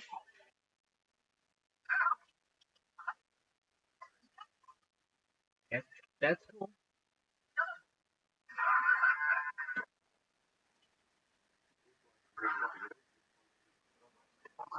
Yeah. Always works out. This thing, I won't even eat. I try to death button.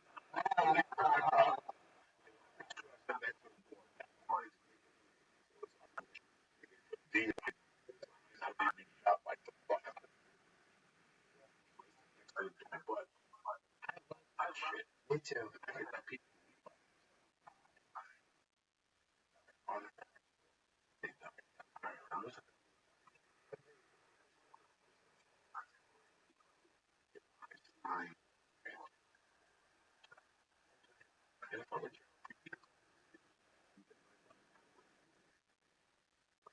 The over 25 fucking dollars. Only fucking month on top of that, just brand. I'm judgmental. Yeah. This shit, I don't want to know much. I don't care how you eat. I don't care if the food drips down your fucking face. What you like to that fucking table at the restaurant, okay? Like, you eat hummus, or you order like a bad entree at a place. Like, I expect you to be to know shit about it. I like the places where people look at me. They look like a fucking smoke. They look at me and now, Joe, you're going to the place where should I eat? And under pressure, they crack. And they get the worst thing on the menu. This fucking little over here. They crack constantly. Let me get pull more. Get the fucking gumbo. They rub the crap on your face. I've never had gumbo before. It's in it, but you had the crack. It's amazing. I can have a conversation with me. Oh, man. What's up? How was it? I don't understand shit. Why it affects my fucking lunch. You know what I'm saying? Before you order pizza, that fucking plate in front of me, because I don't know my mood. Now I don't want to even sit next to you. Like, that's how upset I get with all that shit. You never brought food into the movie theater? Like you said, you stopped at the Chinese place. I would stop at the Chinese place and bring it in. I smell your disgusting dumpling. I will take that chopstick. You understand me? That's the gross. I don't want my food in a Just movie. because food always smells like foot in a movie theater. It On a always movie smells like theater, on a plane, people have no idea on a plane how bad that fucking smells. Oh, dude, I was flying first class once. I got lucky, and then they were like, "Oh yeah, you're upgraded to first class." And on comes Michael Bolton. He was married to that star. Was on just Dallas. one of those shows. Yeah. So they come on, and we're flying to London, and I sit down, I get my fucking headphones on ready, and they whip out their McDonald's, right? Like nuggets and all this shit in first class. And then they must have been like on some sleep pills and stuff. As soon as we took off, they fell asleep in the McDonald's. And the shit was just rolling around in first class on the floor and stuff. It just smelled like fucking death. You know, like this foot. It smelled like foot.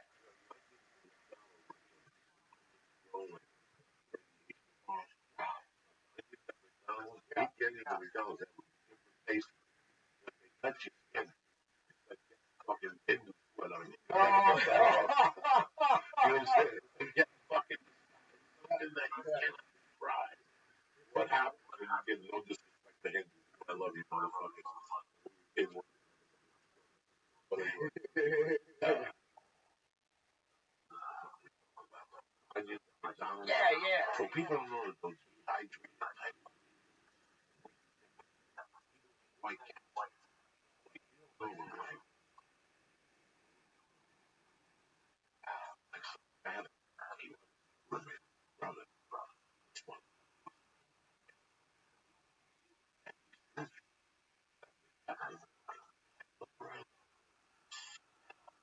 between and shirt, so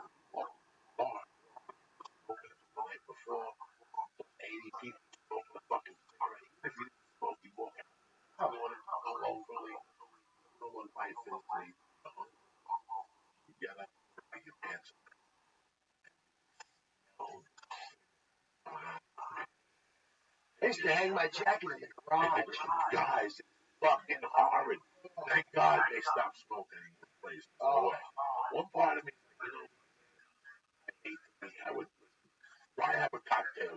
Fucking smokers. Right. You know what I'm saying? I'm looking out for the fucking guy who goes out and does a bumper. I don't want to fucking leave to go outside this night. Yeah, I don't want to do that. That's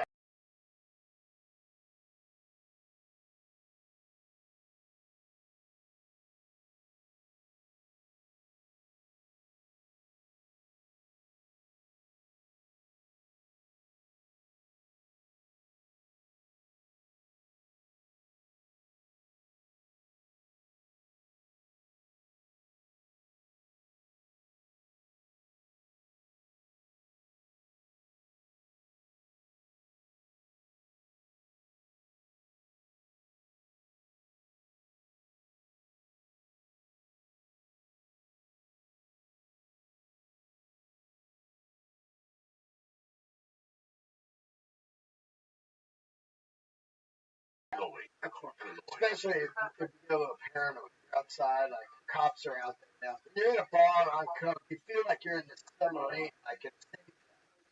I would wake up in that bed of village and his feet, my feet, the jeans, the shirt, and the white casual. Oh God. It was fucking horrible. Just a shit stew. He brings to really make it bad. Oh, fucking, it's all. So as I got stronger, I mean, I remember in Seattle, I went to golf. They fucking dead. One after another. You know what? Now I'm going to do this in the middle of the month. I'm a little fucking hard. And I'm asking Josh for rides. Is that ready? I was the guy on shit. Everywhere. Fucking. Hell, man. I was showing me the program.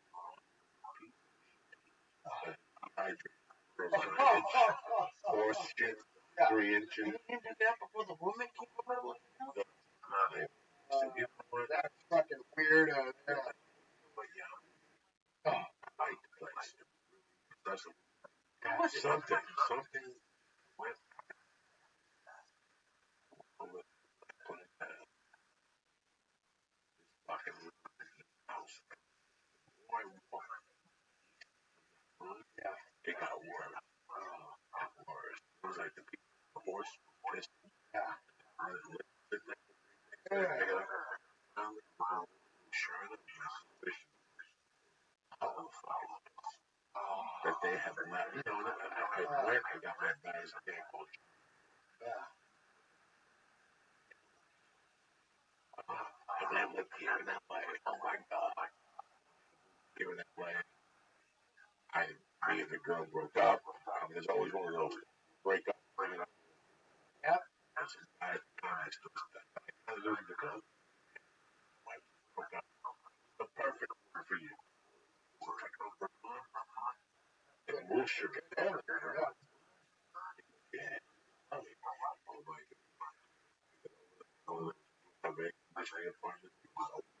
Cool. Right back. Yeah. See you later. Okay. Put it on the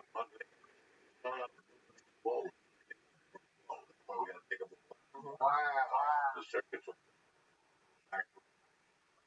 They try to lie to you. There's a great circuit. Oh, they always said that. I remember a chick telling me that when I first came. I was in the place was blazing. She goes, "We get a nice cool breeze off the." What are you talking about? It's only 70 out right now. It's fucking burning up in here. No. Remain up to Eddie got it. We broke up. We broke up. We got back together. It was always for a while. Little cash. You're fucking right. Yeah. But take $200. Oh, yeah. $200.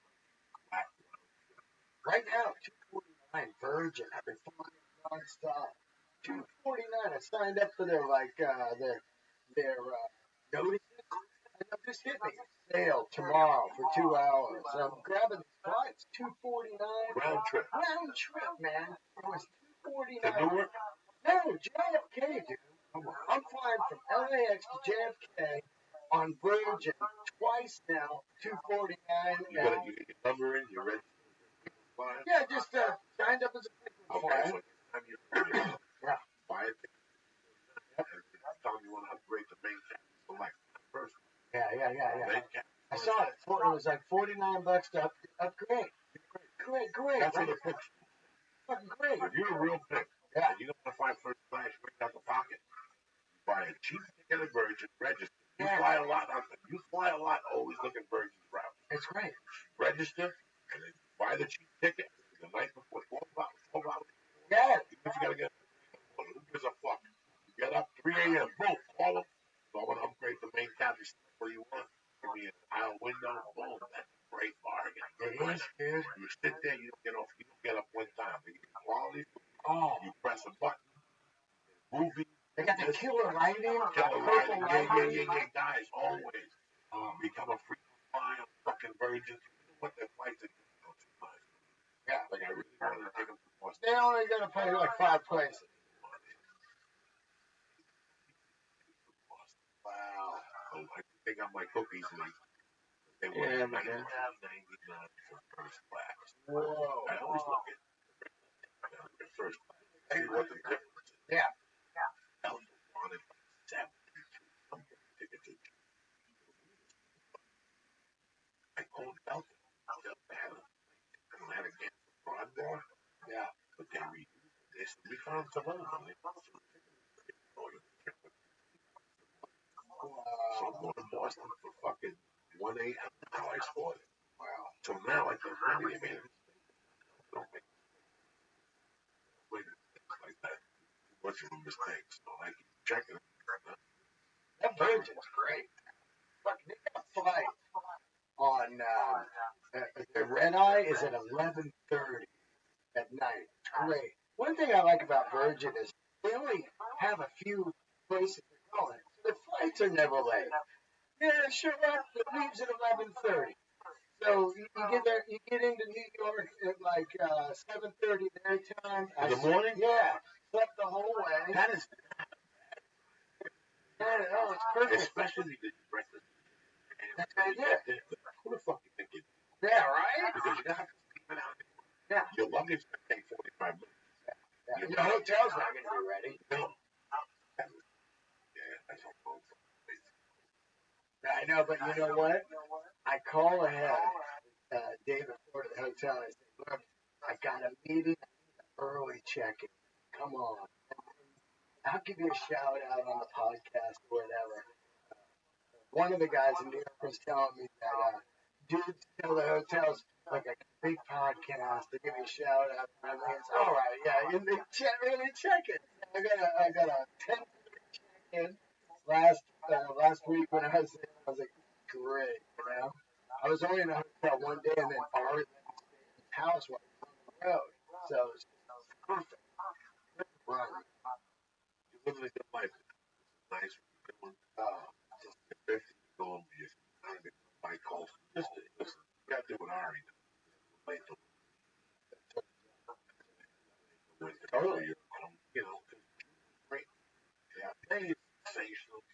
April is tremendous. September is brilliant. I was there last week. Yeah, October's brilliant. Oh, October, September, light jacket. Comes that cold weather.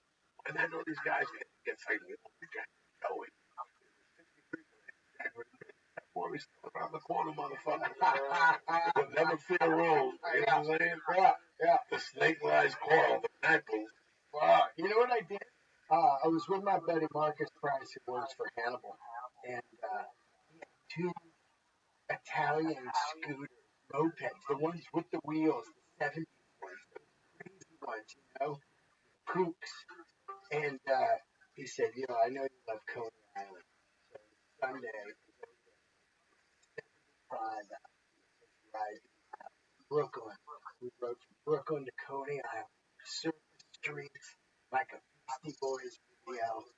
Just seeing all of Brooklyn pull up to fucking Cyclone, parked them, locked them up, rode this fucker 2 times, took some photos, got back on it, rode back in this perfect weather, did spots in the stand that night.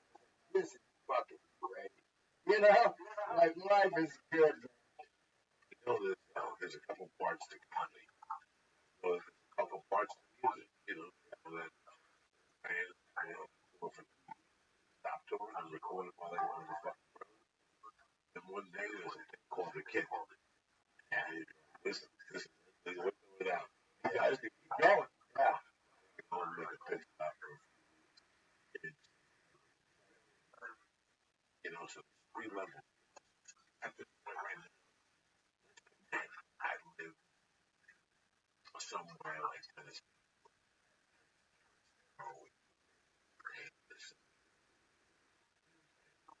I could as I fuck it. Get on the bread out of Monday. 6 months. Get the fuck out of here. Spend the weekend in New York. First off, I would miss out to watch it. I would miss like what's going on. Like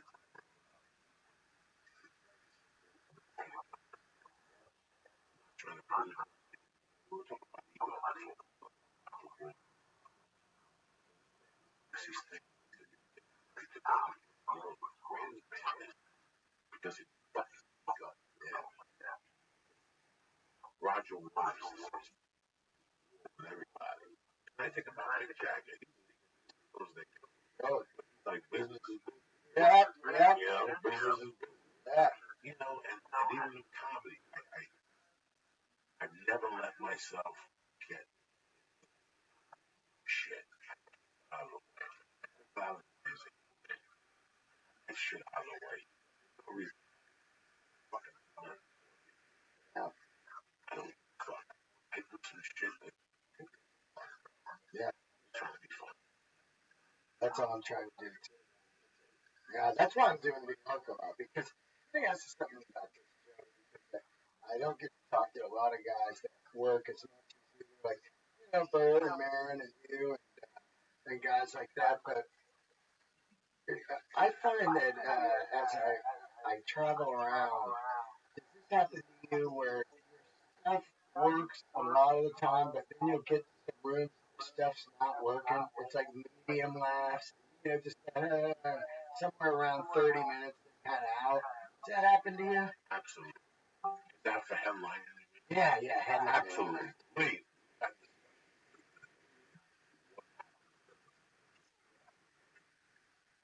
What do you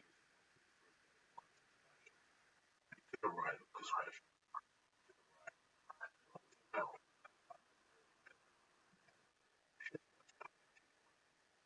Daughter. Don't work.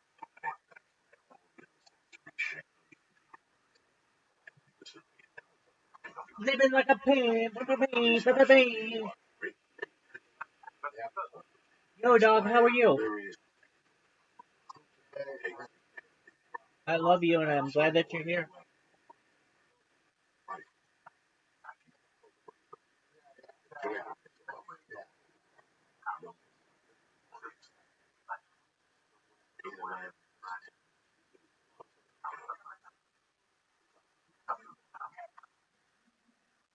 What makes listen?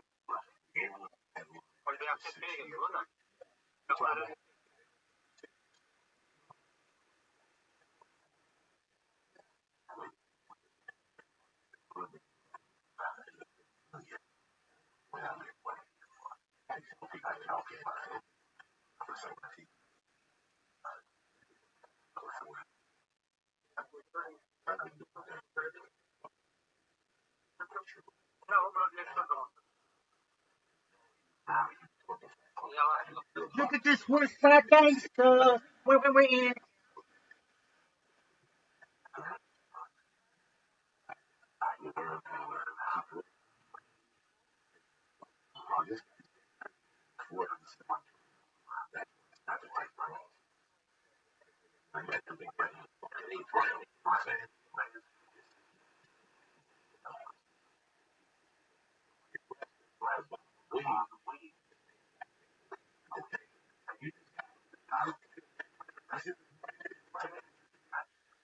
For the insane, yeah, and then you beat them up again, and that's it. Fuck out. Wow, that was amazing. Big closer. Story in the middle. Always acknowledge 5250. I just had 2 drinks and a fucking bag of nachos. That goes into your mind. How am I gonna figure this out?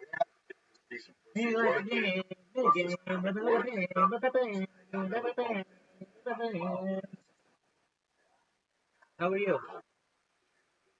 I'm glad you're here, Pam. Right? Totally. Because they last. Getting there and getting that bottle of weed. I didn't know how to talk. Yeah, that's what you were telling me. I had to talk to her. Yeah, I just talked. Why not? Why fuck around and give her something that ain't? Yeah. A year and a half had a great close.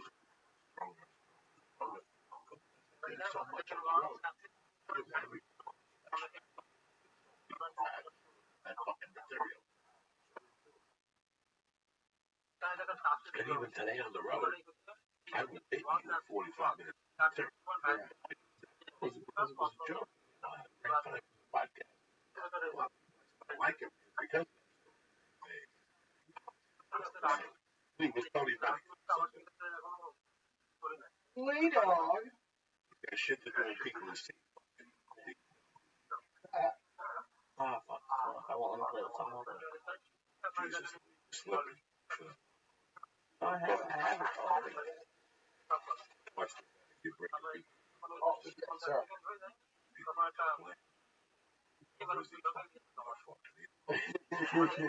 Grab the water. Thanks for having me again, man. No, we do once a month. More rated. Or Mr. Boswell, he's doing a lot. Facebook. Yeah. He's got a little band. Listen, yes, Lee. Always get to me. Well, 5 years ago on this podcast. Turn it back. We didn't deal with Yeah, how's that acid? it. Yeah. Good? I'm starting. Yeah. I had a big Acid. He's in much better shape this time than last time. Last time Linda Blair came to visit, his head was turning backwards. That was a lot less. That was just the first. Okay, fine. Going deeper. So before that happens, I lose it completely. Before I lose completely, regardless. Didn't you said you work construction? Yeah. I know. They're building a place across from my house. They're building a house called, I don't know what it is. But I've gotten to see the whole process. Like they tore something down, they got the thing level, and then they've been building level by level. And I'm not good at that. And just normally I'm looking at they can like see doing something like they're building a house. I hated it. The only job that you could have was long hair back when I was young. I was telling people this. There was 3 things. You couldn't go in business with long hair. There was a rule, like no men with long hair, like you know. And you couldn't get a job, so it was construction or landscaping or telephone sales. Those are the 3 gigs you could get with long hair in the 70s, 80s. And now, like I always say, I don't even think I got enough tattoos to work at Chipotle now. You know what I mean? I remember when I got 1 tattoo, my mom was like, "You're never gonna have a real job," and I was like, "Good," you know, like trying to scare me. But I was like, now at Chipotle, they got the menu on their neck. You know what I mean? It's like, holy shit, the world's changed, you know? But I hate the construction because it was like, I had to get up at like 5. Yeah, I'm sure it sucks. Like, there's a lot of people who listen who work construction. I'm sure it's not fun. A lot of people love it. Well, they take pride in their work. I'm sure it's like very hard. But it's just cool to see the whole process. I loved it. And the messier, the better. I was a Stone Boys, Colorado. High altitude, you get there, you take a tarp off the brick and there's 3 inches of snow on it. You gotta take the tarp off the fucking. You gotta take a tarp off the sand that's held down by cinder blocks. Right, and then you put a bucket. That's the legal thing. And you get that fucking. And that's what you need. Get the Living like a pimp, West Side gangster. Gangster. a bag of fucking 16 shit. I'm sorry. No rock.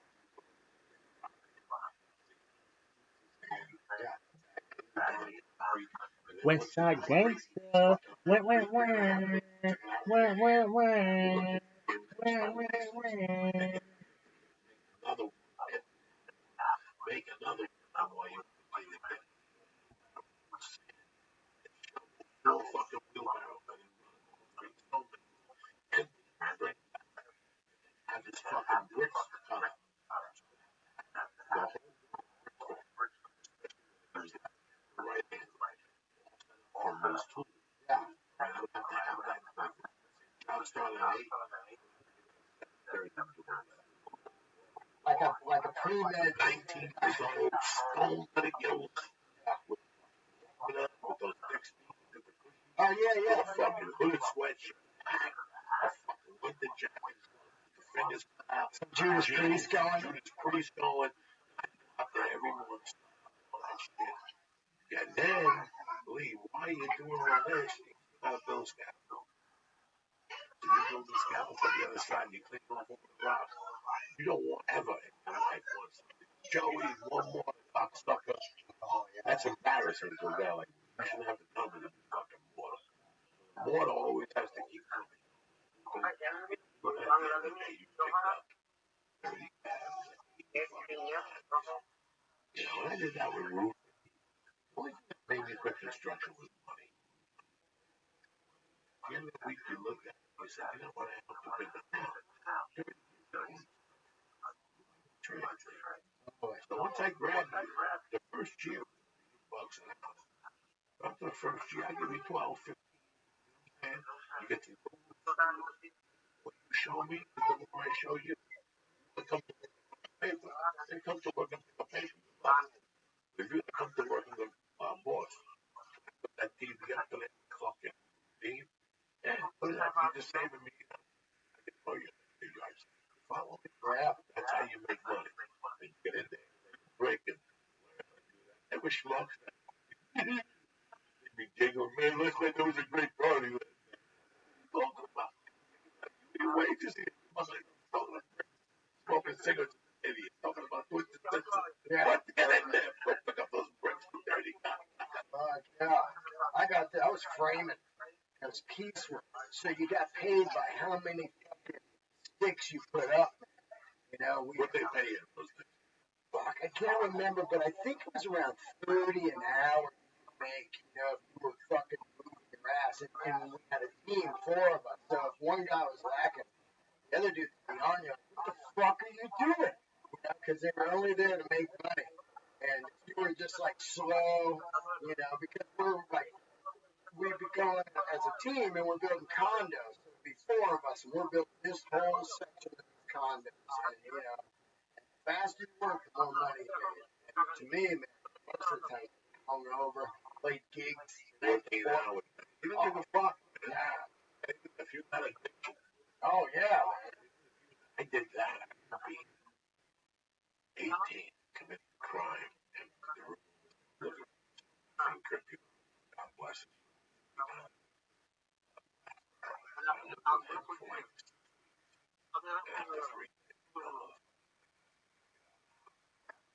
first thing I saw, well, what do you do? I was 2 hours away from where it was like a Pre-internet. yeah, this is pre-internet. I was up on this and be listening. You know, I was Yeah. I'd rob something. This was like, this was before we did. No. This was after Colorado. No.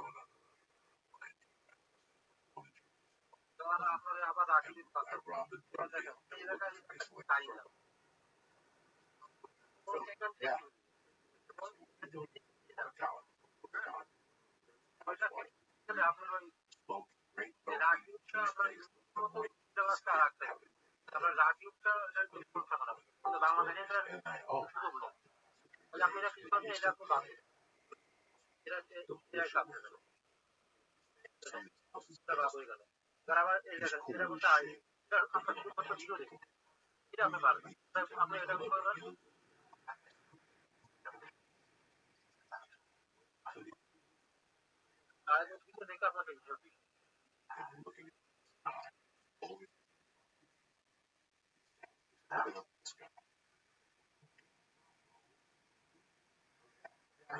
The top people.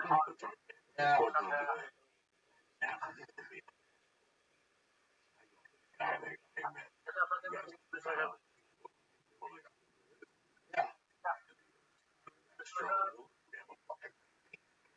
Yeah. 75 a day. Really? Fuck yeah.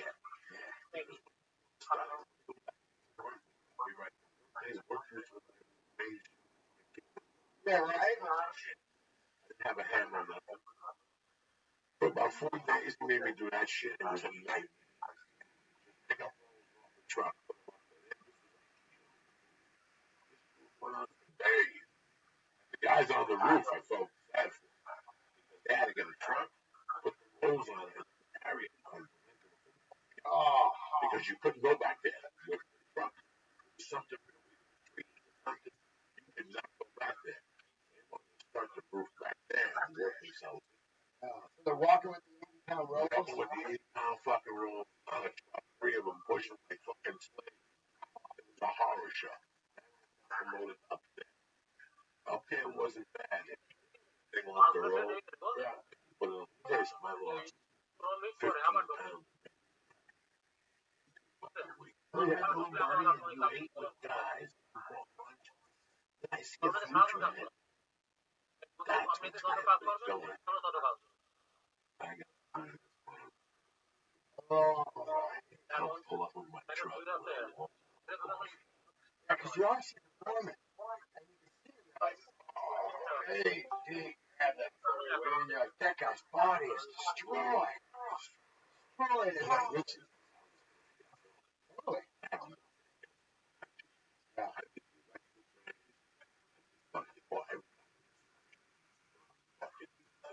I got a job once, spraying building shit. Oh, the fucking stucco? Yeah, stucco. Yeah. They paid. Everything. I did what I did, man, and I actually kind of like this one. I did it for about 3 years. The giant mower, driving the mowers for like, condo lawns and football fields, and it was commercial landscaping. But it wasn't putting them in; it was maintenance. So I, in the morning, put the fucking thing on my truck. It was amazing. Like, I didn't know how to do any of this stuff. The guy hires me, and I'm out driving a truck with a trailer on the back. You gotta learn how to drive that shit. It's opposite. And get somewhere and mow this fucking massive field, sun, and then load it up, and go do another one. I did that for a few years. I like that because I was by myself, just like you walk, man. I loved all that shit. Yeah. I got a job one summer doing that shit with, they call it but it's really, excuse me, it's really digging 8 inches and putting the pipe in the hole. I forget what it's called. Construction guys. I did this all over. They were building. This guy was great. Irrigation lines? You put that shit in? But it was small pipe. I don't remember what it was. 2 inch, 3 inch, 4 inch perforated. Right. So water leaks out of it or some shit. He started me at 12, shot me up to 15.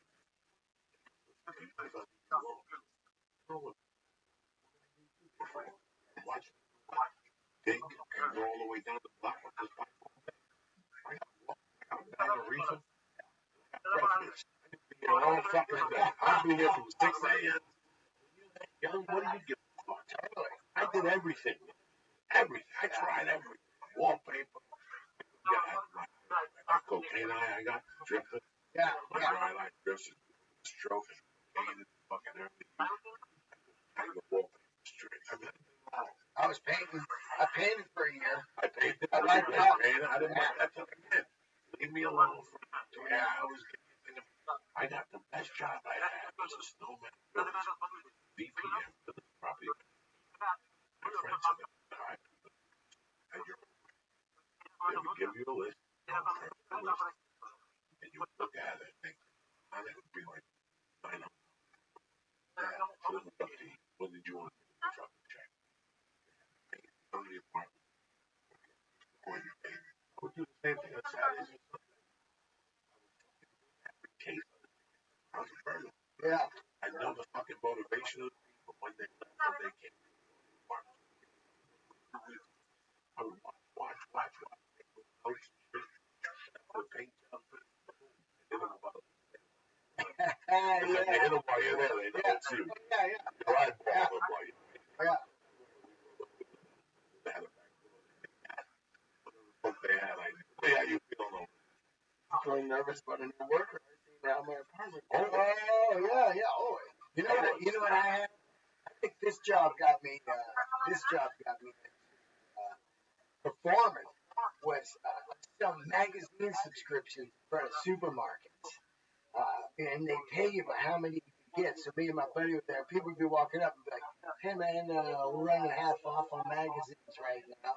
And he just showed them this flyer pamphlet and had like every mag on the planet: TV Guide, People, fucking Us Magazine, Rolling Stones, and everything.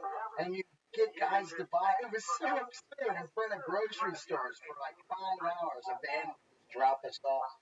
They come pick us up. How many of them? 20? Oh, this motherfucker was. We can sell it. Yeah. Wait, once we get the rhythm to something, you're dead. Yep. You're dead. And I knew how to spot certain people. Once I was always a construction guy. I was a construction guy about 19. 9,000 parts. And then that someone bothered me down inside. I'll be honest. I always thought it would be a dream of mine. A bar and cheese steaks. I'm like on the ice machine. Archie's place. Yeah, I'm like, that's mom. Oh, the first time I introduced to sales really was on my own. I delivered newspaper. Question. Why can't they give me the whole week? Save me. Okay. Yep. You bring it up my stand. I'll buy it right now. That was on the fucking bring up the fucking Paper route. the paper. You didn't know the you weren't no fucking Lou Feldman. No. You're not selling the ABCs and selling. Yeah.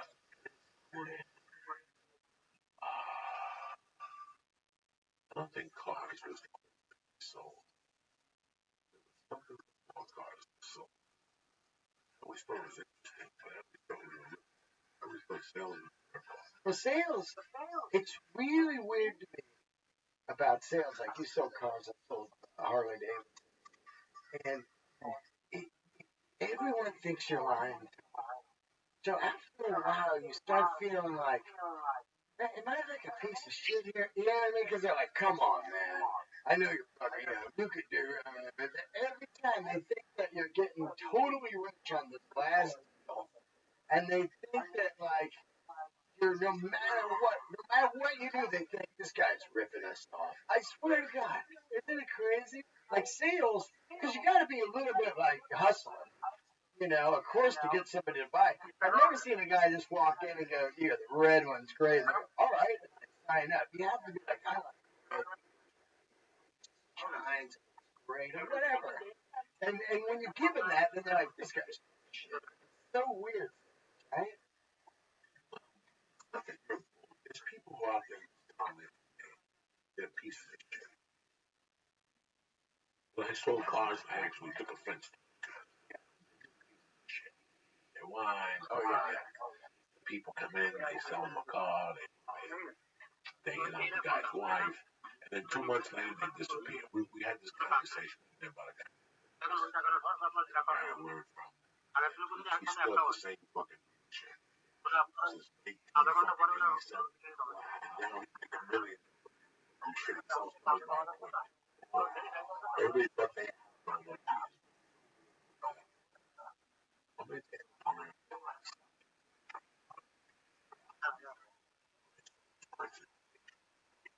Sports, like that stuff, like tips.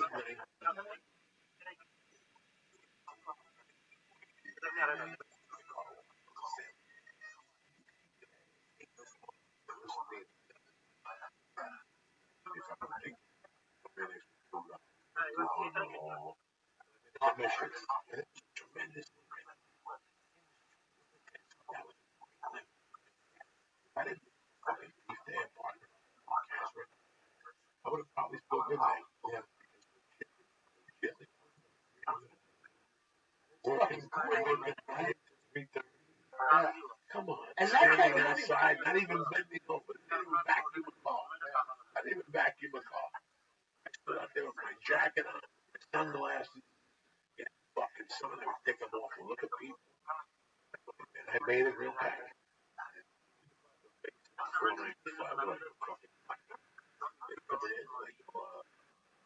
This is the special guy. I was on 95 to 7.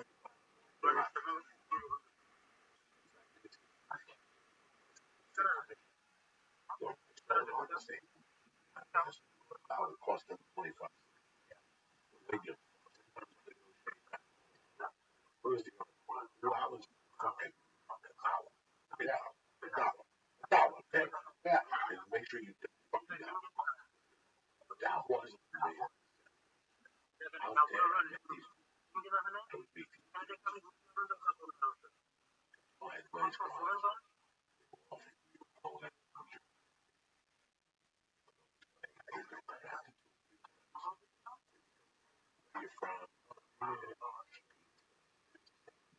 Yeah, nice guy.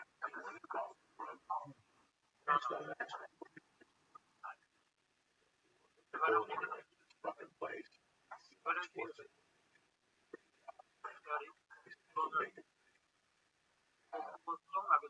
And after about a year,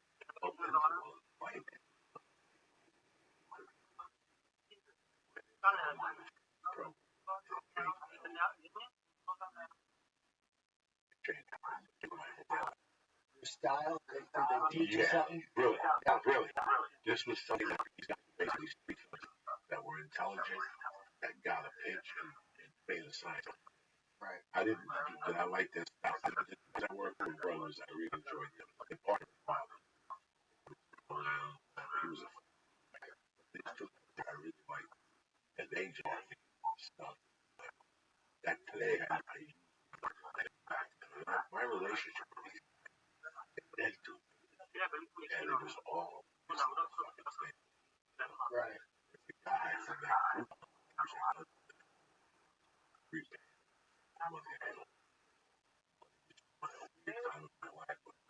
these Rothschilds bring fucking stuff. Wow. I was maybe 30 years old. Until today, I ain't legal. That's what these guys taught me. They taught me,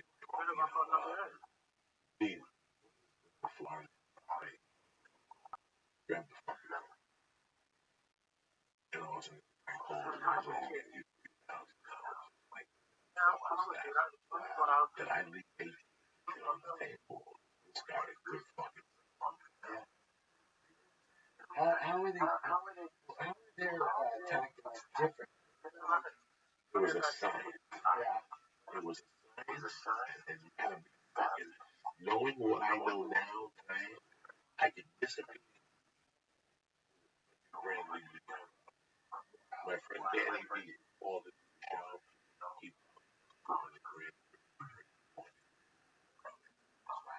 He works. Selling sports tips, betting tips. Talking to people, getting information, paying for information, getting information. What is information? Information is cool fucking thing, okay? There was a fight I watched recently, and I liked the way it turned out, and I didn't complain. But somebody told me recently lost that bond. He passed out twice. Wow. One time he passed out for so long, they actually drove out to Miami. Wow. No. If you know that, then come back. If I was down to fight somebody, yeah, people were running game and running with degenerate gamblers. The shit out of these years ago. That's no difference. Is robbing, stealing, ignorant. That's all it is. Two different fucking eyes, but the same cat. It's just two different traits. So it's amazing how he attacked. He had a TV show that came on Friday Like like public access. Four guys. Me, you, Yeah.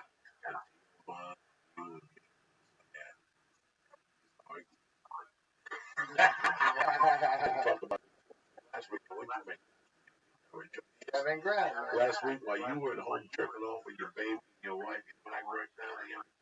College football, I wrote down $225,000. Okay, and that was that. I put 6-hour moves, and I went 6 for 7. You know, Yeah. I bet every team for $2,000. Scientifically, there was one bet I made for all the money I made the day before. You just have a Yep. At least I asked the Jew and he fuck you dog. Last week I made $300,000. What the fuck are you fucking on 1 hour play? I had the Olympic conference getting 4 points. And I said, I'm all of a sudden, give out your 800. Del Rey, it's here. He went 4 for 4. Call me now and we can top this out. People are fired up. I'll give you These guys are fucking winning. So now, you call them. You're the kid. You pick a week. It's your mom's birthday next week. You told you take it to Aruba. You still haven't purchased the ticket. The last There time you you go. checked, it's 3G. Yeah. Alrighty. So it's 25 days. And then by August, all done. That's good. What'd they say? They said that by August 7th, I guess, like, okay, by August 7th, it's all okay. And then it's free and clear, so. Did they give you a choice? Was it like you could have it 25 days or the rest of the year? The rest of the year on this probation. Wait, did they give you a choice? Yeah. Oh, no way. So they're like, you can spend 25 days in jail or the rest of the year on probation. A probation that's restricting from getting a job or a probation that's not nobody likes that much. That's our trouble. Like, girls with that, because they're like, I won't be on that. Yeah. I was never 50 because of the car. So, then I was talking to her very much. Like, regulation doesn't so the things get like, well, stipulation removed and show up on this day. So, I don't want to play my access. So, everything's done already, basically, as far as stipulation. Right? I have the next days. Fuck off. I think the car was, but I don't know what you think. I know, yeah, I think you understand very well. I was like, bro. Now, sometimes when you really want it, you're willing to sacrifice for one question, 25 days. What else? 25 days is nothing. Motherfucker, 5 days, we can be a fucking judge. So you can like Houston or Vegas. Houston is basically like fucking the suburbs. So you don't get in there with like crazy people.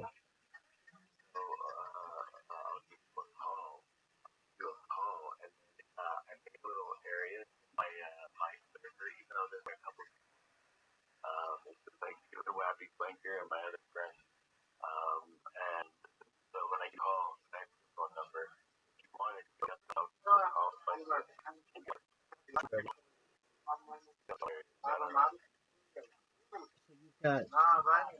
So like I've got to think that the Henderson jail is nicer than the Vegas jail, right?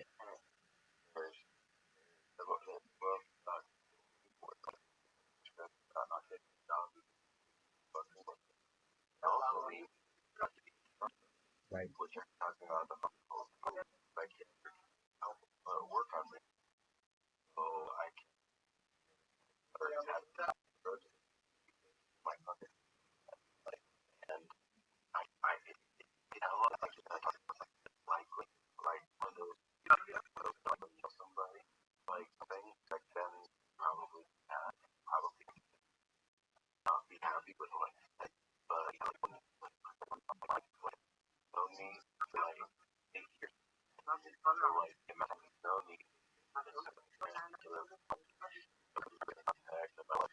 so he's like you know like you know like kind of where when I find I stressed about my husband and then you know okay get back on right then but I'm right then so I don't want to get done so you know like now I'm like you know I have someone who knows me very closely over the last 8 months and knows for certain that I'm off my game quite on my game to be honest so I guess that's about a month of planning originally having this plan be and like I was gonna as long as my parents agreed to help work together for our relationship but it's not that so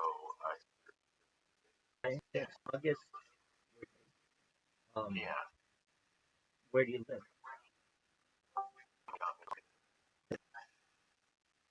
I know oh yeah we're also good When? we're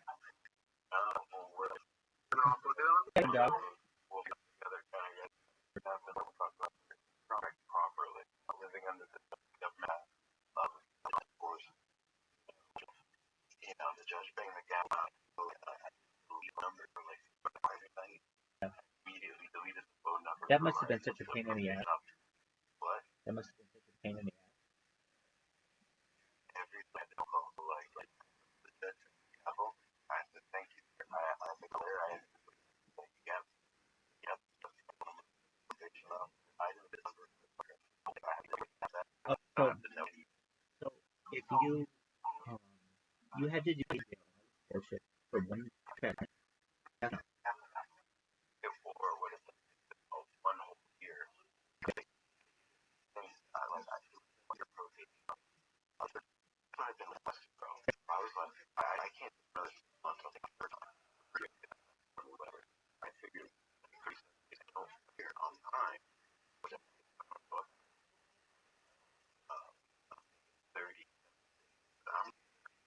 dude, that's still nothing. You could get like years free out of it for like 12 years under different circumstances. If you had money in another state, you could just like go to Texas and be like, okay, and then if they caught you for some reason, the only pictures that show later, dude, 17 years out of jail, I show their lives, like, and what odds they're gonna be about 17 years out? Like, yeah, okay, that's so. All right, I mean that.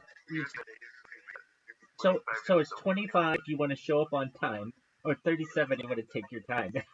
Like, okay, well, as long as you're giving me choices. Okay, very, very interesting choice.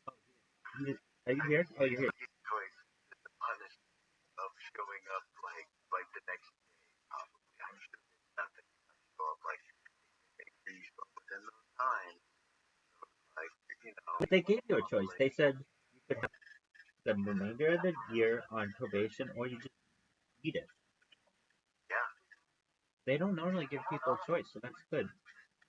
well I well that's why I got the lawyer that's why I originally reached out to my parents and told them you know I needed a lawyer and then if they would give me the lawyer that would prove to me that they'd be willing to talk about repairing the relationship I have a question. Hold on about the lawyer. Why didn't you just have a? they don't because I paid enough money to get the fuck Okay, you needed somebody who could take some I time for wanted your case. somebody who would make sure that my were met. So when I told my parents paying for it, already explained to them that I told the lawyer's assistant, I said, now, the people who they're only to be paying, they're not to know about the case.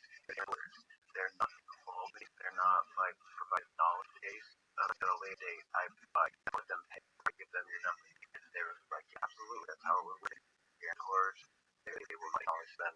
My parents paid, and after they paid, when they said that I was gonna move in with them, I said, okay, cool. Then I sent a text to the lawyer.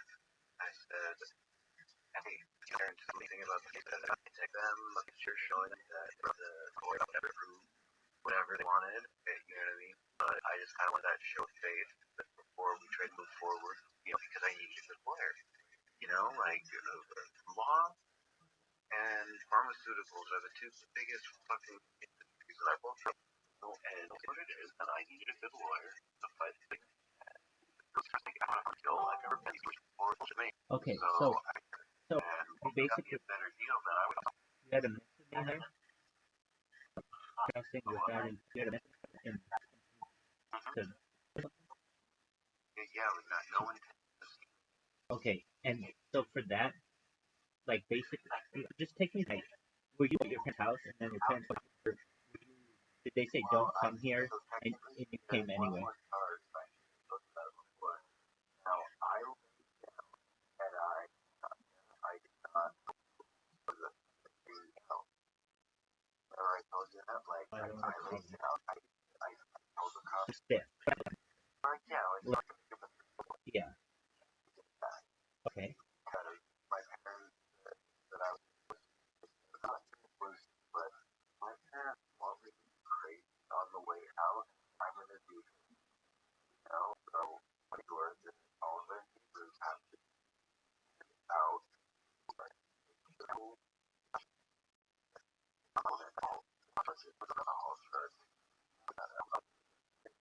I was going to them, but they're like, that's there with people, so. So it's the one with the chest.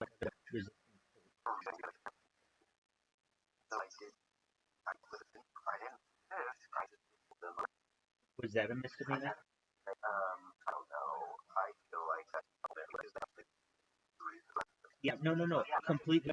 And actually, in Germany, it is not against the law. In Germany, it's not against the law to try to do normal behavior. And I feel that should be the same. I absolutely agree with that. Absolutely normal human behavior, not the one I feel like I said.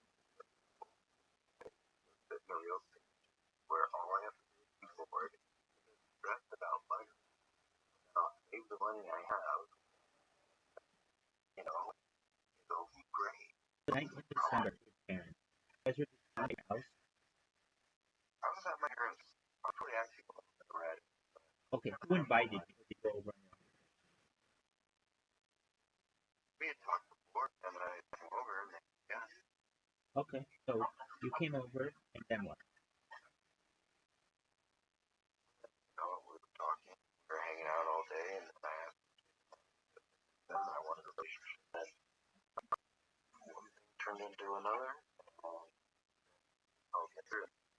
I'll just get off freaking out. I think I may have had a moment of like, maybe because I like panic rapidly stopping. And so they called the police, and you're like, you go, and so they're like, I told them, you want to really tell me? I'm really out of here. I have it. So I'll make sure I have like the most what would run. I don't think, but I don't think we're going to tell the police on me right now. I mean, that's I was basically telling my like, no, really, can I tell you what I was like, I really, I had it, like,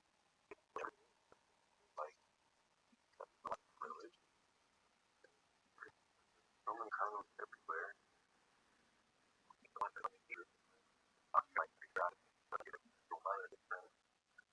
Everywhere.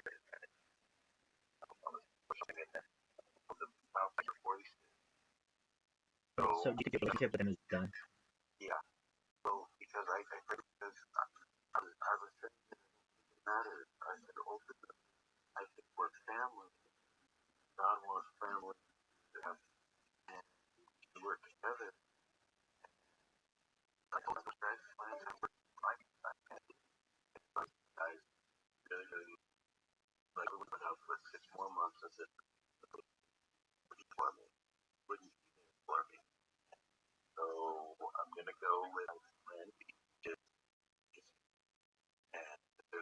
and they know it because I did not feel like it's been out here. I've done it before. I've been far away from my family for some time. So I was like, you guys know that it's hard around family. And it's like my family, this is parents, whatever. I'm like, it brings a lot of weird, you know, so make peace with them and then them being on a high horse. But it's just gonna prove that like difference between a religion and a cult. You know, like I'll tell you what,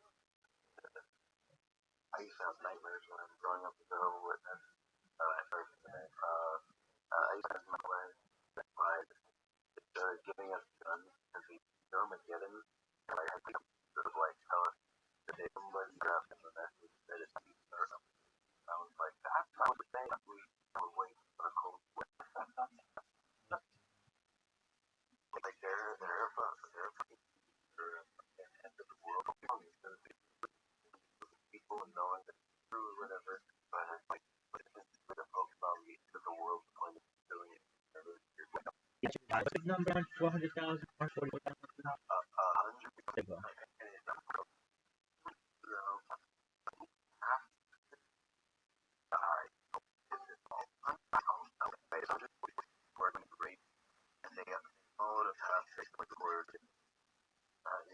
Now it's only to get witnesses.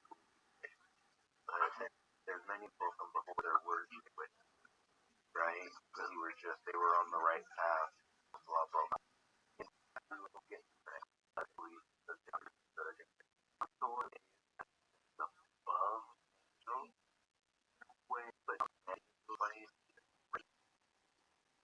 World, and I don't really run that number, but it's very fascinating. Holds many different other modes of movable reports. It's based on the it's gonna have those things. So what up? The random people who come in here, I've been able to talk with a couple of them. Almost everybody is from China. I don't really know what it's going to do with them. First, like, surprised I ordered them. I was like, I figured it would just be 1,000 another, but to have people come in and join the DC throughout the day, and it's super, yeah, it's super cool that they just, they just do that. They just, and half of them are here this far. Yeah, we had most of that in here was 11, and I was actually going to do a thing where so many people, if from the, all the other ones, they can do fun, but I thought they were going to just keep piling up, basically. But what ends up happening is they just join it. They don't eat. That's they must be able. It's like I was going to do. I mean, I really hope.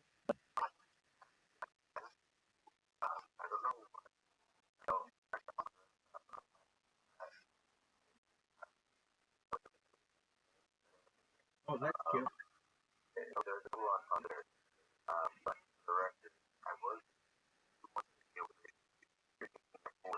Oh, yeah, hang on. Where one of them was No, Dreamland. I don't know what that is. Huh. I mean, but if I were, right, but wouldn't I just have it? Yeah, no, once I do a stage, it can have 10,000 people. Don't worry about things for it. I've tried to do what you're saying, which is basically all the screens and put them, and I'm going to say it has worked. But here's what has happened. People watch it, and videos are slightly delayed. Some of them are like perfectly synced on YouTube. So you'll have me talking on one and maybe later on another, and 4 seconds later on another, which is fine. Okay, no big deal. Where in the fuck have you been so happy here with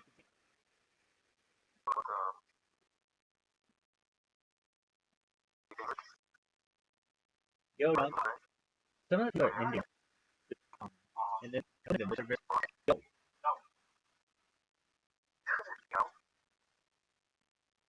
yo, fam, baby.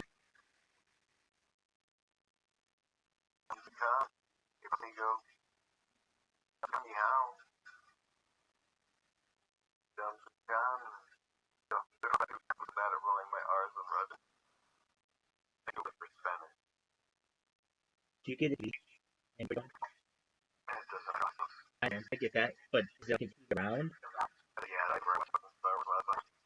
Okay, so okay, I was thinking about this when I was in the shower, and I was like, you thought about me in the shower. I did.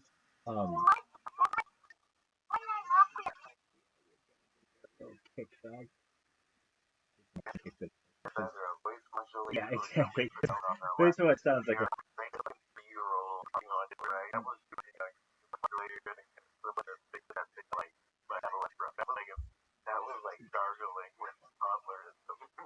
Right, one moment. Sound like you're like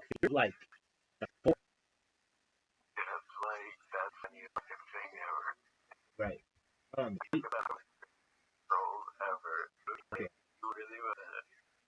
Good stuff. Just make them bold.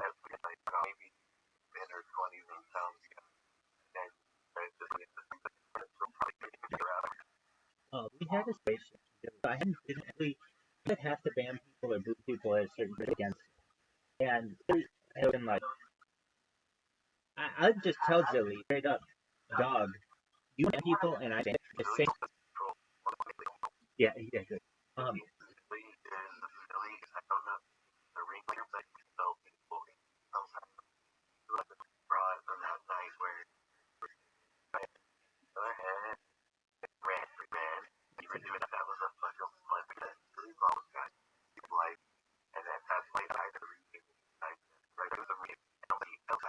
What do you think? Hold on.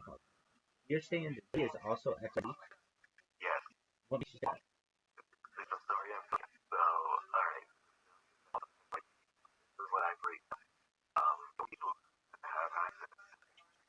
Oh no, so we have some rooms in here. I didn't always change everything with them correctly.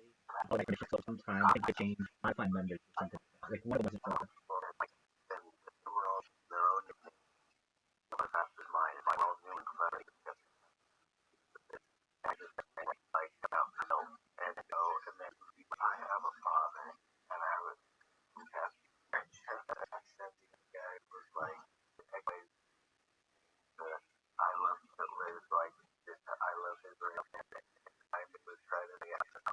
Oh, that's how that happened. How they did a change of I love Hitler, and then they went to I love Jews, and something really things that changed.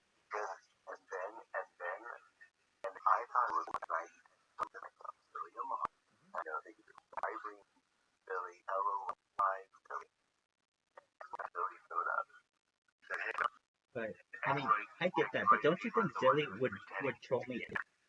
I mean, look, I've had like watching the guy 3 hours of fucking gaming. I would think that he would know people can troll me. He's pushing me than enemy. So if anyone knows who the deal trolls, not that he doesn't be and he doesn't know the shit.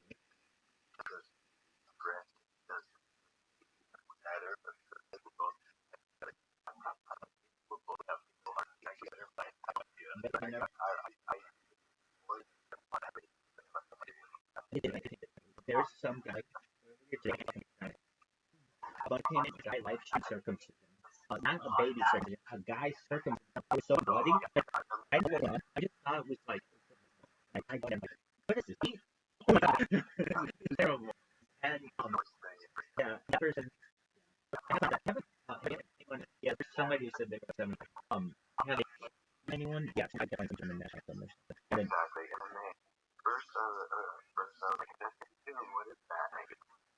Yeah, so that's all I always do is like if and that's something like if they're playing one, just I did think, hey, I mean, I guess there's sexual upset.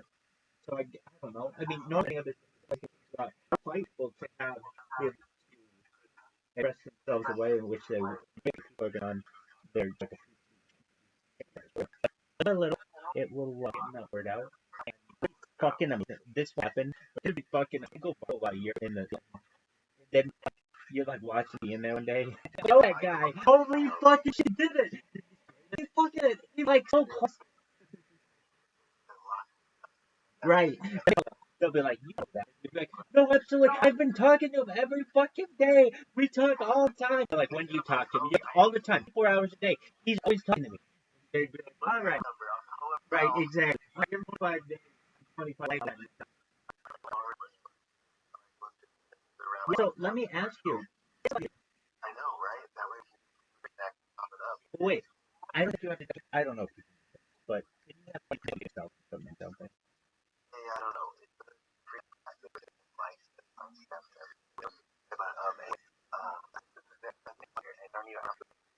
Is it gonna visit you? I have a couple friends that are for me, so yeah. I one of them, but what do you think about going in there and not? Like, it's nice. Yeah, don't do it. It's still love you. So what you do? I mean, I am not the right house, not my mom. That type of discussion to Orthodox. I understand what you're saying. When I see my friends who have, I have friends in the exact position. They had a Jewish father and a Jewish mother, and I seen them have to go through Orthodox conversion. So when I've seen people go through the Orthodox conversion, I can't just say, well, that was all unnecessary because now it's from fathers too. It doesn't work that way. At least then Orthodox. So if I do, and that's really your option. If you don't have time to do that, don't have the funds or anything, there's nothing that you can't read. Not in jail. There's nothing that says you can't do that. But to identify as Orthodox Jew in a jail, I don't know if that could be so good for you personally, but also it's not considered to be actually good. It's not what kind of benefit of that. Remember to read money. I'm kind of like that technically right now, so my kids are raised with Islam because I married a Muslim woman. I did her family, and the conversation after was, you feel strongly about religion. I don't refute, and I was more about yours, and we're running this one way, and I was like, well, we're going to get married. And I said, I'm like, okay, why not? You know, and I was like, I know there's like, I know there's probably something. I always told people, I don't know. I was like, probably not. I was like, because this is the way it happens, and that would be proven made, and it was the plan of this. Okay, I don't necessarily hold that. I understand the platypus is a really complicated feature with its toxic heels and bills. I don't understand why that's difficult. I know, it's funny with that, or like, right? So, but, you know, I don't know. I think it's like funny. That would be fun. But anyway, I guess that's it. I want to talk about it. Yeah. So the person I know that at least they're out from life. No, who eat kosher aside from so there are people and people who live that or who are who like that. I mean, there's all kinds of things too.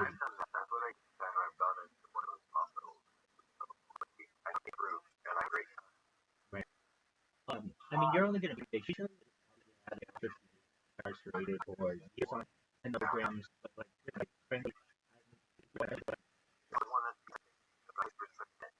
right? They're going to feel you so strongly, and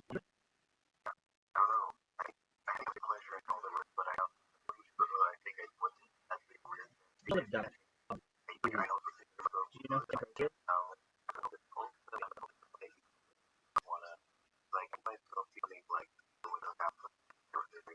I understand. That's I think that already. I don't know, I'm kind of a non-tornado person, but I love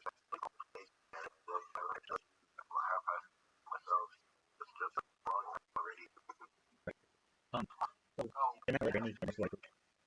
So the thing that you could That's why I fucking think that would be one thing that was wrong. That's why. yeah, but I mean, let's say you do it. Okay, then you go to the table and somebody's gonna say you do. Number one, they're gonna fuck you up. They're gonna, all right, tell me anything you know. Well, actually, and they'll be like, it's just like cosplay. No, it's not that. I understand, and it's really deep. I understand, but that's not the what you want. Basically, being in jail should be no different than how you know you have it the same way. You have like you can put it basically. I hate to say, but there are some people. There are some mothers out there, particularly, who think maybe from 25 days and just go sleep and rest, and perfect amount of time for you to just like get a solid. You know, I think you could do that in a day. I don't think you need to do this, but if this is what they want, then go for it. When you're there, see if your parents can get. I mean, it made a request for something. And if you want to knock and you want to do all that stuff, that's when you make a request for it. But that's after you come in. I mean, think about it. You could bring in files. You could bring in all kinds of shit. You could bring in what you wanted. Right. Like the cartoon. I feel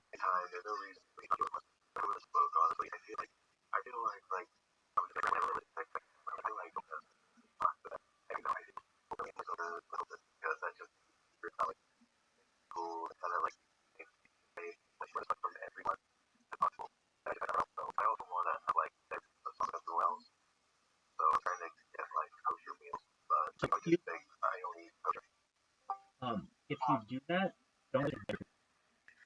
So it's not like you can be on like a lot of times that means you're gonna get, which is maybe what you want. You don't like ketchup. I had a friend who time he did 10 to 25 years for he was like and he went and stole somebody's PS2 took it out and they caught him like a weapon involved and he was sentenced to 25 years. He ended up with met a girl and he ended up he became orthodox behind bars and yeah and so then he ended up getting out, married, having a child. So now he helps with the outreach and for Jewish bars who are doing the kind of oh, unless you get their good kosher meats and such, it's not always going to be what you requested. Request whatever it is that's going to make you comfortable. Just know they want no kosher meal. They want you want that might need to be. If they do an apple orange, they're going to look at you like you're.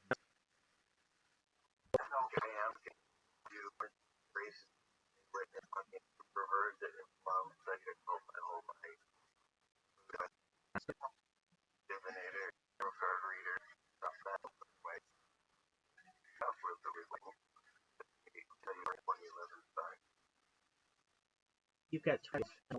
They're not training. You're not going to have to have like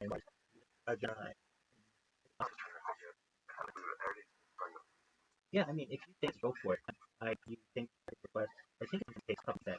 So, you know.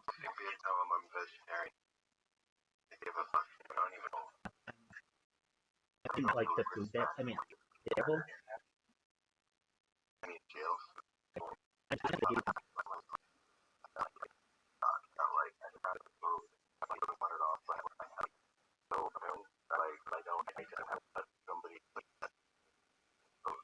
in my opinion, thing that you say to them, myself perhaps myself, you don't even heard or shit like your fucking apartment. And oh yeah, so I have that. But those kind of issues, like those kind of things, maybe you're not county, are you? Oh, well, you can request all that stuff. Always not necessarily other situations where.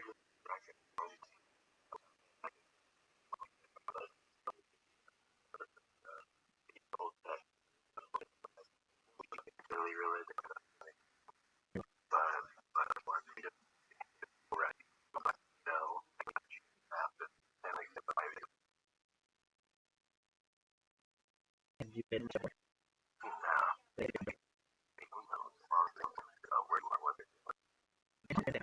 full time. Is that where that's about it?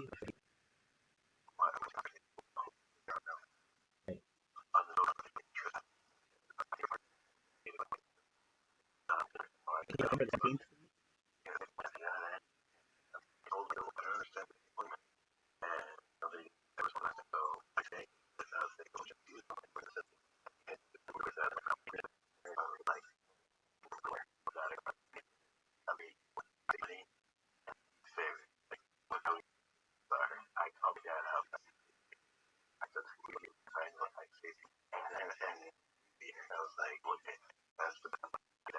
And so you're, as I said, the judge on the side because you're okay. And then even though you come, I was just making sure that this come up where you know, right to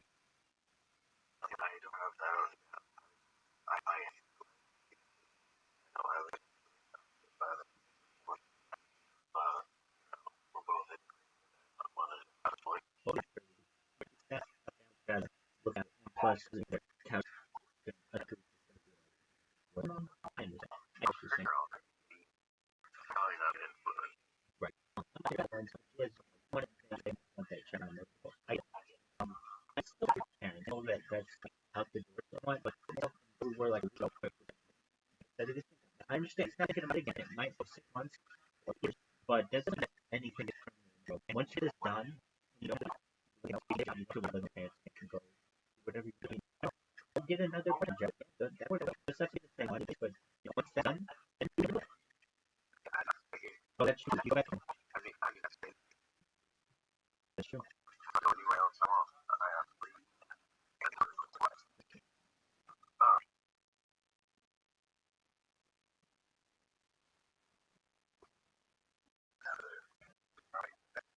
When they let you out, you have to go out the house or something.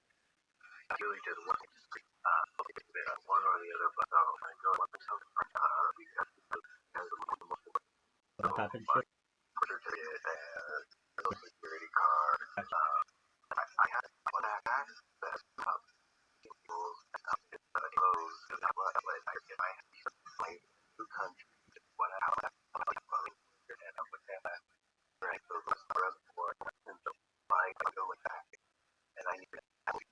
Yeah. Okay.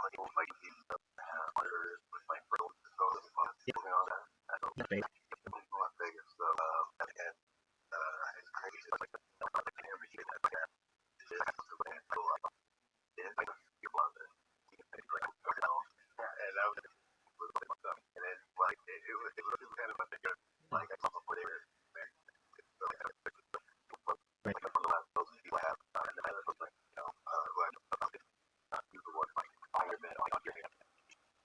Oh, that's really nice.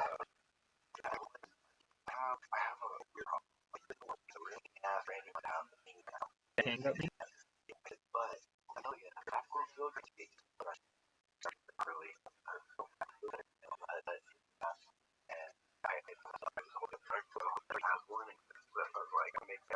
Right. Is he strict?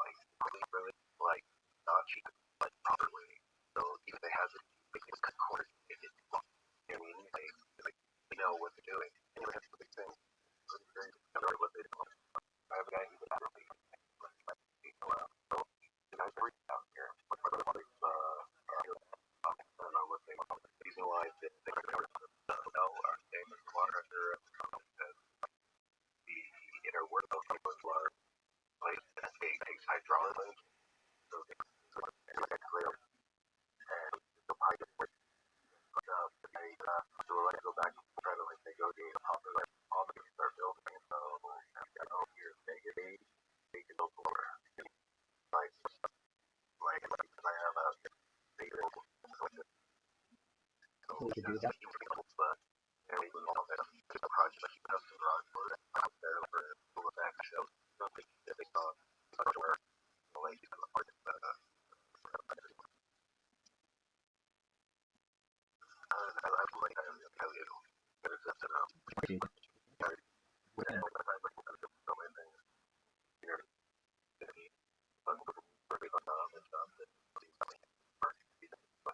Was it technically the state? Was it really the city that said it couldn't work, or the state?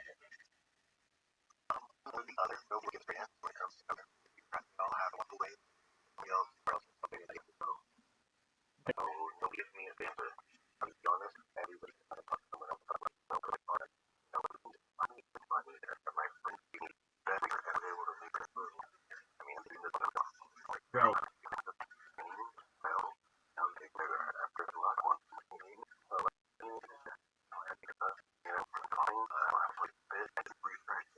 Yeah, so there's little fucking she would not see it. It doesn't have to check it like once it fix out. I've got to do it. I'd love to do something else, which is called.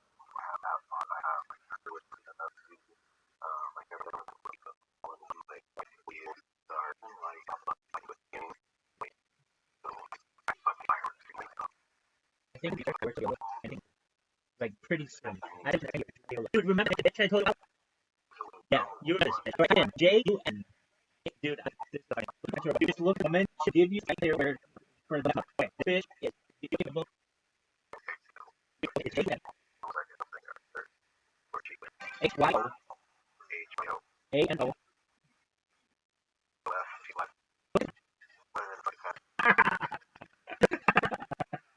Like beach balls, beach jumpers. What the fuck? Oh, my goodness. Oh, that's all I got. Oh, again, she's got like a gun. It's like, look at her. That this does not cute. And that's what I'm saying. It looks like she has like a chest aesthetic. Then again, I mean, there's like some kind of we have something in her head. It's looking like Ray Povich, who's like 6,000. I've never seen this bitch. Is she's like, longer? She's tall, wider. Like yeah, everywhere. And she's not a creative. It's like ruined for you. I'm like a bitch. Like using like or profile picture like chicks in a but that isn't. I don't know. Like at least and hey, dog.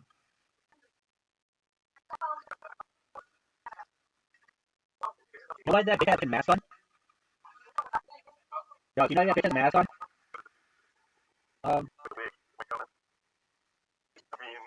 Yeah. You're showcasing on his clothes. There's that dude. Well, here's the guys. I'm just with the nails. From Mark 7 house. I'm like that. Like, person like, and I think she has mask on. I think she has a very her beauty mark. That kind of gonna get them out.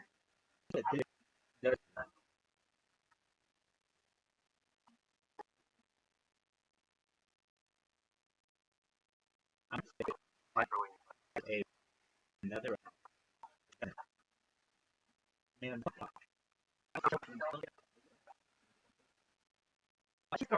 Dude, I told you. Show you some favorite account. Fan for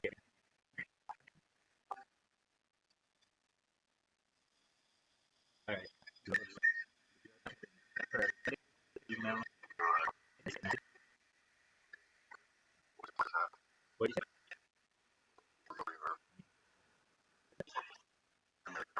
say? I think it's interesting. They see your account as a temporary suspend. Which sounds like fuck you. I can do it. It tells Twitter he's on his permanently and with mixes this and under certain things. It's like, no, this is only thing.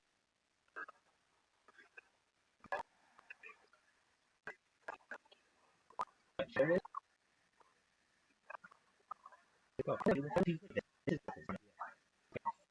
Again, go to this right before you go into the party. That June 5, you're doing 20 pages, you're consumed out of your mind for the first. No, I do. You have to think it's edible. You know it's inedible next like perhaps. So at least in your first year, it takes a cool bite today. Yeah. I'm not. And depending, I might even, I don't know if I want it bad, but I got it. I feel like, dude, but this is a double check. If anything, you want to do what's on your mind. It's really cool. It's really cool. Then, like, all right, well, let's get next 5 years. What's the goal?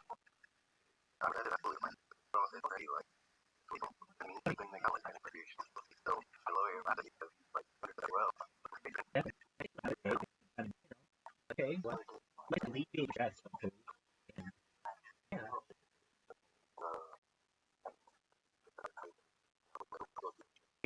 So then,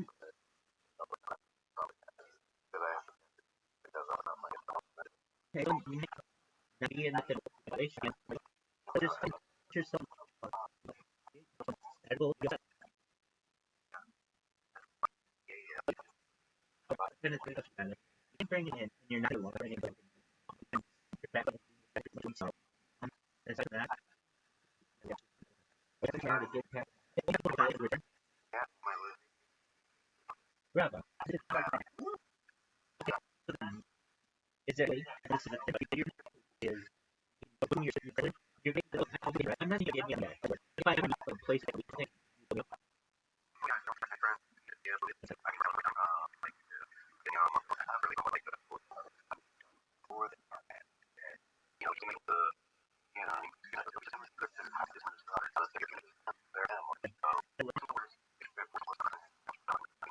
like if you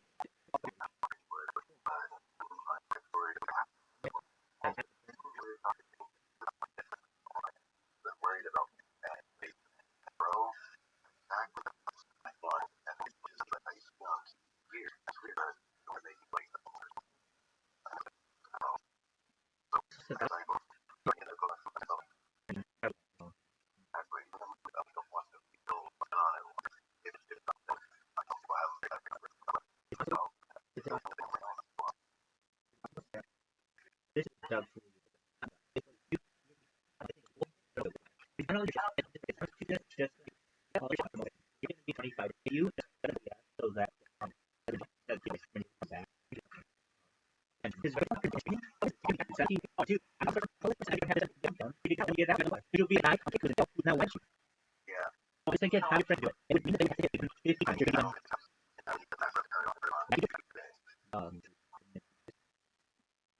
Oh, okay, but tell him. No, but that's music, you know. Hey, I all you do is check the eggs and hit the. Okay. But you don't have.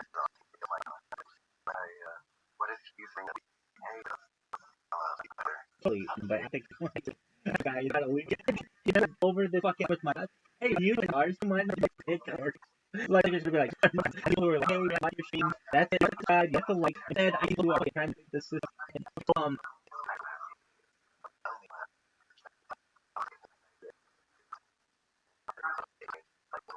I don't know. It just okay. I could do this. Yeah.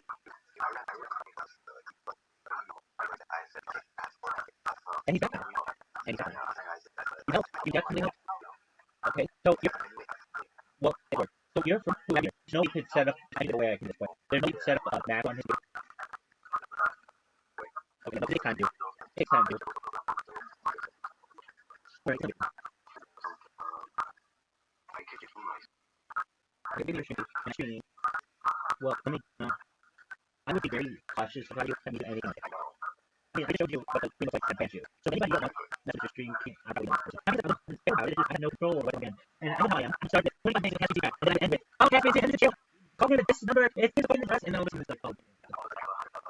Like, just round it up. Exactly. Alright.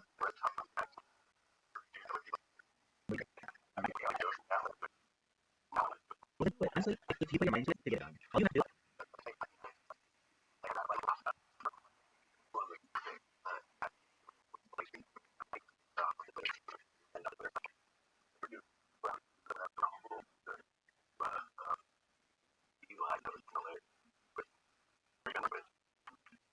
Well, the thing is, if you just, I'm not saying if I just put my Chromebook and I'll get out of Rumble Studio and you just change your password to Rumble Studio password and I just log in and then I just play like, oh, everything was obviously everybody, I mean, that's the point I did it. It was just the streaming. And the reason why is that it didn't have OBS on the front of it. Now it's like, well, just put it on the laptop. I don't check it to the laptop. I just like to be Spanish on it. So anything that I have.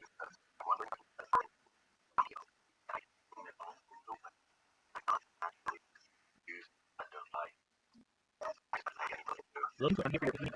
And then also, don't forget to, think about this, I don't know if it's possible, we get a print screen saving camera. Think of that, I use it, I'll grab it.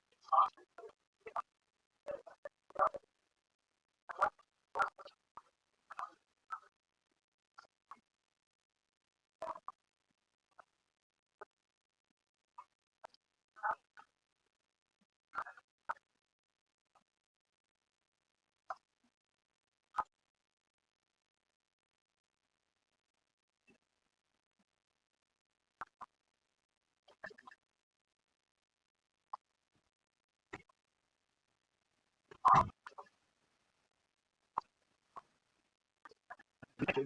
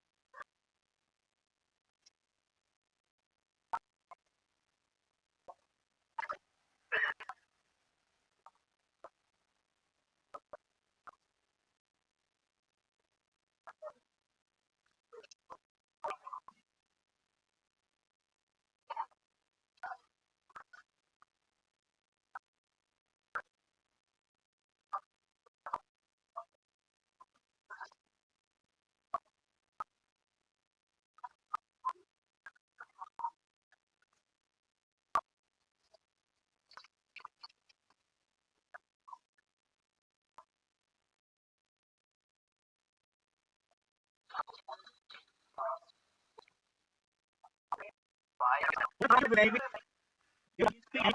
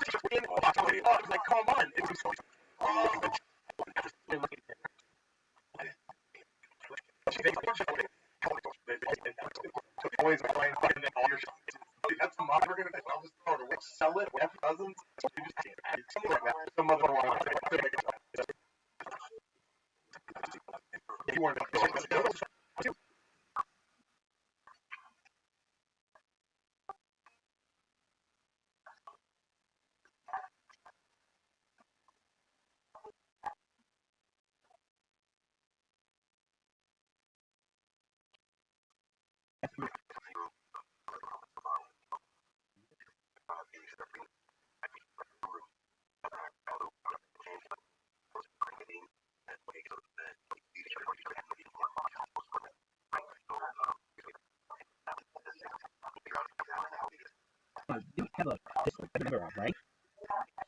Didn't we start this with being in your Discord? What is your Discord? You doesn't make it. No, but I can't do it. What I said. Isn't this one? Hey, world, I Huh. Did you see that? Yeah. What do you get on TikTok? Oh, okay. Um,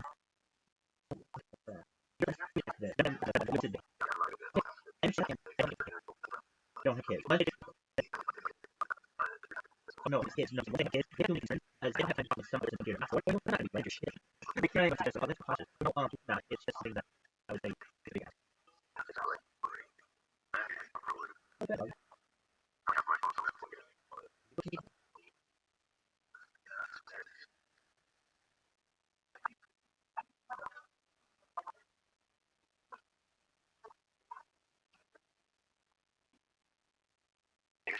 That's what I was thinking. And I should open.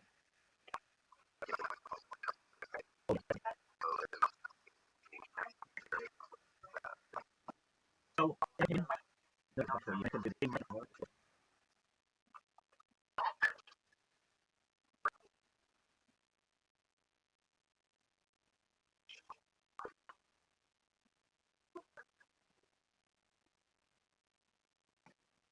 like the movies when they're jail, they put a bunch of confessions. You don't need to. Right. Like, even if you can, this, like, you know, like, oh, almost like,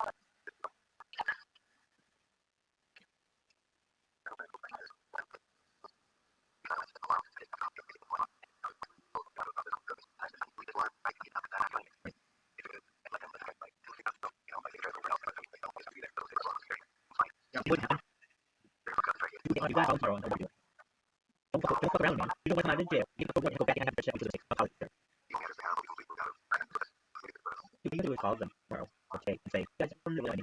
Right? So, take out the list. That's it. That's all you have to do. Instead, you're gonna fuck around with it. You're gonna fool with them. They're gonna be like, what you kind of state? You're gonna be in the system. It's in this day. And they're gonna come for you and then they're going to go, okay, huh? Now they're born out. We're gonna fuck them. They're gonna do it. Hey, just because the government did. That he, we had no notice. That you know. Like, you had to kind of talk about shit. So, just.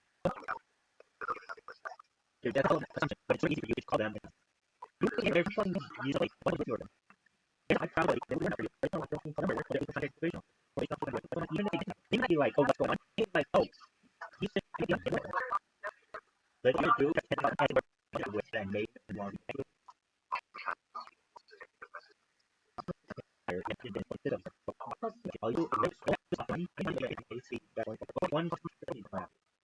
what's it and tomorrow you get fucking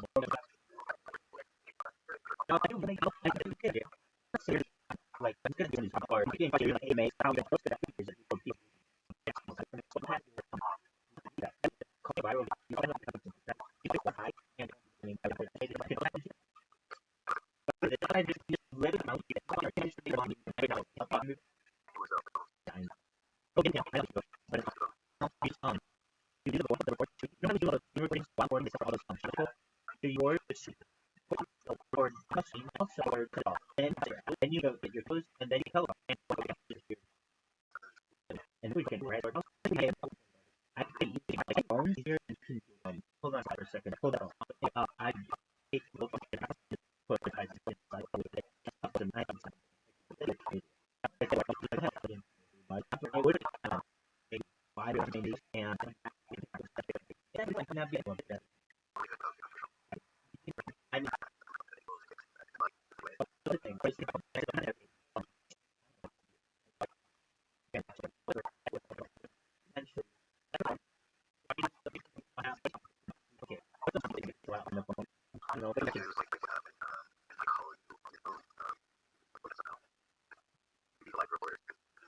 you're out of jail. You get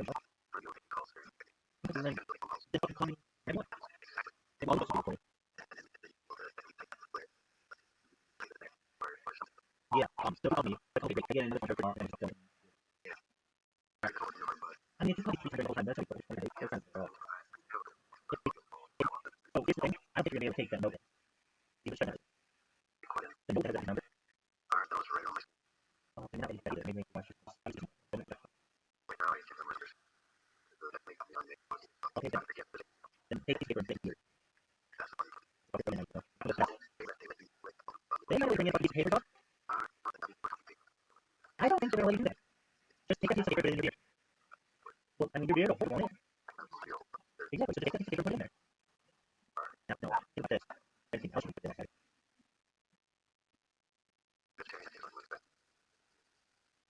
No, not really. I'm saying when you get your fucking brownie on whatever day, see if they have any, like, they make, like, Power Rangers, they make, you can have, they stuff on, like, strips, like, a naka. So, if you get the Jolly Rancher, but if you get 3 Jolly Rancher guys, add those 3, you can have everything there. You know, it's pretty like in when you I mean, I'm trying to say, I'm on mad. I'm mad. And I'll be saying, my goodness, God.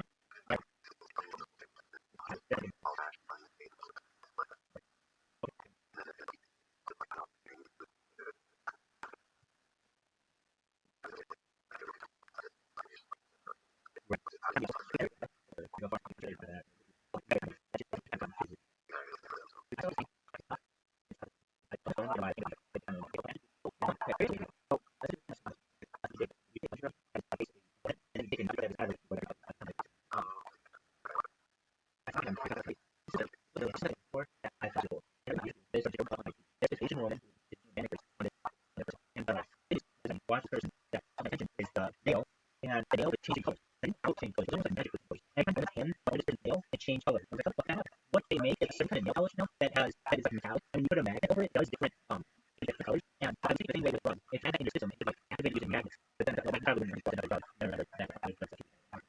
Yeah, you're best at doing stuff like that. Like LSD. Which have like that song for. Yeah, I mean the other thing too, like when you do that,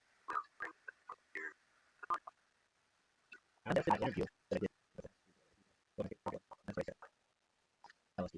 Kind of catches people off guard. Like, normally people are going to be saying cannabis or everything, but LSD is kind of like, okay, I just thought they would expect that.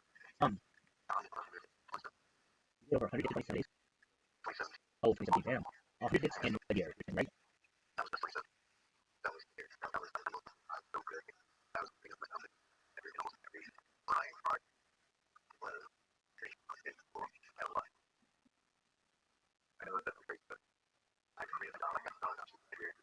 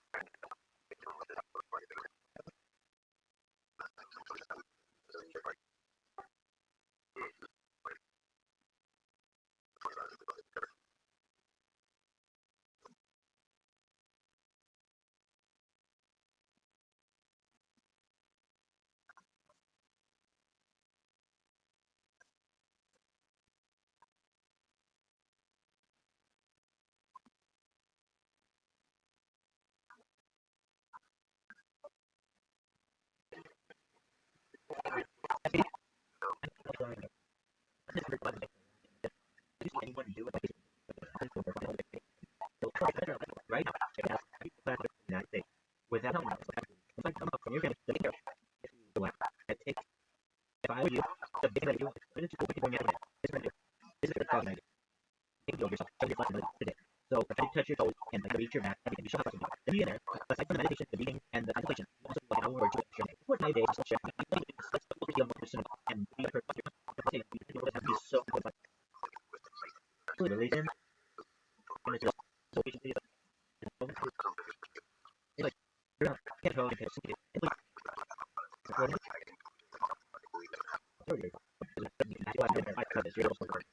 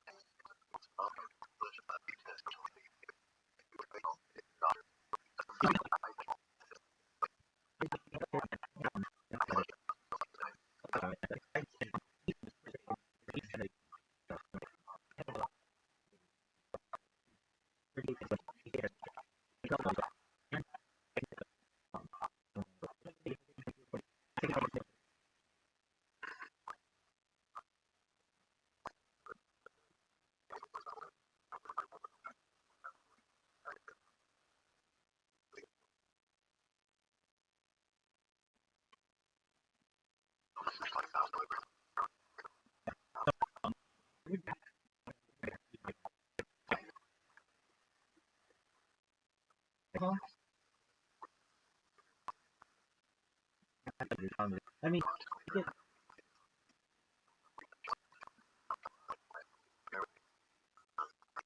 well,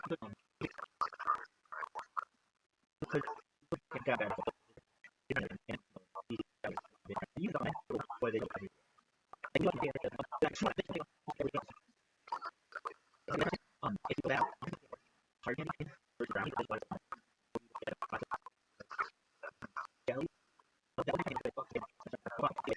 so that's it. And I also like I'm gonna talk I do it if I could do it, if I had the ability to do it, what would I do? And exactly. I would nominees for some of the others. Okay, I got that. Yeah, I'm okay. Like these okay. I'm happy. What's my journey? And I'm do everything my life. Well, and I'm just gonna give your rush.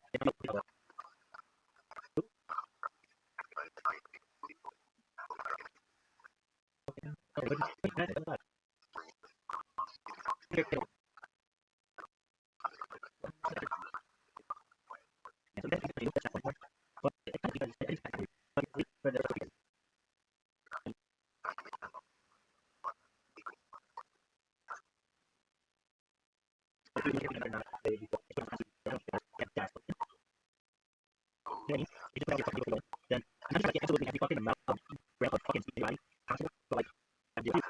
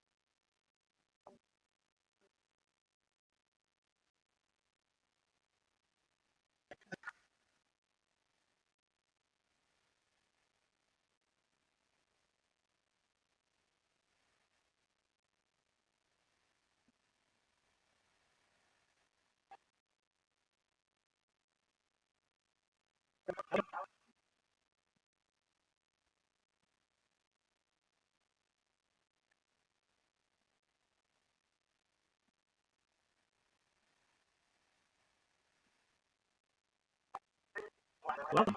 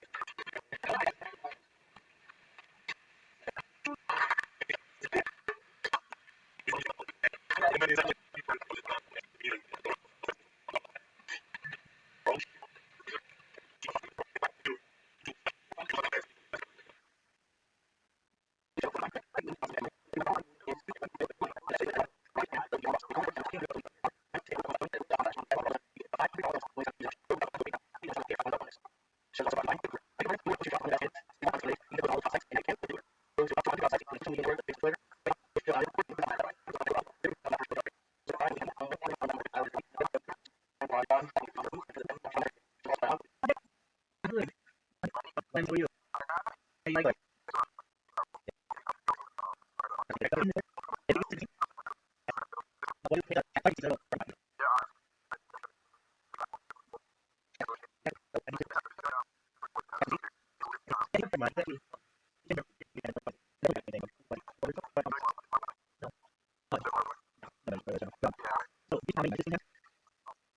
Yeah, well, that's about how. So, pretty first. So, yeah, I can get it. Try to one or two or one. No, you get it. You're really afraid of